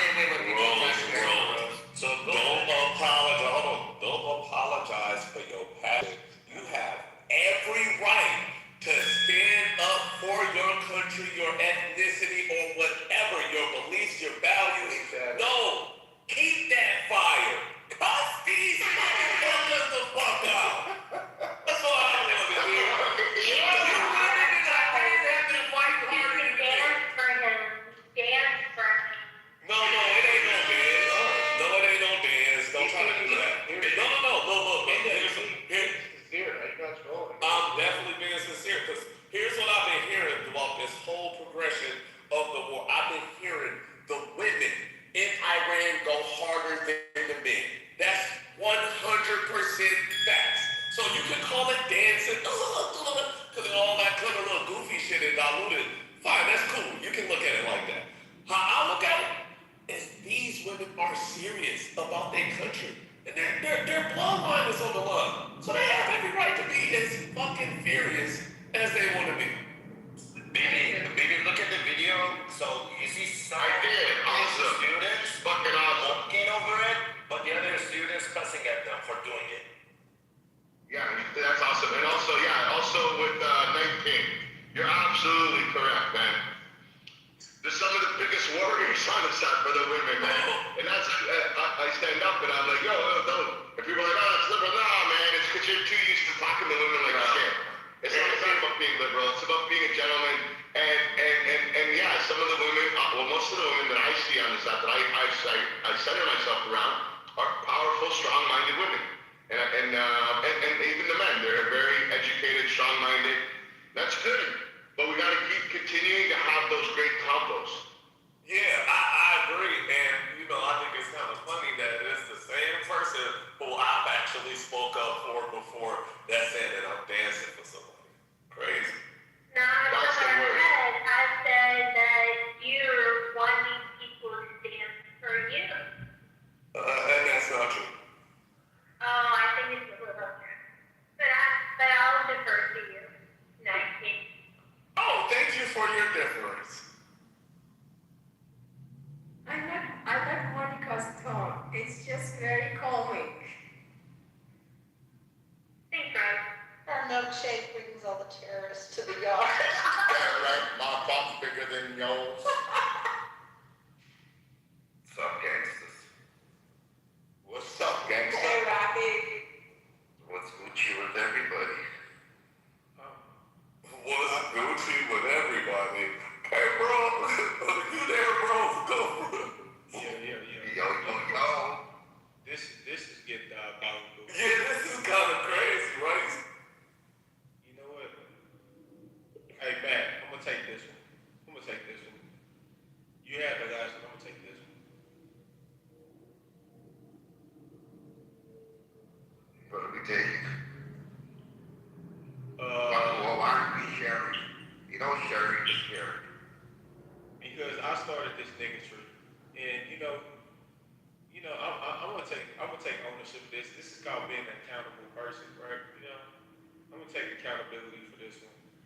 Matt usually starts the bullshit. It's my fault this time. I'm gonna ask you guys something. Go ahead. Go ahead, babe. Go for it. What is your guys' consensus on James Fishback out of Florida? Governor. Who the hell is James Fishback? James Fishback, governor of what? He's running for governor of Florida. Who the hell is he? Like, what do you No name. Fishback? I ain't heard of Fishback. Fishback. He had a long 2.5-hour conversation with Tucker Carlson. He's a winner already. That's not Tucker Carlson said, and I quote, "You got my vote." Who's he up going up against? I actually don't even know right now what's going on. I can't remember his name, but the thing is about it, like, Republicans are slamming him down because he says he's 100% anti-APAC. He refuses to accept a dime from it, and so he has some very interesting positions. It's very interesting because he's Republican, but he has some socialistic ideals mixed into it. It's very interesting. Like, for instance, he believes that that it's part of a Christian nation. That he's anti-abortion, and some of the stuff that he argues is that we're a Christian nation, and also if we want to have a future of families, we have to be able to provide for the children in this country. And so he argues that we should be able to have, like, for example, in Florida, he found out that in Israel that in Florida that they pay like $385 million towards Israel per year, and he says he wants to take that away and put that towards so people in Florida that have roots in the state can get loans from the government to get housing, and he wants to basically blacklist Blackstone from buying properties. He wants to get Airbnb out. He wants to charge a sin tax. So, like, He wants to fix something that ain't broken. Is what he's saying. Well, for example, like OnlyFans. Like, if someone, like, there's OnlyFans that make $42 million a year, and he thinks that they should pay a 50% sin tax, and it would go towards this woman is the most her boyfriend is the biggest just so you know, You think that states give money individually to other countries? Do you really think that? Do you understand how the government works? Hey, dude, You're retarded. You and your boyfriend are retarded as fuck. You're talking to your dumbass boyfriend. I wonder why you're both together, because you guys are both let me pause you for a second. I am ethnically Sephardic Jewish. No, you're not, bitch. You're dumb. Yes, I am. Oh my God. You're a fucking disgrace. You're a disgrace if you're a fucking disgrace. There's only 1% that make it in millions. Only 1% or even less than 1%. Bro, states individually don't send money to other countries. She's fucking retarded. Her and her dumbass boyfriend. They fucking sit there all night long talking about Israel. You're fucking crazy. Stop eating like a fucking bird and regurgitating bullshit. Because I don't like to regurgitate bullshit. When you said that, you find me that bill that they actually spent that money on Israel. Tucker Carlson talked about Tucker Carlson. Yeah, you're quoting Tucker Carlson. That's what I'm saying. These people are retards. Hey, quote Rafi. Don't be a dumb cunt. Okay? Quote this. Every time you want to speak, be like, I don't want to be a dumb cunt. Because you just made a quote. And she had her boyfriend come on the other day. Sound like an even bigger retard. Harry, the problem is people get their information from TikTok and Instagram. And Tucker Carlson, and what's the other little monkey that speaks? Everybody, like the young generation is likes them. Not Peterson. Nick Fuentes. Nick Fuentes. Nick Fuentes. Yeah, Nick Fuentes. This is the new fucking idols of this generation.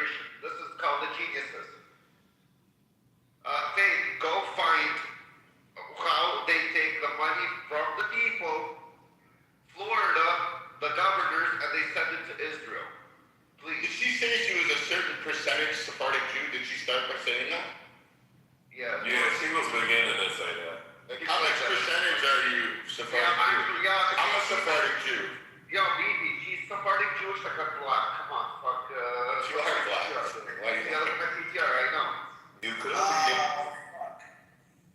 You wanna find that article, please? Sorry. Hold on a second. The state of Florida and public universities have purchased approximately $385 million in bonds issued by the Israeli government. These are marketable securities that Florida buys as an investment, expecting repayment with interest. James Fishback, the gubernatorial candidate. I'll go read it. Hold on, guys. Don't interrupt. I would love to hear serendipity. Yeah, Serenity barely speaks. Let serendipity, Shadiqua, Serenity speak. Fishback has made this a major campaign issue. He calls it, quote unquote, foolishly sending abroad to foreign governments and pledges to divest the entire amount in one day if elected. Redirecting the $385 million down payment assistance program for married Florida couples buying homes. Critics argue that this is standard Treasury investment. Florida invests pension and reserves funds and many global bonds for returns. This is not aid, and divesting could have financial costs. So there you go. That's So, conclusion, my love, serendipity was the lady lying or being like a not good faith character? I think she just misunderstood. She means she is uneducated. Monkey see, monkey do. No, Faith, I've heard serendipity say that. Do you understand the difference between the way you said it and what actually was said? So, I understand that the technicalities might be lost to me to some degree, but what I will say that it's actually against the law in Florida to be able to invest in any country, but they make an exception for Israel. Oh yeah, they just make an exception for Israel, right? Because it's Israel. No, you sound like do you hear what you're saying? You sound like Can you provide that again in a plane? You haven't Okay, I'll look it up. Wait a second. regurgitating and claiming. So you're saying it's illegal if Florida wanted to invest in technology from a high school into China to improve their robotics program? Is that, are you saying that would be illegal? Florida also invests in the following other countries: the UK, Switzerland, Luxembourg. Let's see, who else? They also have equities and corporate securities in places like China, India, Malaysia, Australia, Russia, and Europe. Whoa, So Israel is not the only one. So, babe, what else do you want to speak? Hold on a second. What else are we regurgitating? Did you watch Nick Contest today? He probably said something educational for your brain. No. He's one of the dumbest people on this app, bro. Her and her boyfriend are just Wow, they like regurgitating. But the funny thing was that Sarah Shadiqua probably used 1 minute of her time to research it and got the accurate information. And Faith, my friend, I bet you were sitting on this for like the whole day waiting to jump in this room and like spit it out. Can you concede to like say serendipity? Oh my God, you're right. I made a mistake. No, maybe your Jew hatred is a little bit like strong, so you're like only folk, and you say you're Jew, which is so fucking confusing. And Sephardic for one. Is there very proud Jews, Sephardics? Go ahead. Just to be clear, there are Holocaust survivors that are anti-Zionists that believe that Palestine. Nobody was talking about Zionism. Yeah. Well, why are you, by the way, going back to Israel and defending? But who was talking about Zionism? Hating Israel. Yeah. And I want you to list off the, send me the Holocaust survivors that are against Israel, please. Okay, I'll send it to you. Give me a second. I gotta pull up the link. Yeah, the percentage, please, the percentage. Because there's a lot of them still left, right? Give me the percentage. And it doesn't mean just because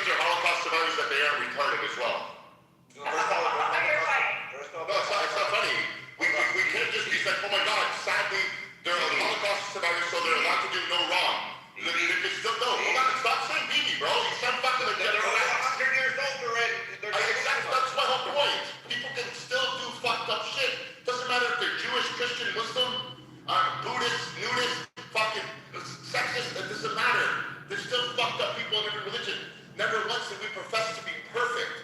And that's the problem with you anti-Semites. You think that Jews have to be perfect in your eye. And first of all, I am saying that everyone is entitled to freedom of speech and freedom of religion. You're right, and there's consequences for that shit, Bobo.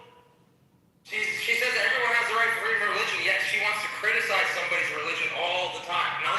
And only focus on that. If you believe in that, then leave the people alone. Worry about your own religion. How about that?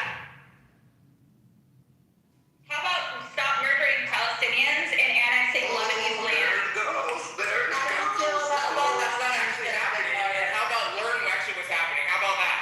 And stop being a fucking retard, you and your boyfriend, sitting there all day long in your fucking little one-bedroom, 800 square foot apartment. This is a welfare. Sitting there talking about Israel. You know what? Hold on, Rafi, don't overpower. Maybe she could teach us something. Tell us how Israel is murdering Palestinians. I want to be educated, Faith, so bad. Let's go find the research. Please. Tell us how they're murdering and how Israel's annexing land in Lebanon. But I don't want you to just say it because you've seen it on a TikTok reel. I want you to provide receipts, please. So I'm going to give you a We quote. deal with that. I don't care what quotes. I want facts. I want facts. So this is a quote from Again, are we regurgitating things? the Israeli finance minister, and he says the current campaign in Lebanon must end with a fundamental change of situation. The litany must be our new border with the state of Lebanon, like the yellow line in Gaza is the buffer, the crown of Mount Hermon in Syria. Wait, hold on. Before you keep going, I want to ask you one thing. Do you know what the original borders of Israel are? Faith, before you make... No. Do you know what the original borders are? I do not know the original border. That's the problem. We don't even need to say that, bro. The reason why Israel's in southern Lebanon right now is because Israel just decided to go into fucking southern Lebanon and risk the lives of their soldiers. They're there for one fucking reason, because Hezbollah, a fucking terrorist organization, a known terrorist organization around the world, right?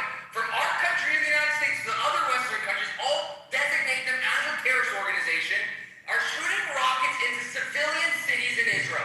Now, I don't know what you have against Israel's government, that's fine. You can have everything what you want against their government, anything you say.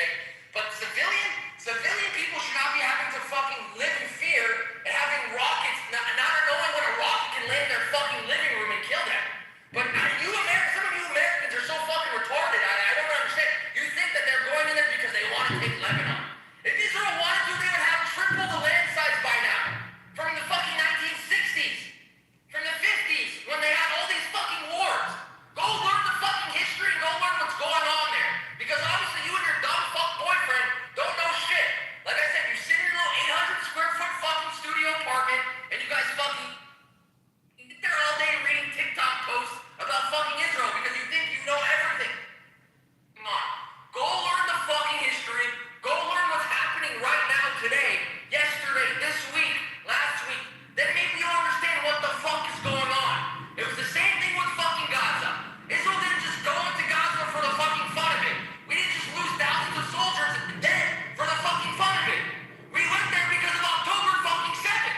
If you don't know what happened on October 7th, then take your head out of your fucking boyfriend's ass and go fucking look.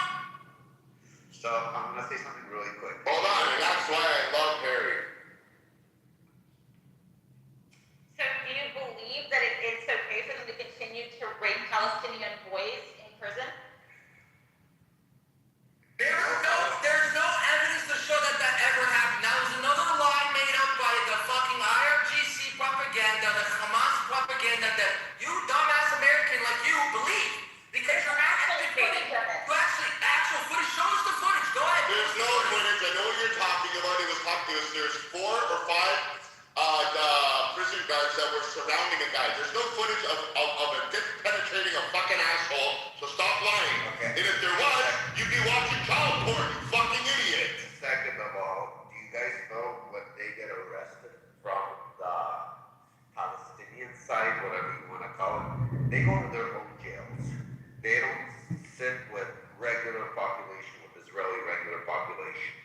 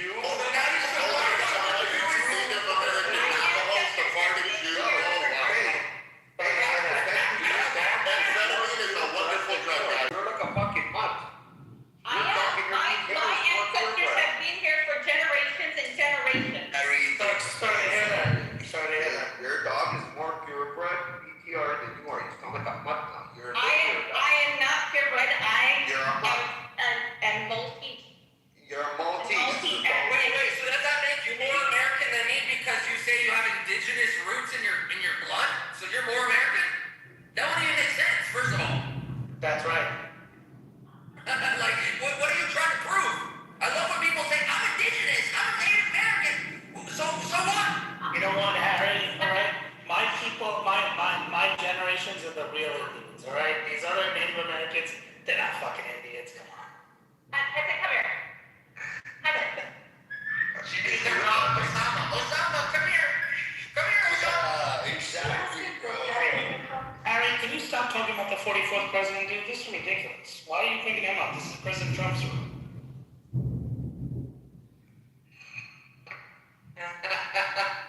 It's just too easy, bro. I mean, with her, and then she had her boy, their name, like, now I know why they're together, because they sound exactly the same. Hey, it's okay, at least you guys match, you have some matching quality.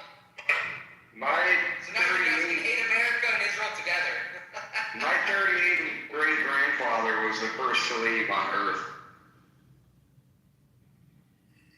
Yeah? How do you know? My family kept oral records. Nice. On their knees? Of course. Well, that's good. Is this a drunk combat matter? No, I'm a Bitcoiner. I hang out in the Bitcoin rooms mostly. Yes, he does. Guys, I gotta go off about what happened in Philly. What happened? Put it in some chats. I'm gonna put it in the chat. Cosmic, indigenous. Something happened today? Yeah, so, no, this was, I think maybe it was yesterday. The protesters in front of City Hall, and they're cheering. The guy gets up with a mic, cheering for American soldiers to come home in caskets. And they all start cheering. I mean, it's sick. Fucking sick. It was in Philly, right in front of City Hall. City Hall. I'll put it in the chat. Instead of them doing that, they should be more worried about all the fucking zombies in their fucking city that are literally standing up, passed out because they're all high on fucking drugs. The street full of trash and needles everywhere. That's what they should be worried about more than fucking American soldiers and cats. I mean, I'm telling you something. I really have fear for the next generation here in America, because if you really dissect it and you see how dumb some of these people are in this country, it's fucking scary. It's fucking scary to know that. So, and those people are the people that will fill all the shit jobs, right? The jobs like a McDonald's, the person who cleans the bathroom at JCPenney in the mall. Those are the people that will fill the shit stupid jobs, and then hopefully, the smart people here can fill the jobs that, actually require you having a brain. But, we need these dumb people here in America, unfortunately, because no one else will be doing these shit jobs. I need somebody at McDonald's to take my order,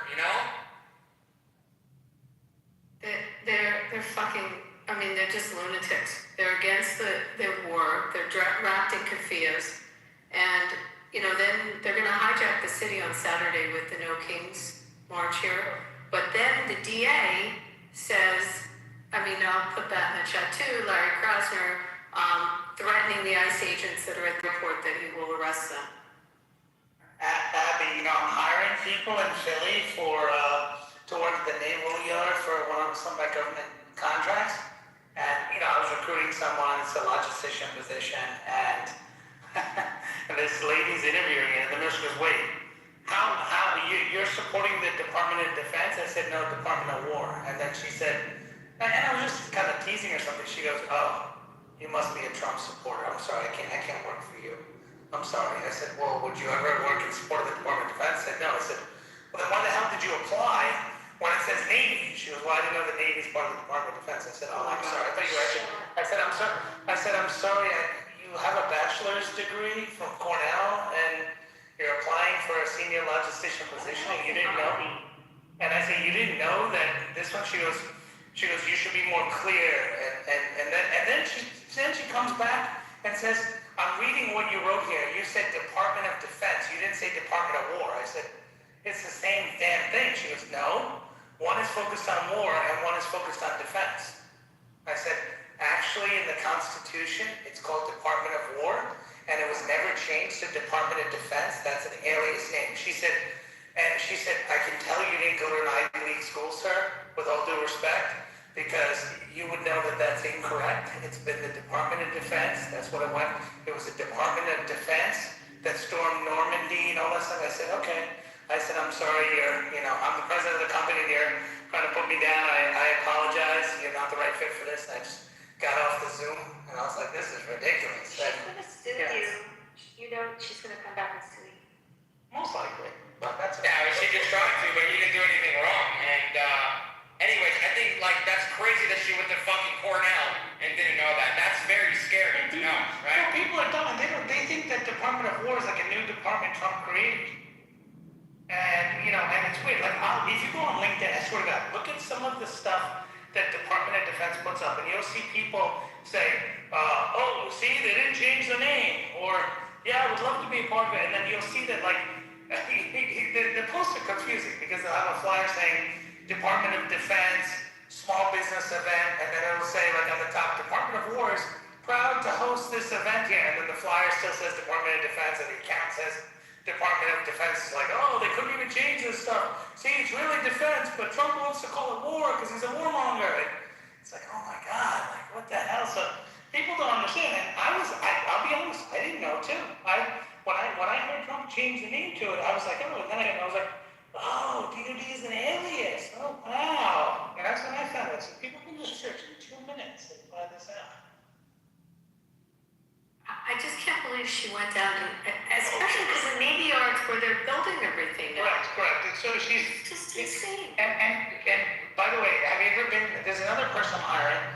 This lady's really good, younger person, has a communications degree, and she works at Gatehouse down there as a server. Have you ever been to Gatehouse? No, but I have a friend who has a restaurant down there.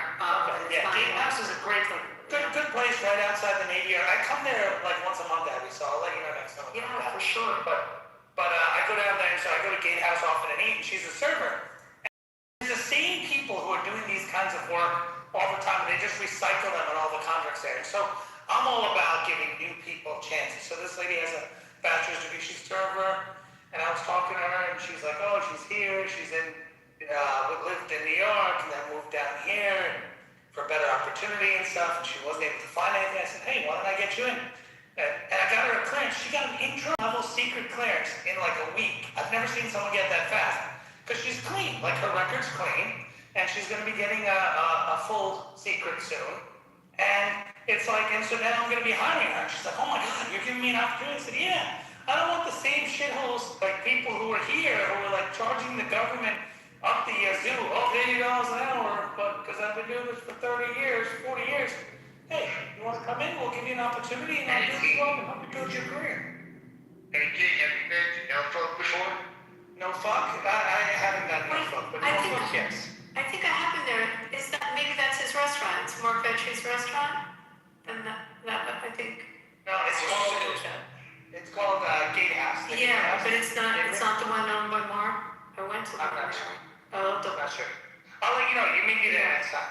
All right? It's so crazy, though. I mean, this big protest that's going to happen. They're shutting down all the streets. Not all the streets. It's shutting down from City Hall, walking. I mean, kind of going all the way up to where the art museum is, and many of the city streets. I'm sure last time we had a No Kings, they had a lot of people. But I wonder if people really they're marching with. I guess that's my point. So that celebrates soldiers coming home in caskets. They're going to be marching with the Walking Dead of Kensington. Yeah. These people don't know they're really doing. They don't really have any process because what was it like 6 months ago? They thought they convinced frat guys to say, hey, you have to do you swear your loyalty to the frat house by going to the beat up Marines and taking their campfires. Like they're low IQ dumb motherfuckers saying, hey, let's organize together on a purpose, and the purpose is completely bona fide on the reasoning. Like it's just dumb. That's all I gotta say to it. Yeah, and it's so stupid. I mean, there's so much work that good stuff that's happening in places like Philadelphia, and people just they shit. I mean, they don't really understand. I mean, the benefit, even just working as a contractor on government is a career for people. The fact that people don't even try It's just stupid. Then they complain there's no jobs. There's thousands of jobs that are out there. You just gotta look. Like I'm hiring remote people that are doing tech writing, for a Navy contract, and I got people who are working remote in different areas too. Government's allowing them because I give them the laptop, so they're willing to allow them to do it. I mean, you can do it. I mean, it's Like, the contract is nice. Like, don't get me wrong. I did a 6-month winter contract for Antarctica during the summer period. That shit paid nice. But a lot of people aren't about that work no more. They want to give them a summer place. Yep, people don't want to work hard. Yeah. Americans want to be like the French. They want everything handed to them. They want socialized health care. They want to not work for anything. All these lefty Americans, they don't want to work. They don't want to work. They don't want to make money. And they all want to marry much older women that look like Skeletor. Yeah. It's insane, honestly. Hey, Dan, what kind of business are you? What kind of business do I have? Yeah. I sell people in Philadelphia to Russians. Please, I have so many to give you. So, so if you're interested, let me know. But you may not be seeing Seriously, No, seriously. And they can work for more. Interested in selling the people to the Russians or in doing the job? Doing the job of selling, yes. Selling the people. I need someone, a broker. Hello, King. Matt's giving his thumbs up. You're interested, Matt? Hello, King. Back channel. Hello, back. Hey, right? We might have to put an Eagle sweatshirt on you, though, Matt. No. Hell no, man. I'd rather wear a Russian sweatshirt than an Eagles one. Oh, ouch. That's saying a lot, bro. Hey, King. What's up? Hey, King, I went to the University of Pennsylvania in Kitover. I lived in Kitover for 6 years. Sorry to hear that. Yeah, you sorry to hear that? No, I'm not. You're my, now you're my King of the Prussia Mall is great. It's just now that area is overrun by Indians, so it is. Yeah, I know. I used to work at the Hilton there at the Indian Peoria restaurant. Yeah. Inside Hilton. Sorry. Yeah, I used to do all table side. I learned how to cook there. What's wrong with Indians, bro? They get great food. That's right. Yeah. So, but I like the fact that you're doing the federal contract. Is it just federal or are you doing the state too? I do federal, state. I haven't had time, man. I gotta put some time in to do some state contracts. There's a lot of money in state. Federal, man, all this LBTA shit. They're like, lowest price. I'm like, fuck you, man.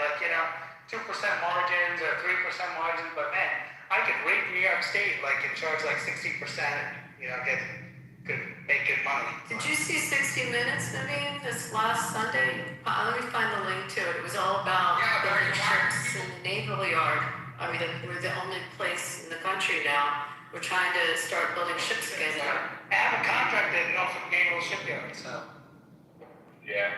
Well, King, I work with the different departments because I've been desk here for 38 years. And when the bodies come back, we have a contract to inland travel to ship our soldiers back home. So there's a lot of desk here that we work with.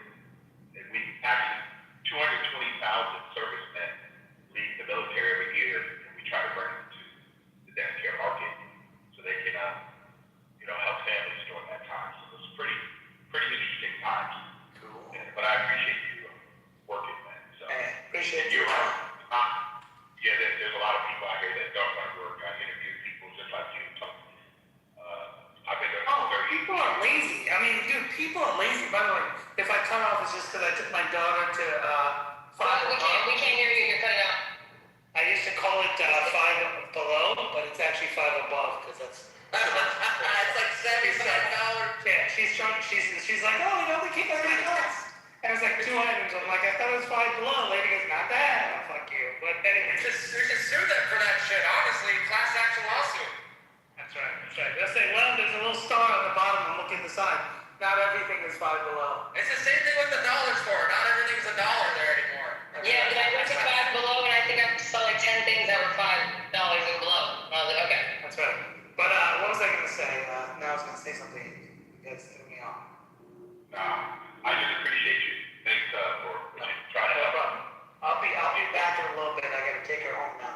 much you spend? 30 85. I thought it was 30. You also paid for the bag? Yeah. That's You're still on my case. The bag was $3.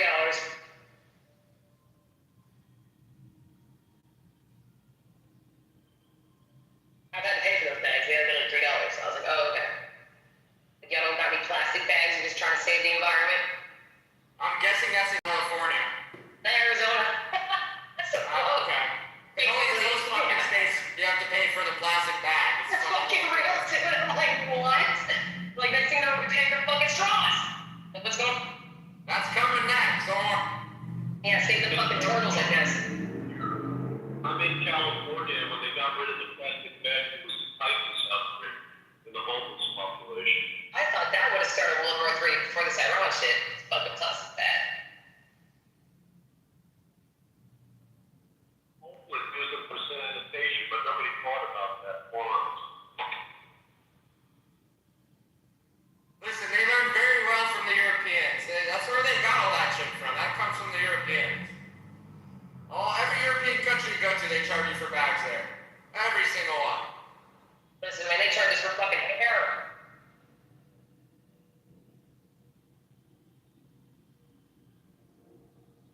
It's like, maybe worry about cleaning up all the fucking dirty needles that you guys give out for free with our tax, your tax money. Listen, the needle exchange program was probably the dumbest shit I've ever seen in my life. And I lived in Kensington, Philly, where like that shit is prominent, to where you have to literally not only walk over dead bodies, but walk over these needles so you don't get fucking Hep C and shit. It's just hard. That shit in Kensington and Philadelphia is fucking crazy. There's some guy who has that shit. That's all that page is about. It's just like it's The Walking Dead. It really is. It's literally like real life zombies. It's fucking crazy shit. It took 15 years to get that way, bro. It didn't even take that long. I love living in the country. That's why I love living in the country. Y'all keep that city bullshit out there, dude. And the country don't got to do none of that bullshit. You're right, because we're buying the corn from you, bro, so we appreciate it. Thank you for the corn. Yeah, thanks for the niblets. Go grow that corn, bro. We need some more. I need some popcorn tonight. Now we're putting rice down right now. That's what I'm doing. Shout out to rice. That's the one thing everything when this fucking world goes up is rice. So Pockets, look at what I put in the chat, what they just did in front of City Hall. Let me see. Not the last one I put in was about the Navy Yard. Oh, like South Korea. No, go up. There's a thing I put in the chat. Oh, I see it. The protest in front of City Hall. And take a minute and listen to what the guy says. Okay, hold on. And how they... Is it legal to publicly support Hamas and those terrorist organizations? So we talk about this guy. In Clubhouse, we always talk about free speech, don't we? It's legal to like what they're doing if you lend them support, if you send them money, or you do something to give them any kind of material support, then you broke federal law. But you see people carrying the flags of Hezbollah and Hamas and what the fuck, Abby? Yeah, Pockets. Oh my God. So, it's legal for Nazis to dress up in brown shirts and have swastikas. Like, it's legal in our country to do that. But if something is designated terrorist organization by virtue of our states designating it, then we have federal law that says if you lend support to it, you are breaking federal law. So that's the fine line. We definitely respect free speech, and whether we think it's absolutely grotesque what they're supporting, just like in the video that I put in, they're standing in front of a building that was built, that represents, the whole guts and heart of the first birthplace of America. Literally. They're standing in front of City Hall. William Penn in the backdrop, and they're celebrating our soldiers coming home in caskets. They can do that. It's disgusting. They were doing it. They were blow up your family's home. Liberal. Yeah. They were doing it during Vietnam, Abby. It's nothing we're doing it during Vietnam. So that's the big question that we have as Americans. I mean, we have to allow the free speech. What we can't allow is, again, where the difference is if it's a designated terrorist organization, and now you're doing something to materially support it, and there's definitions of what that support is. Giving the money would be one way.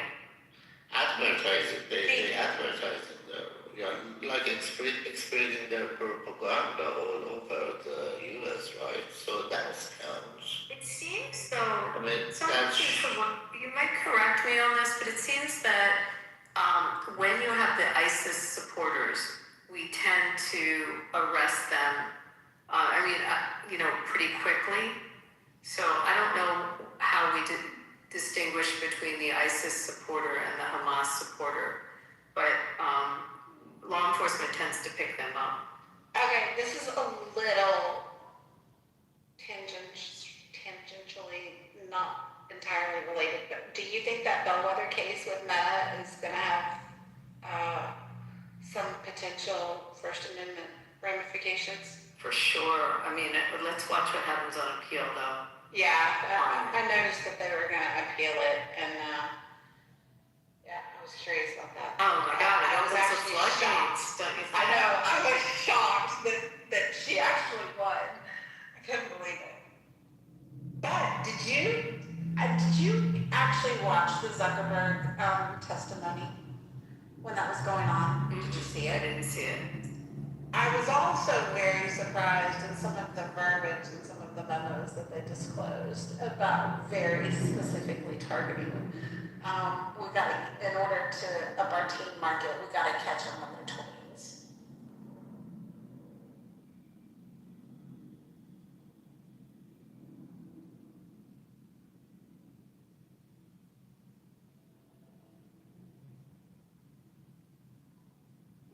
Where was this case? Just remind me that they just rolled on. Where did Los Angeles? It was in so it's going to be. I'm just thinking of circuit. Yeah.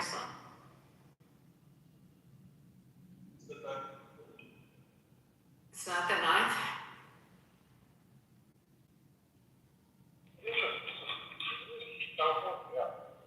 Yeah, it is the 9th, isn't it? It is the 9th, sir. Yeah.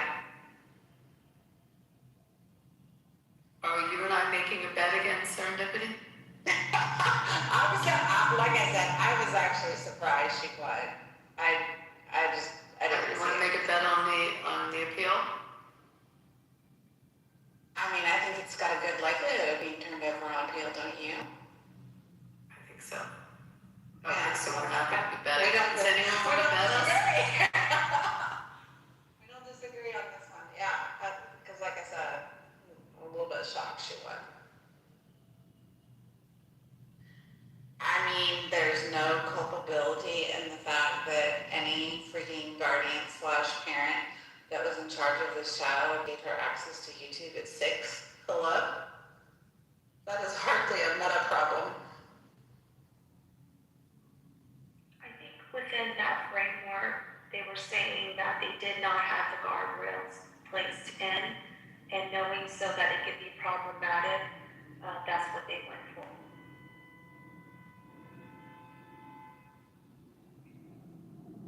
Of that, because all AI, any part of technology is growing, and that's what they're going to try to do. Because 230 definitely bill that all these tech companies have to also build guardrails.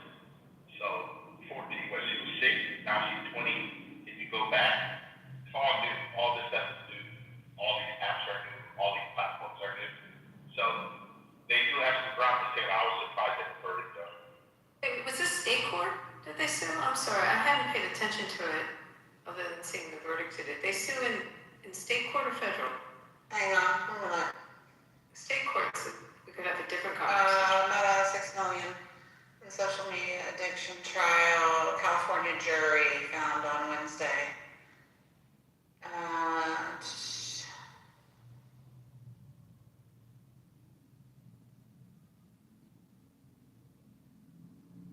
It had to have been.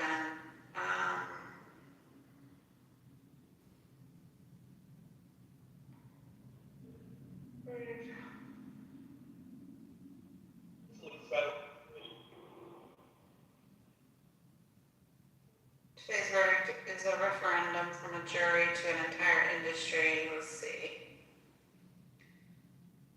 I think it was in state.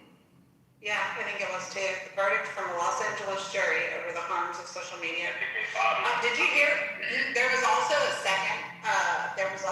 separate jury in New Mexico that ordered Meta to pay $375 million in damages for failing to protect young users from child predators on Instagram and Facebook. It found them responsible for misleading consumers about the safety of its platforms, declaring that the tech company had flouted state consumer protection laws.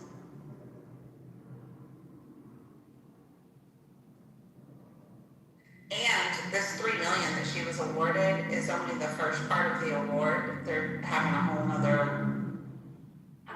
They still have to do the damages. The damages. You mean? Yep, the punitive. And that'll be a much bigger number. Right.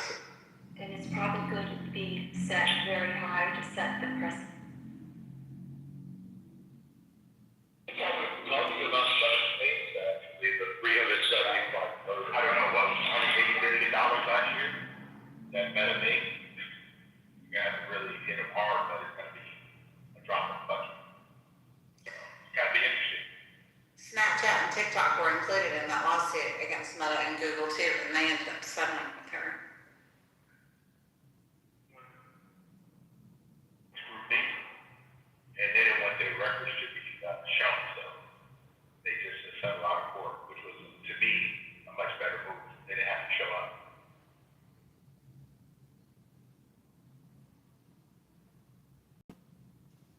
Well, they have to sign an NDA when they're settled.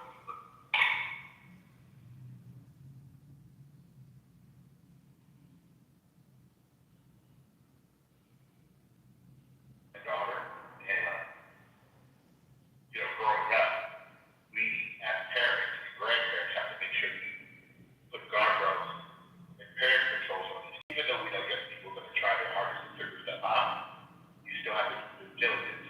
But if someone's 6 years old, they do have a opportunity to go against the parents in the sense that they should be protecting their 6-year-old.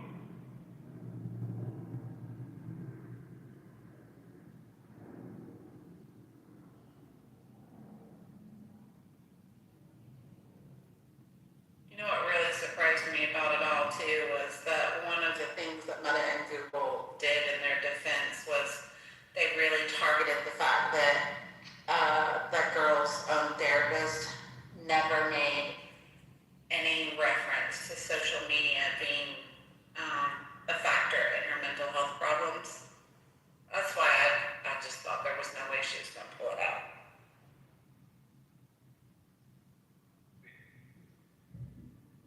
People that don't like big corporations, that don't like companies, if those people on the jury just want to penalize them because.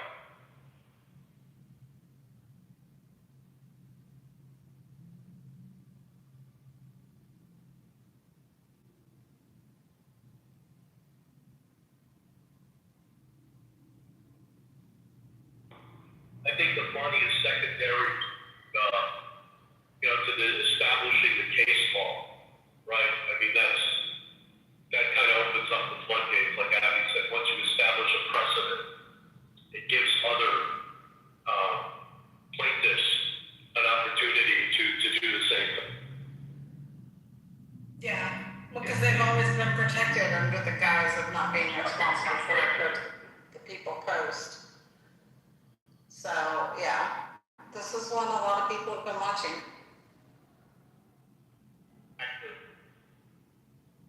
Have to come forward.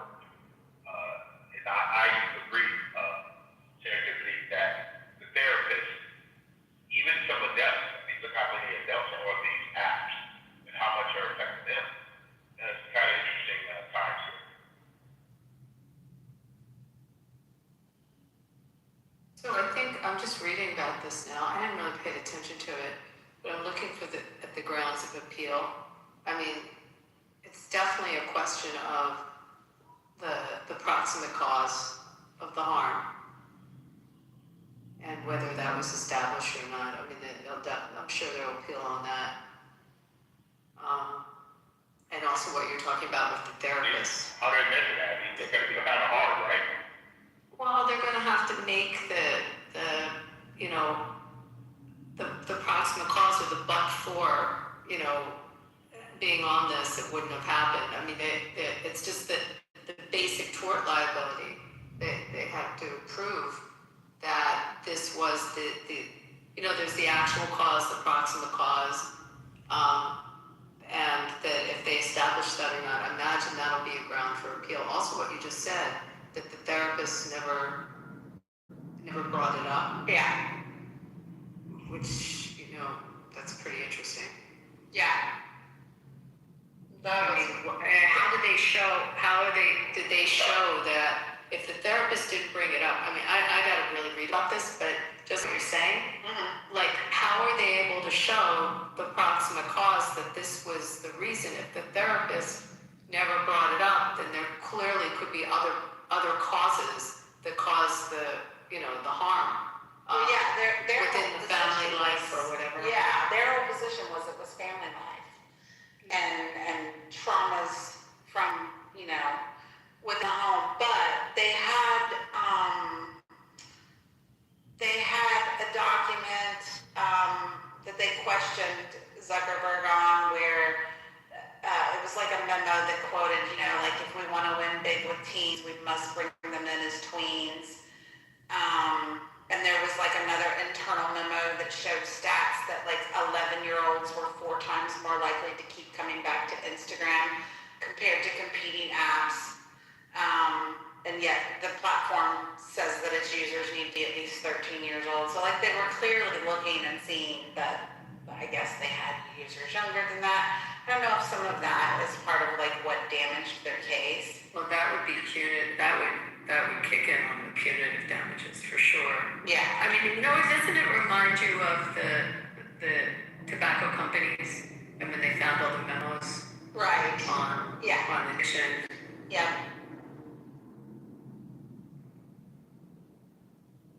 Those programs, I think a lot of times the lawyers are saying this internal development, you know, research and development, but they really, you have to go back and look at the companies and how much of that they actually implemented. And did they really go after tweens?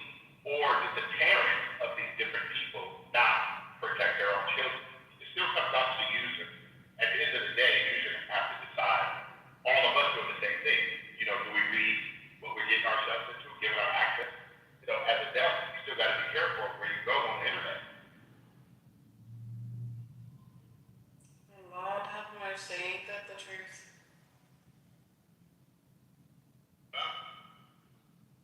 Wow, I'm just reading this now. They're even trying to go like almost on a products liability argument that there's like a design defect in the app. Yeah. Wow.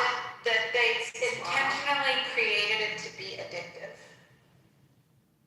And you know, think cigarettes were intentionally created to be addictive, nicotine? Yeah. And I mean, Zuckerberg's defense to that was, why bother to create an app that people aren't going to enjoy? Of course you want to create something that people are going to like and want to come back to, but I guess there's a fine line between making the people happy and making them addicted. Okay, so now you get into my territory. I did not want to touch this, but I mean, I don't know how many, you know, anti-gamblers there are, but I mean, we definitely do stuff. The industry does stuff and designs it to cause people to want to play more and to, you know, I would constantly say that certain machines are addictive, certain, definitely certain games are. I don't know, how do you feel about that? Yeah, I think they absolutely, it's the nature of the business. You know, I don't know, it's the nature of the business, and like Zuckerberg was pretty frank about, like, you know, you're not giving them a good experience, if you're not giving them something that they enjoy and they want to keep coming back to, the product's they're not gonna keep using the product. So what's the point? I don't know. Is it okay to create a product that causes addiction for adults but not for children? Is addiction is creating a product that is inherently inherently addictive. Should that be, should there be culpability for that? I don't think so. The reason why is because random, we're saying that people are going to get addicted to something that they haven't even tried to. What matrix are they using to make someone addicted or not addicted? That person, even us, still have to keep coming back to whatever we're going to do. I have a saying, no substance, no abuse. At some point, you have to decide, is this healthy for me or not? I'm saying you got to stay away from going down to the drive-thru, you know? That's my problem, is I feel like when you start litigating this kind of stuff, you're completely taking away the autonomy of accountability.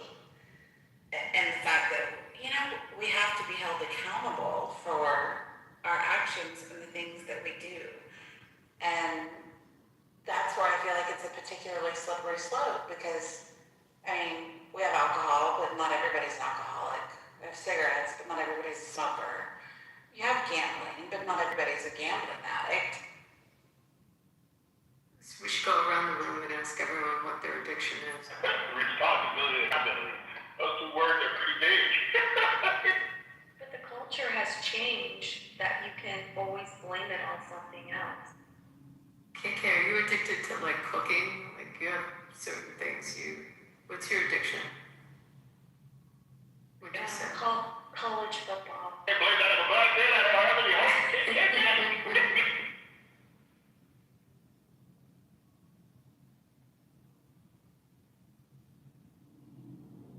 And what do you blame for keeping that addiction going? Television networks? No, how I was raised.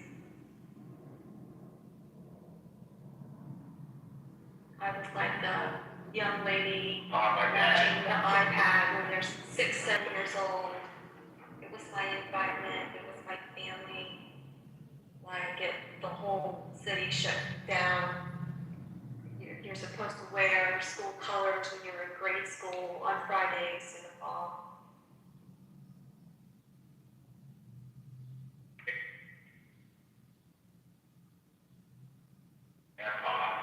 If I shut this door.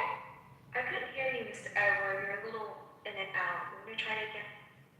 I said I was raised by my grandpa. Can you hear me now? Yes, that's a little bit better.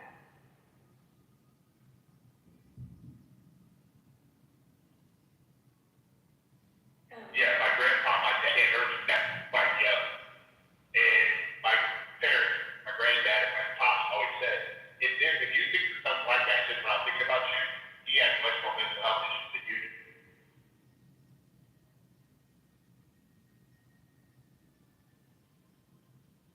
So it's interesting. This made me think of, like, we had a slew of lawsuits against the casinos for people that would get, unlimited alcohol, and then they'd get drunk and they'd lose all their money and sue. And that's a common lawsuit. Right. So what's our culpability? In some states, there's no dram shop laws, like there's no liquor liability in any way, whether someone gets in a car accident or loses their life savings. But it's not uncommon to see those kinds of lawsuits. And at what point do you hold, the provider of a product culpable? That's an interesting question, and we're definitely feeding it, but usually those cases lose. People have to be responsible for their own actions. Well, It's not about minors, though. This is a minor. Are you telling me I can't blame the woman who decided to do it? Are you telling me I can't blame the woman? That was my day. Hey, she came on to me. I said, come on, I'm not responsible. Abby, you know what is going to be problematic and going to come forward soon is vetting apps, in particular college students or even younger, because their whole screening process I don't think is as strong as maybe one would think it does. I mean, there are set rules in regards to the NC2A rules as far as what they can do, they can't do. Very strict also on the NFL side. I know that side of the sports industry, but the whole online or in particular, the detailed vetting is going to be a problem. So did y'all know that we're stuck in here? Like Clubhouse is majorly glitching out right now. People can't switch rooms. You're kidding. Yeah, it won't even let me refresh the room. Yeah. We're suing Abby. You're stuck. Can we talk about our addiction to Clubhouse? We haven't even talked about the obvious. Right? I asked what people's addictions are. Yeah, this is it. This is my vice. I'm really stuck in here. I'm stuck with a bunch of Republicans. You fucking are. You are. But that's why nobody else is coming in either. Nobody can move.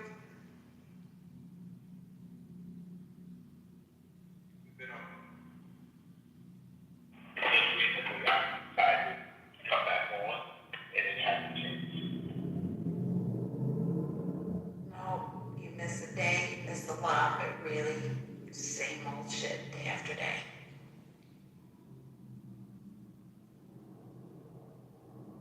Wait, when you click on someone's profile, I'm getting a weird, like I can't see them. Yeah, unable to load users profile. Yeah. Yeah. We can't do nothing. Yeah, I was on my tablet. It shows other chats in like houses, and they can't even react to messages. They can't. There's a massive glitch on Clubhouse. It's not working. People are deleting, downloading. It's not, and some people say they can't even leave a room. Wait, are we the only ones able to talk? Can other people say something that are on stage? Oh my God. Is anybody else here? Harry, can you hear me? Oh my God. Beaver? Hawkins? Dana? Nine. Stuffy? Dr. Mitch? Dr. Mitch. I can hear you, Mr. Edward. Baby and Sword are on the phone that I see. Ocean? Ocean, can you hear us? Beaver? Matt? Oh my God, this is so weird. I bet they swiped out. Wait, Bima never is quiet. Bima, can you hear us? Let me text Bima. Let's see. Well, Abby, also look at the chat too. The chat's really delayed because it said Matt reacted to Pockets, but Pockets hasn't spoken in quite a while. Right? Yeah, but it's not timestamped. That could be old. Yes. But then, Abby, when did you put in the article, the CBS? A while ago. Yeah. And we were all talking then. Oh Yeah. my God. So it's just, it's four of us, that's it? Yeah, only four of us. So this is Kato, Abby, and Edward. We're the only one that can talk. I wonder if the other people can hear us though, but they just can't like unmic to talk. Hold on a second. Let me send a message in the Telegram group.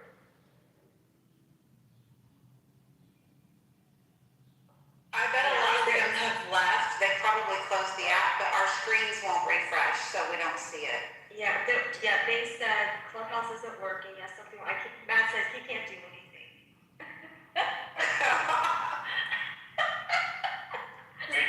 It's like the lone survivor, right? At least I'm stuck on the elevator with three beautiful people. Isn't it like the lone survivor, like what if the world ended and it's just us? Yeah, it'd be interesting if I was in an elevator with three dudes.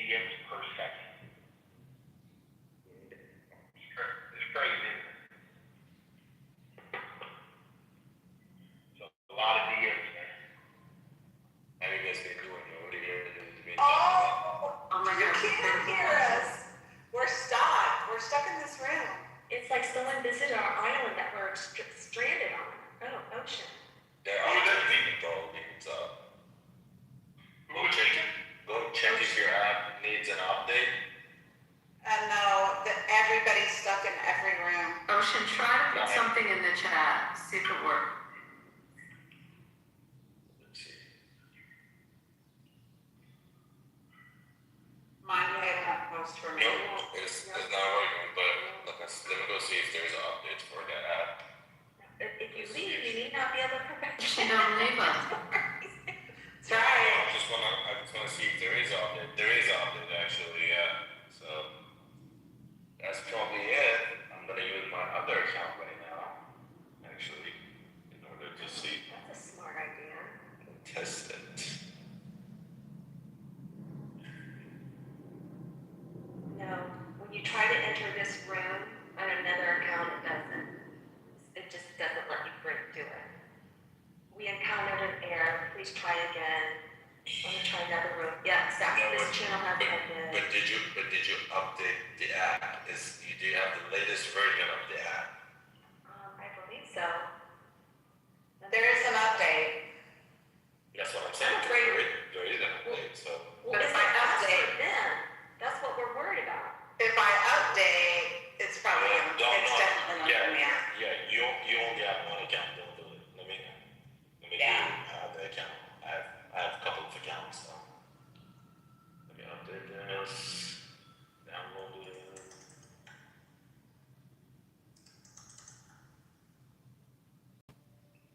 Yeah, this should happen in Clubhouse like all the time. Every couple of months this shit happens.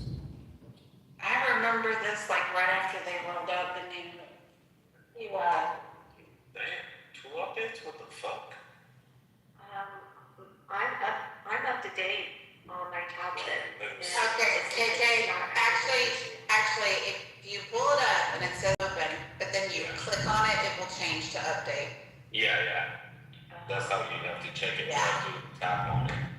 But no, I just did it and I can't even go in any room with the other account, honestly. Fuck that shit. Yeah. So if you got leads. Yeah, this shit is horrible. Like ATX and hey, I don't know people.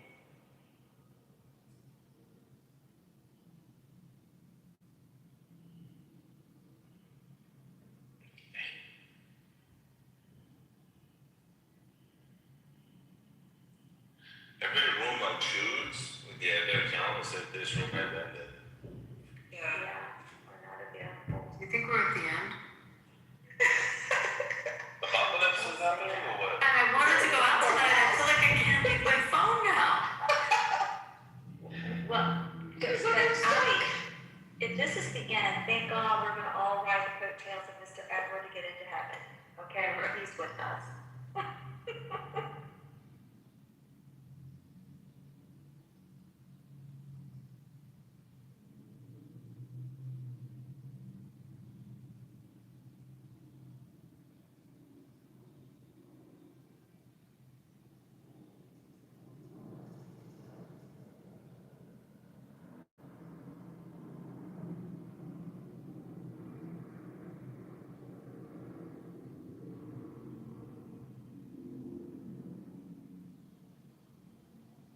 So Matt said he had to do a hard reset on his phone.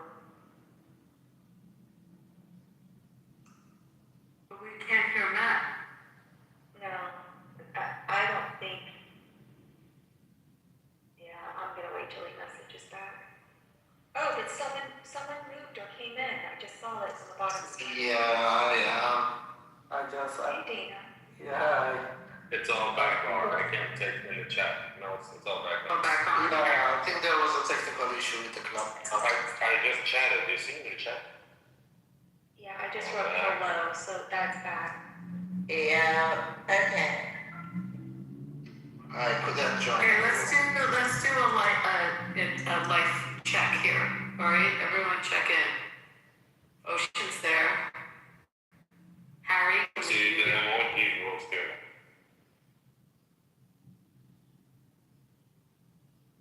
Hello. Anybody proof of life? Beaver or Matt? Let's see. I'm gonna try and change hand raising to anyone, see if anybody comes up from the go. Alright, just took it off. People are starting to come in now. Yeah, so the Sarah just came into the room, around L. Yeah, now I think it's better. Yep. Oh, Matt came in.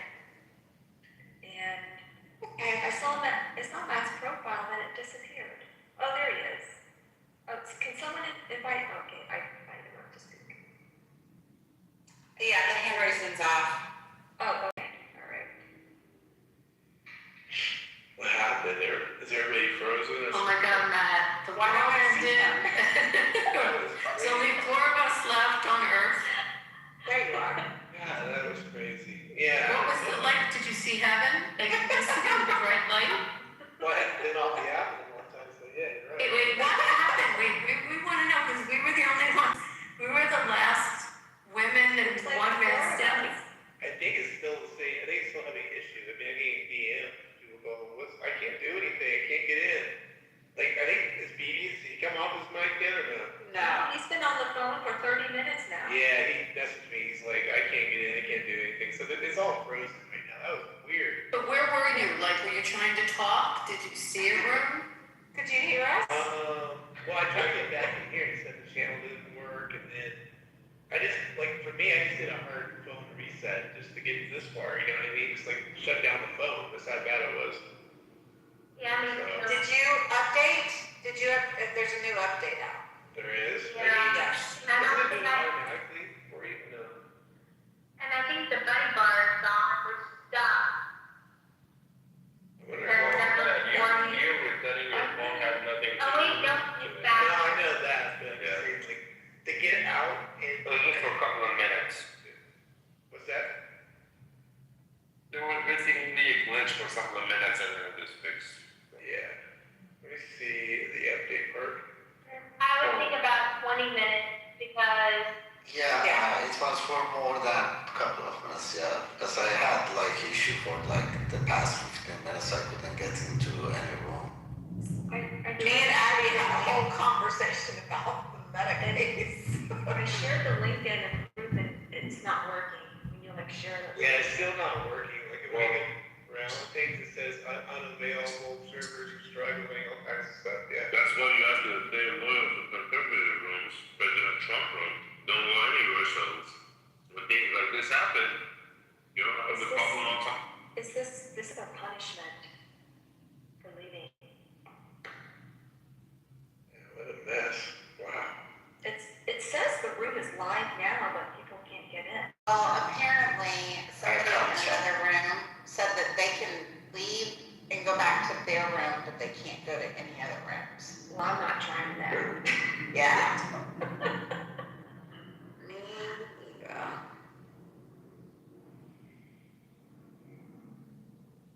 I literally, like, I haven't left, I haven't gone out to dinner or anything. I was so afraid this was the end of time.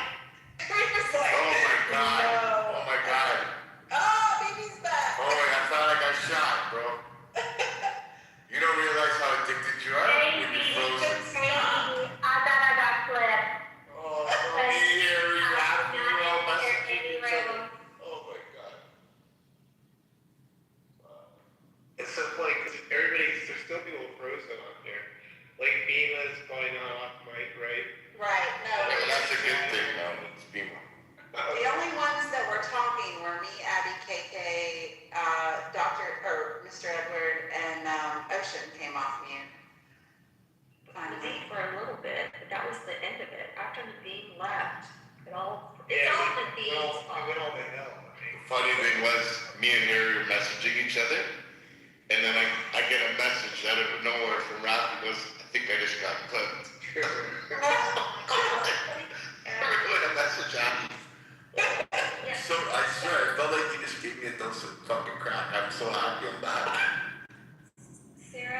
Sarah, that's in the goo. The others in the room, yes, we see your message that says hello. We are seeing that. So I think the chat's working.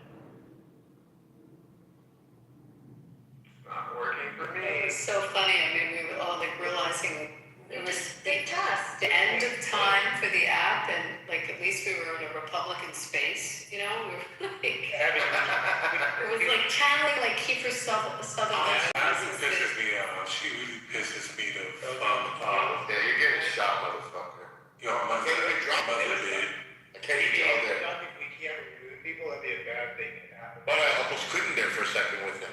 It's really delayed. Like, every action is still ramping up. So there was an update, so me and Harry noticed right away that there was an But you update. guys see my tab in the chat room? I just want to test it if it's working. Yeah, Benzona. Here I did the update before, but it wasn't working for like a few minutes. So update didn't help. It was most likely a technical problem. They had a conversation though. We were. Yeah.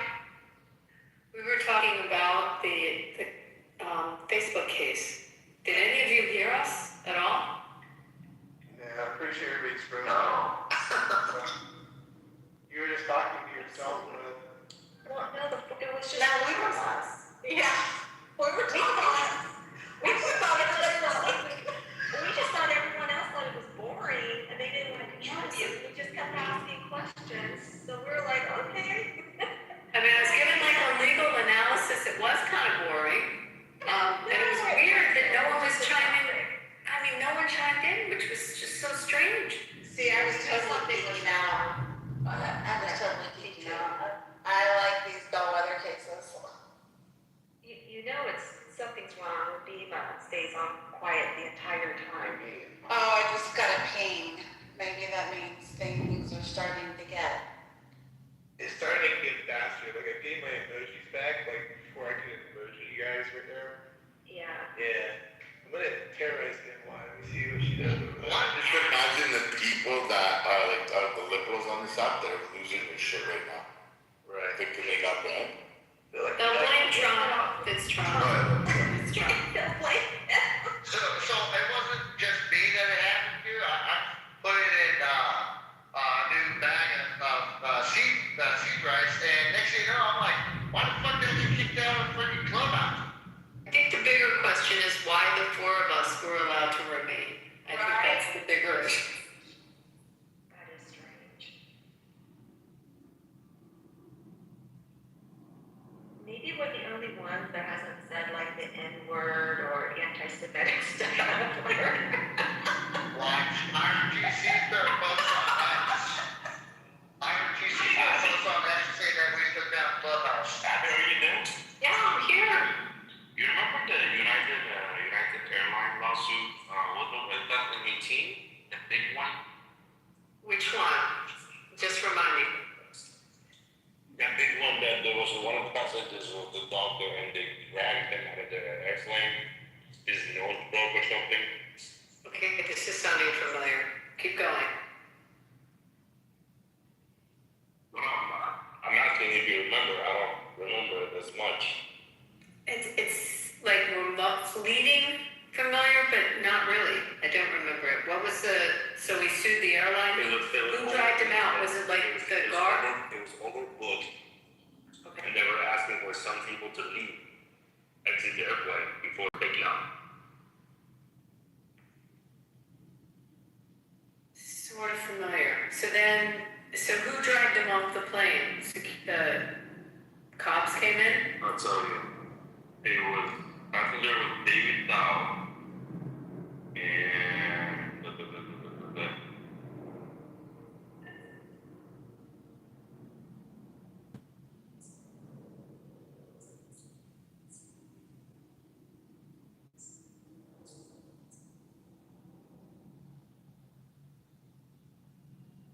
So I did ask the room what everyone's addiction was.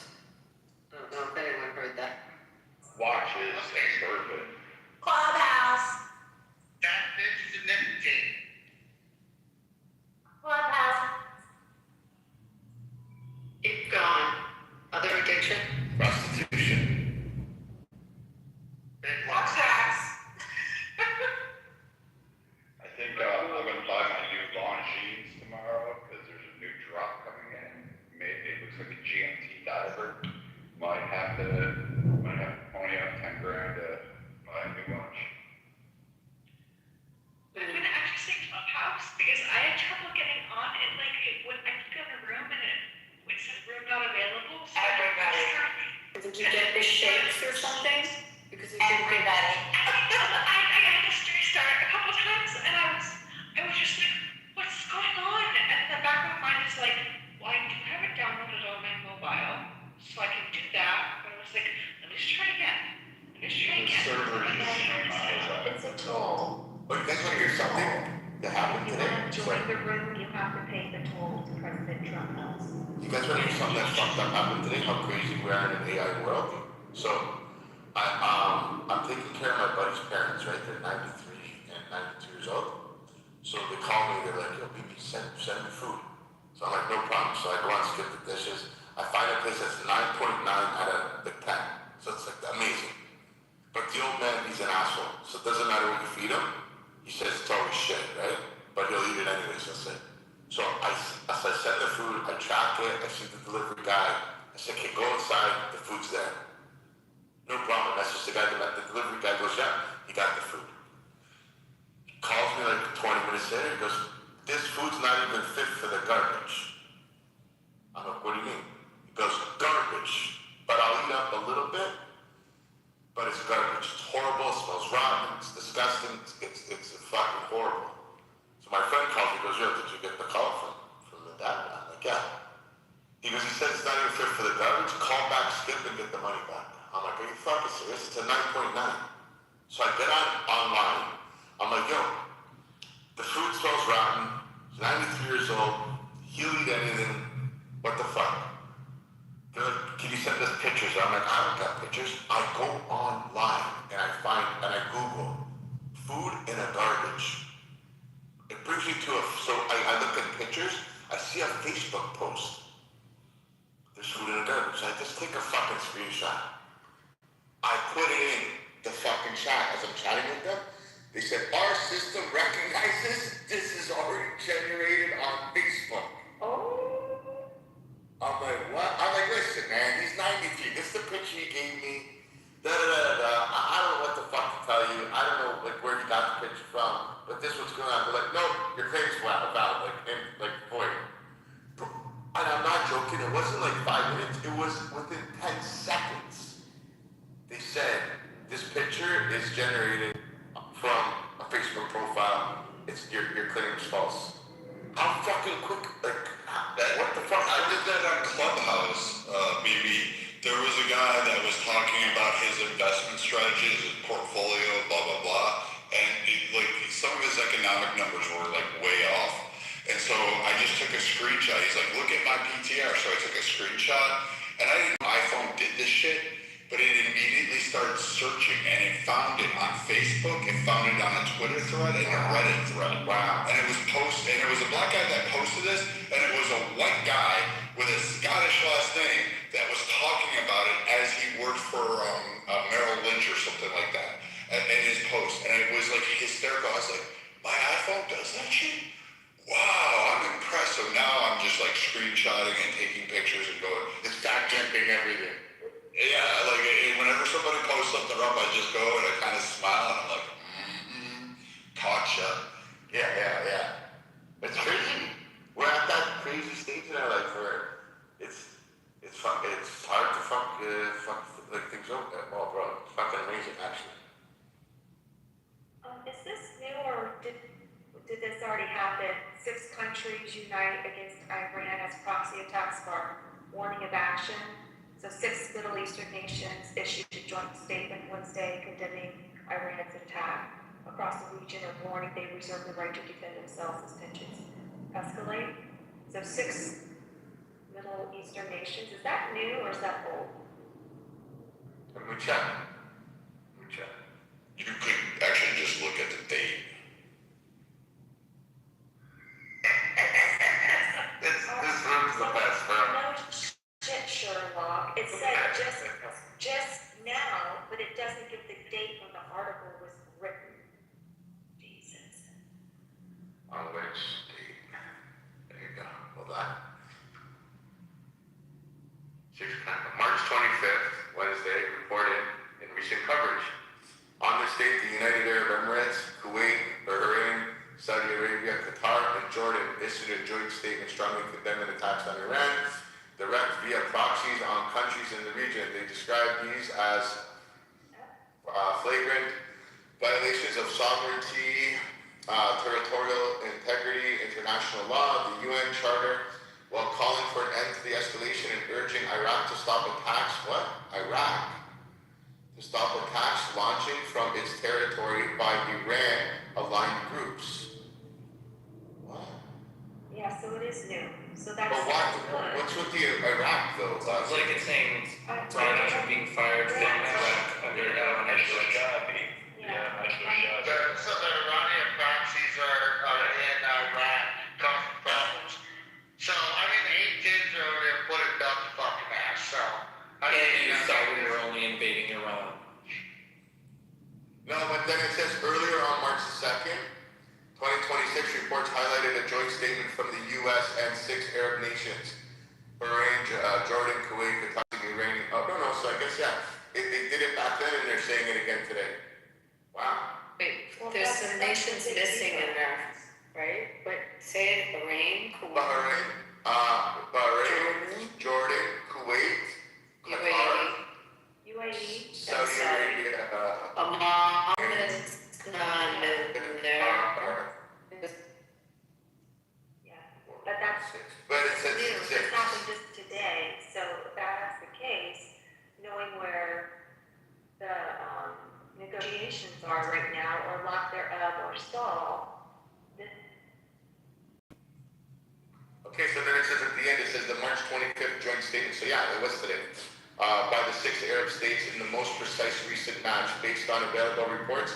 Events are developing quickly in this conflict, so details could evolve with new statements or escalations. So yeah, you're really, that's good, like quick.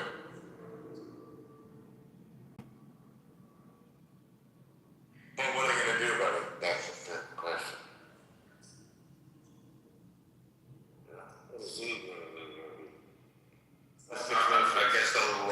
I guess they'll run to Canada in your backyard. Most likely, yeah. Bro, did you guys see the cleric that showed up at Pearson International Airport in Toronto? And there's an Iranian, I don't know if it was a lady or a guy, she was chasing him down. You're a criminal, motherfucker. And the guy's just smiling. He's waving at the camera, he's got all his garb on, a huge turban, and they're bringing him around. And this guy was part of the IRGC, like the lynching mob. He's here in Canada. Oh shit. I thought they would probably rather meet the running and RGC refugees are. Yeah, we're Spain because, the Prime Minister over in England loves to watch his own countrymen win. They do, You know how many cases went up in UK in the past, 10, 15 years? And the Muslim population grew there. The UK, their rape cases went up like fucking 5 times, 6 times. Bro, so there's a guy, Ewan, on this app that keeps bringing it up about the grooming gangs? Is that, grooming the rape? I don't know how do you, with the one word. Yeah, and it's a fucking, Yeah. and he talks about it. I did the research and he's spot on. And nobody's fucking talking about it. And it's such a scary, sad thing. And some of these poor women. called Islamophobic then. Exactly, but the worst part is that some of these girls that are being raped are being disowned and if not murdered by their family. When they go home and tell their brother and father that I just got raped, like I just got attacked, and then they're murdering them, saying you're you've betrayed, like you just not betrayed, like you stained the family. It's mostly peaceful rape, okay? It's mostly peaceful. Yeah, that's So maybe, don't you remember the meme of the Scottish girl holding a butcher knife and a cleaver and ripped jeans and saying, "Get the fuck away from me," and then it was like, oh, this is all just bullshit, and then it turns out that she was actually in the right, and the government was kind of mean to her. There's a whole meme about her. fucking sad shit.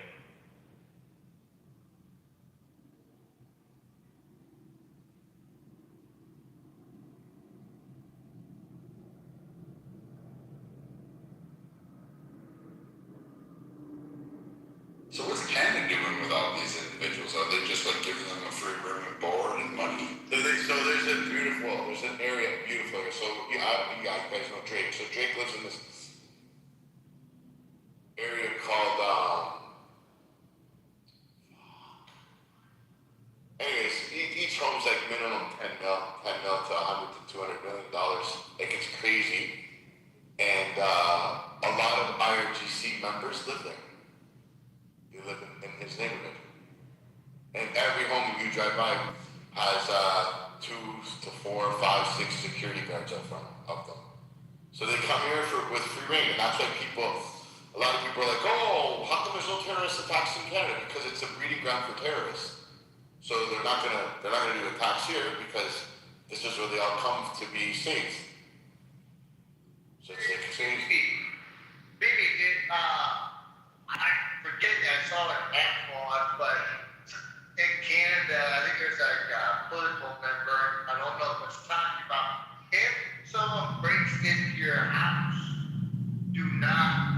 killed them. Yeah, you get charged.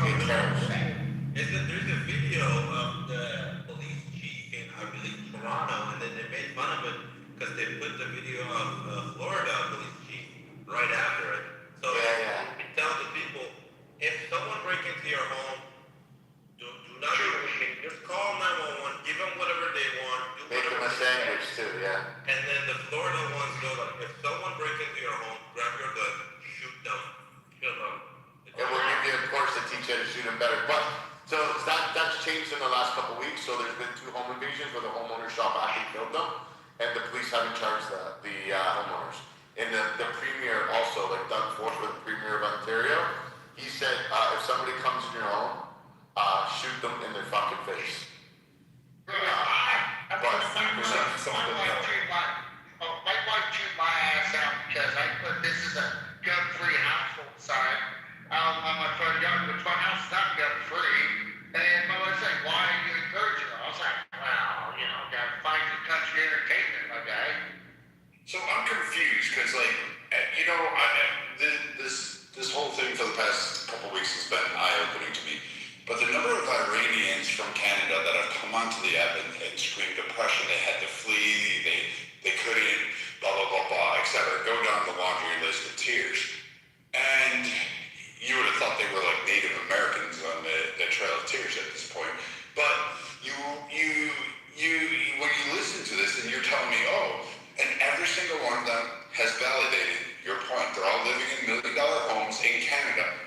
My question is, if you're fleeing oppression and you're fleeing all these horrific atrocities that are ongoing, where's the $1 million coming from? Like, how are you? I'll tell you what it is, bro. And I don't even want to dox myself, but I was in a big situation. I got put in the newspaper over a guy I was arguing with, and I demanded money from him. And then, I'm not joking, the guy had a garbage bag with at least $280,000 in it. He called the cops because I said I want my fucking money now. And anyways, I let the guy out. These guys, what they're doing is they're opening up money exchange places on like 5 of them on a corner. They're in competition. They're laundering money. They bring money from back home, and they're converting it. It's crazy. They're actually bringing cash. It's the weirdest thing. Why are they allowing that to happen? It's Canada, bro. You can kill somebody and you're gonna get the max. It's 6 years. You'll be You're out saying Canada is just like knowingly facilitating money laundering? Like I'm gonna, well, they tried. So they just introduced a new law, and all and it started with the guy in the UK. They just made a documentary about this guy, where he made his own private bank. And he went after the big banks that were charging people a lot of like interest on their money and showing that. So Canada is now closing all the money exchange places because of this new money laundering act, right? But you're not allowed to facilitate global terrorism. Yeah. So the thing is, there's 93% of the fraud cases are being thrown out. They're not even being investigated because they don't have the manpower. Oh. Yeah, so you guys just suck. 100%. And like, believe me, the business I'm in right now, I have clients that were in the States, and it was so, like, it would have, like, torpedoed my business to the stratosphere, but it's illegal in the States. So you can't, the business that I'm in, so usury? No, so the business I'm in, so the guys that do business in Canada, they're like, are you worried? I'm like, it's Canada. You know what I mean? Like in the States, I would do like 150 fucking years. Like a guy, like years ago, I was doing business with a guy that we were doing something. So you're saying Canada profits off of the gray market? Well, no, I'm gonna tell you something crazy. So a guy I grew up with, he was like 10 years younger than me. I grew up with this kid, and we were doing shit with Apple, like Apple phones, computers in Buffalo and in New York City, and there's another guy that was with us, and he's like, yo, I found a wicked lick. I'm going to be doing it. You guys should jump on it. I'm selling SIM cards to Iran. And then there's an embargo in the States. You weren't allowed to send things to Iran, right? At the time. And he's like, but don't worry, I'm sending it to China. From China, it's going into Iran. This guy got sentenced to 62 years in prison. Holy shit. They were blank SIM cards. I mean, USB sticks, sorry. Well, yeah, he was trying to get past an embargo. Yeah. 62 years, that's insane. He was 27 years old. This kid's never making it out of prison. So and they got him, he's in jail. I'm guessing this is the United States that. No, look, let him out and he's like, Yeah, the states, when you get federal charges, yeah, you can get like astronomically high. That's ridiculous. For stupid shit like that. 60 years for SIM cards. My apologies, it was USB sticks. It was blank USB sticks. Oh, that's even worse. SIM cards would at least be like, okay, that's a thing. But 62 fucking years. Can you believe that? That's like USB sticks, dear God, come on. Can you imagine that conversation as they get group bangs in the shower and they're like, you know, what do you for? So USB sticks to everything. No one knows what the fuck would you? You guys don't remember when there were the guys from Colorado were using their money from selling marijuana, were moving to Florida, and they were charging them because they were buying houses. Yeah, but it was legal in Colorado. Yeah, but go right across state lines. It's federally illegal in every state. Yeah. Fucked up, bro. Yeah. It is federally legal in all the states. You know, actually, if you're gonna go do prison time, going to the feds, as everybody says, is by far the better place. You have like actual like professionals that work there, and it's way more funding. Yeah, they have higher standards. And then they like also, if you're like a non-serious criminal like that guy, generally you're gonna be put in a place with basically a bunch of other like white collar criminals and shit. But still, you're saying like this kid for USB sticks gets 60 years, and all of the Iranian Canadian community is just laundering money. It's not like that. Let me explain. Yeah, it's not all of them.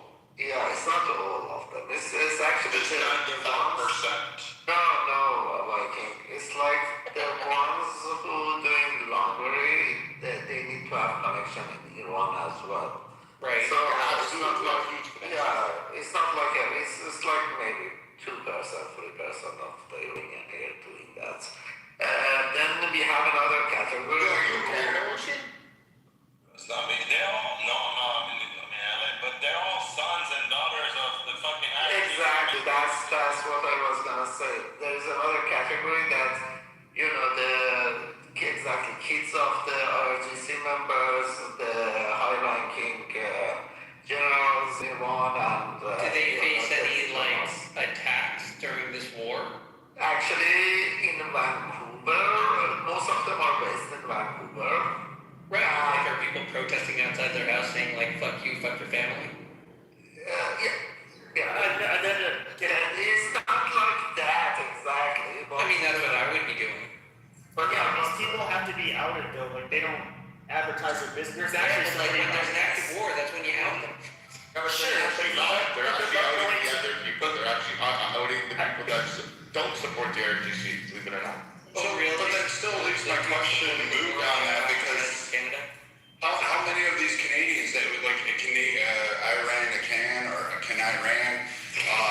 these guys come up here and they're like, I'm doing so well. I'm doing so great. I live in $1 million home, and I'm like, well, you just said you flat.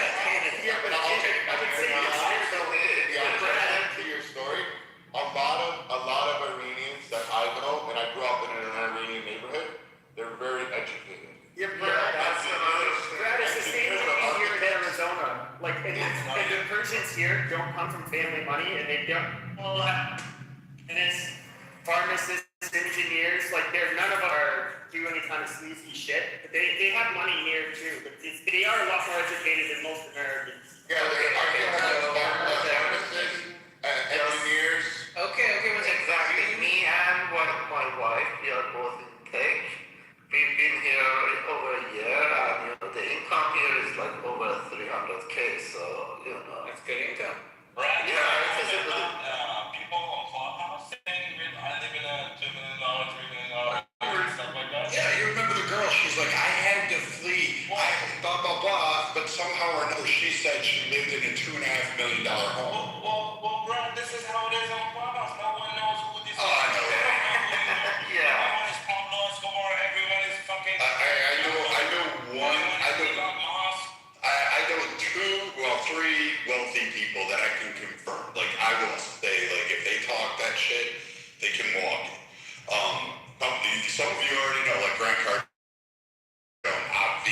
fucking money. So I'm not gonna deny you can't throw him in that list. But there are three that never talk about their finances, but they've got it.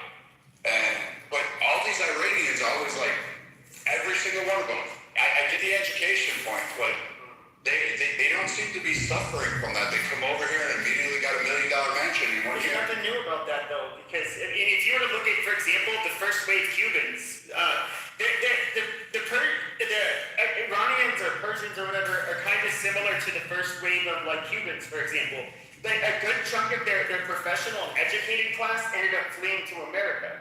And so they ended up doing well right off the bat. They didn't come from generational dysfunction or any of that shit. They were already educated. And of course they end up raising their kids really well. They end up making a lot of money. It's just like the Igbo from Nigeria. Like there's some groups that just do really well. You don't really see them. The standard is for them to be at least upper middle class. Yeah, that's true. And I mean, for example, my wife just has. 400 weeks and I'm living good. Yeah, my wife has like masters, one in like telecom, one in computer science. So that's. But the thing is that even in US we have a lot of these IRGC kids as well. I mean, it was the daughter of Larijani, the guy who was killed in US attack like a couple of weeks ago. One of the universities in Fishbowl? Exactly. That Larijani is like a very high rank politic figure in the regime. He's like the second man in the regime. Well, but I'm thinking of the young men who tried to bomb the anti-immigrant protesters outside the Great Meeting a couple weeks ago. They came from wealthy families. They were first generation Americans. Yeah, they're also 18. They're fucking retarded.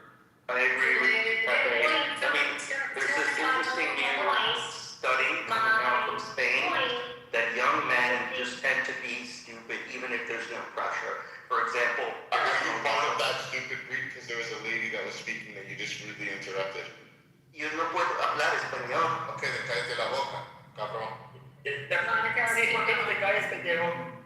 My point is, I know they have super cells in the state. I know, I actually am applauding Trump's use of ICE agents in the airport.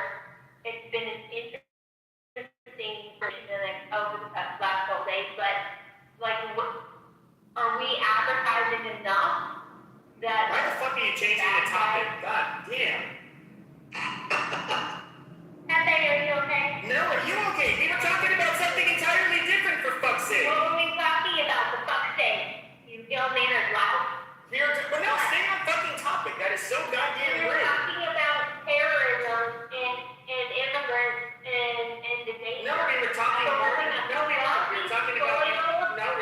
Iran, and then we started talking about Persians and the IRGC's kids being here. Yeah, we're talking about fucking. And where the fuck do you think those people who tried to bomb outside the Great They're not fucking. Their parents weren't IRGC, dumbass. So that's the thing. That's the thing. When you talk about sleeping cells and all that bullshit, it hasn't really happened, right? But I promise you, God forbid if it happens, right? Vast majority of them will not even be Iranians. They will be Arabs and Muslims from other countries. Chechens, I know what they. Do they even hire Chechens? I mean, I didn't think they would. The Chechens are so loyal to like Al Qaeda and Taliban types that I couldn't imagine them working with them. Well, we're accept money, basically. And I don't think the Chechens would like really take that on because then that opens up a target. You know, you got that whole Russia thing because the Chechens there as well. And the Chechens are fighting. The Chechens have like a civil war basically amongst themselves. They have like the Kadyrite. They follow Kadyrov there. He's one of the little leaders in Chechnya, and then you have the group that's against them. Wasn't the Boston bombers what they said people? They're from Dagestan. Oh, they were from there? I don't know. Dagestan, I mean, it's right next to it.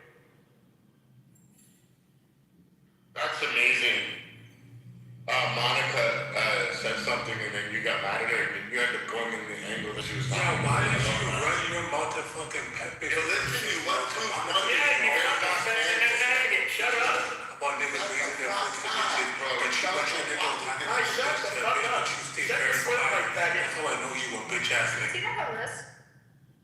Your mother has one. Your mother has one. Oh, he's getting shot. Bang.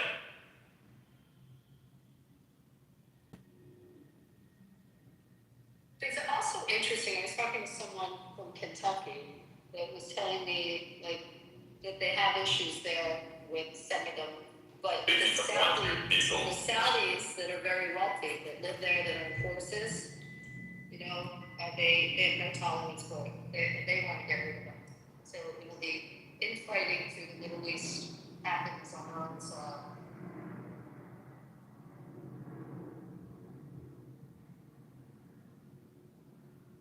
I'm still okay with getting rid of them. Every Iranian that's come up here and told me that, oh, we need to worry about freedom. Yet they're not fighting. They all fled. And apparently all became millionaires and told me that we have to go fight and that I'm a coward because I won't go back over there and fight.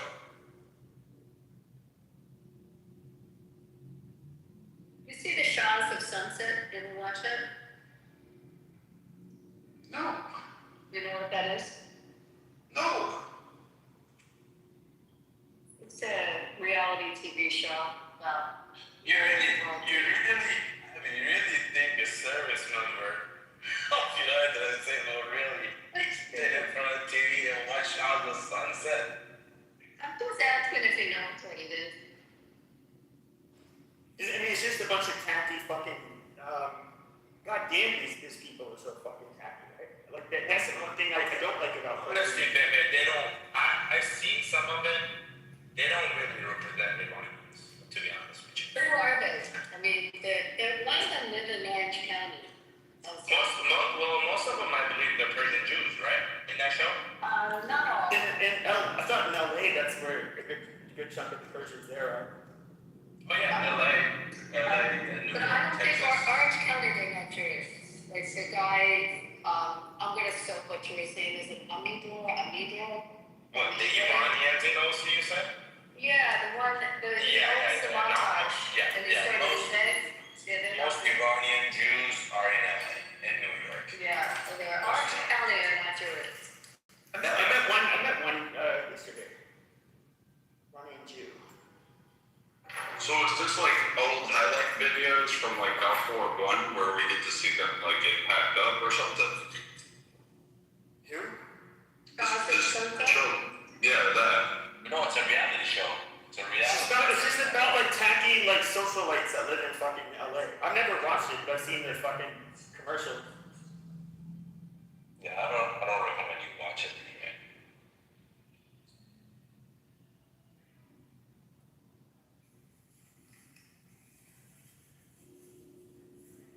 But let me ask the Iranians the questions. I'm stereotype, but I think stereotype accuracy is obviously a thing. Why are Persians so how do you put it? Like designer label obsessed and so over the top when it comes to trying to display their wealth. So it's not so true, but part of it is true, Pepe, right? But the Persians in general value life. You know, they love living life. Like I said, that's why I told you days ago, they're not like Arabs and Mongols in the region at all. When it comes to like, when you think about all those groups, even IRGC members are probably not as fucking vicious and fucking lunatics as those terrorist groups. Oh yeah, no, I know that. I mean, like I think I've said before too. Like the Persians are a lot smarter. $5,000 bag, of course they got a $5,000 bag. You know, only once you can afford things. I mean, it's not about prejudice. Every American is the same thing. If you can afford it, you buy it. Well, I'm gonna be a little fair. There's other groups, like even a lot of the Chaldeans and Syrians can be a little obnoxious. We don't make fun of them, basically. They think they look cool, but they don't. When you try that hard. Like the real people with money in Scottsdale don't even, I don't know how you put it. They don't try to stand out. Like they're rich or something. They don't. These girls with pension, unnecessary pension. Like, who are you trying to impress? You know, It's usually not good.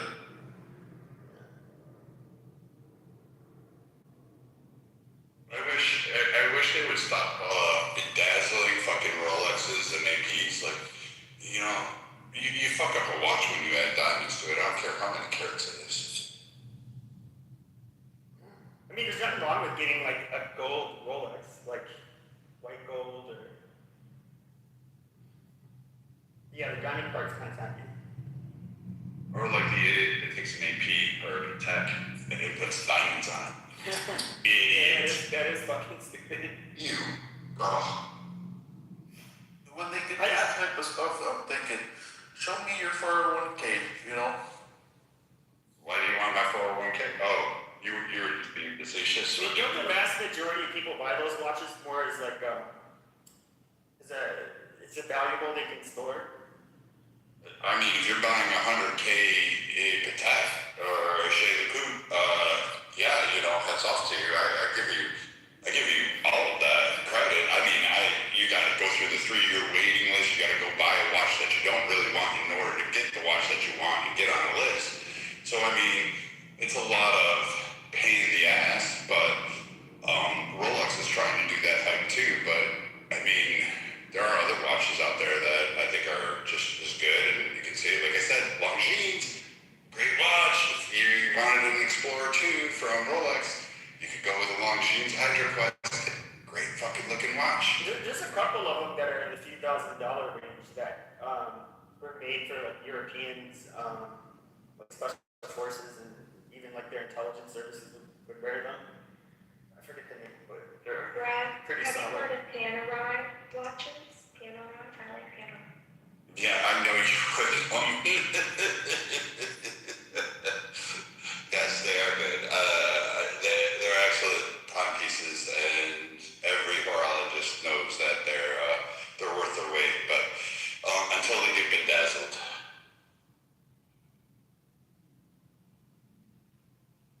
Never liked watches. I hate to wear a watch, but shit, if I can afford a Jacob & Co, I'll definitely buy a fucking couple $100,000 Jacob & Co watch for sure. You know, I didn't realize Like this. the Godfather version of what do you call it? That's a nice watch, man. Yeah, that shit, the detail in it, that shit is. I didn't realize this until a few years ago, but you know, you sometimes see people, it looks like a Rolex. Now, I live in an area where a lot of people can easily afford them, but I was made aware that most people do not wear their Rolex out like, in public. Not the real ones. Not the real ones, exactly. Yeah, no. My boyfriend wears his fake Rollie now to London and Europe because he goes there a lot for work. Because there was a death right outside of the hotel that we usually stay at. We've been going to this exact place for years. And yeah, so now he has like a little fake one, which is. I wear mostly 2 watches. I wear my Hamilton field khaki. Love it. It's great. I recommend it. It's an American. It's got a lot of history of those. It's got Swiss movements now. So, but for those of you that don't know, Hamilton is really an old watch. I have a very old vintage Bulova. That if you don't know that, that's another American watch that helped us win World War II. And then I have a Grand Seiko, and I really like the Grand Seiko, but most people just look at it and say, oh, it's a Seiko, and they don't realize that, you know, there's that word grand, and they don't know where it's made, how spring drive is, and what all this and how much they really are, so they just leave it alone so I can get away with wearing a Grand Seiko. I wear a Garmin watch, not to tell time, but to show that my time is important.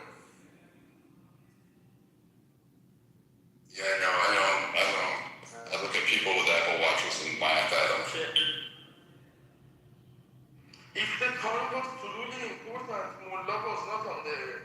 I think that you have played enough games with them, these terrorists. What the fuck did you just say? Yeah, I didn't just jump in the moon. Listen, Jack Sparrow, you gotta add that bass in the voice. You know, you need to go to an ESL class, but they offer those free in the US. It's really fun. What is ESL? English as a Somalian? What is Oh, you're Iranian? You look like a hold on, don't say it like a Tajikistani or something like that. You look like a Turkic person. Who, me? No, Peter. Peter, you look like you're part of the me, bro. You look like a piece of shit, bro. Not gonna lie. Who does what you Me? want? Peter. Yeah, I'm sorry, Peter. You're not blessed. You look Afghan as fuck, bro. Exactly, you're racist. You don't belong to politics. How is he racist?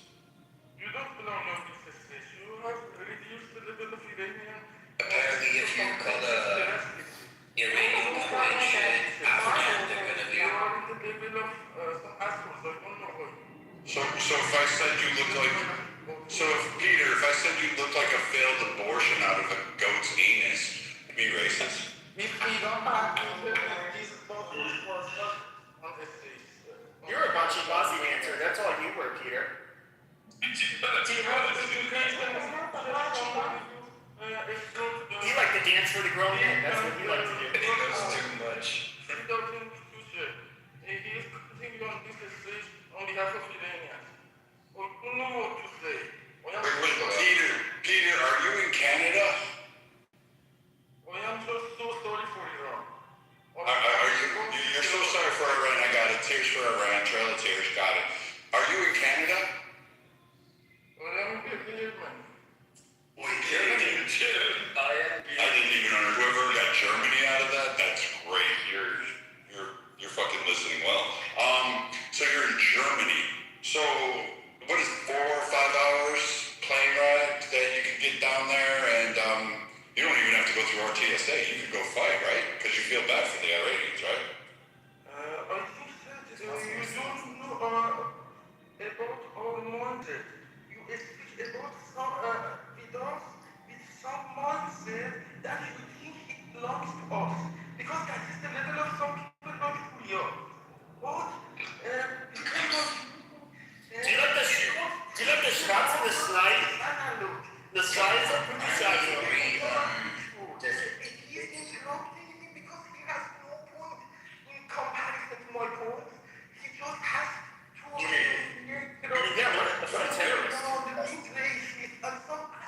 Yeah, so racist. Wait, I was being serious. So wait. Okay, don't cry. Get some tissues. Get the maxi pad kind, like the thick ones. So, all right, dry those tears. So just answer me this. You feel so bad in the mindset. So if that's not the mindset, then why for almost 50 was Iran sponsoring and sending men out for terrorism? And I did not have any chance to make any small decision in Iran. No decision? You couldn't decide anything, but you fled to Germany? I did not I got admission from Technical University of Berlin for second Master of Systems Engineering. I was PhD student in Iran, and I was Master of English, as you can hear. And I don't need to refuse to any dependency. I don't need the refuge. I have everything that Peter. He's asking you a whole different question. He said, are you worried about the people in Iran? Yes or no? I don't speak with you. Why don't you speak with us? What are you talking about? Julio's not talking, I'm talking. What are you talking about? Letting you know, Viking asked you a question, and the question was, are you worried about the people in Iran? Okay, perfect. So his next, hold on, put it on.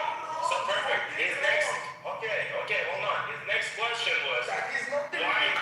That is not the next thing to go there. I am worried about Iran. He's asking why. Necessarily to go there. He's asking why. What have you done from 5,000 miles away? Okay, what have you done in regard to health? He's so resistant.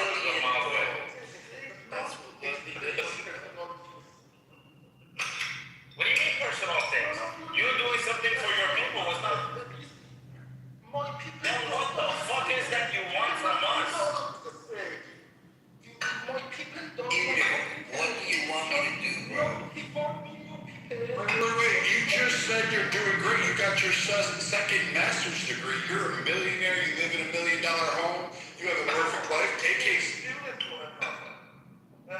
live in what?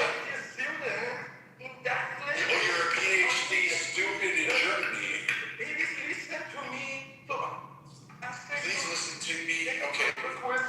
Listen. Stop crying. Just breathe. Come on. Do I have to talk to you like my daughters? Listen. Listen. You need to breathe. Stop. Peter, stop. You need to breathe. Take a deep breath. Through the nose. Out through the mouth. Now, you're going to talk to me in a less high-pitched voice so I can understand the words that are coming out of your mouth. And KK's loading magazines. What is it you want from us? Okay. Forget all your examples. I'm asking you, what do you want from us or Americans? No, I don't want anything from you. I am just expressing my voice. I want to listen. And this is one of the things that I am in this message. Thank you for this chance. I don't want anything from you. I just want to shut my voice. Well, you couldn't say that in front of a fucking mirror? Yes, in different social communities to discuss. Yeah, I don't know. Dude, stop talking through a scarf. Talk fucking normal. So, someone could translate for you, speaking whatever language you want to. Go ahead, translate it. Go ahead.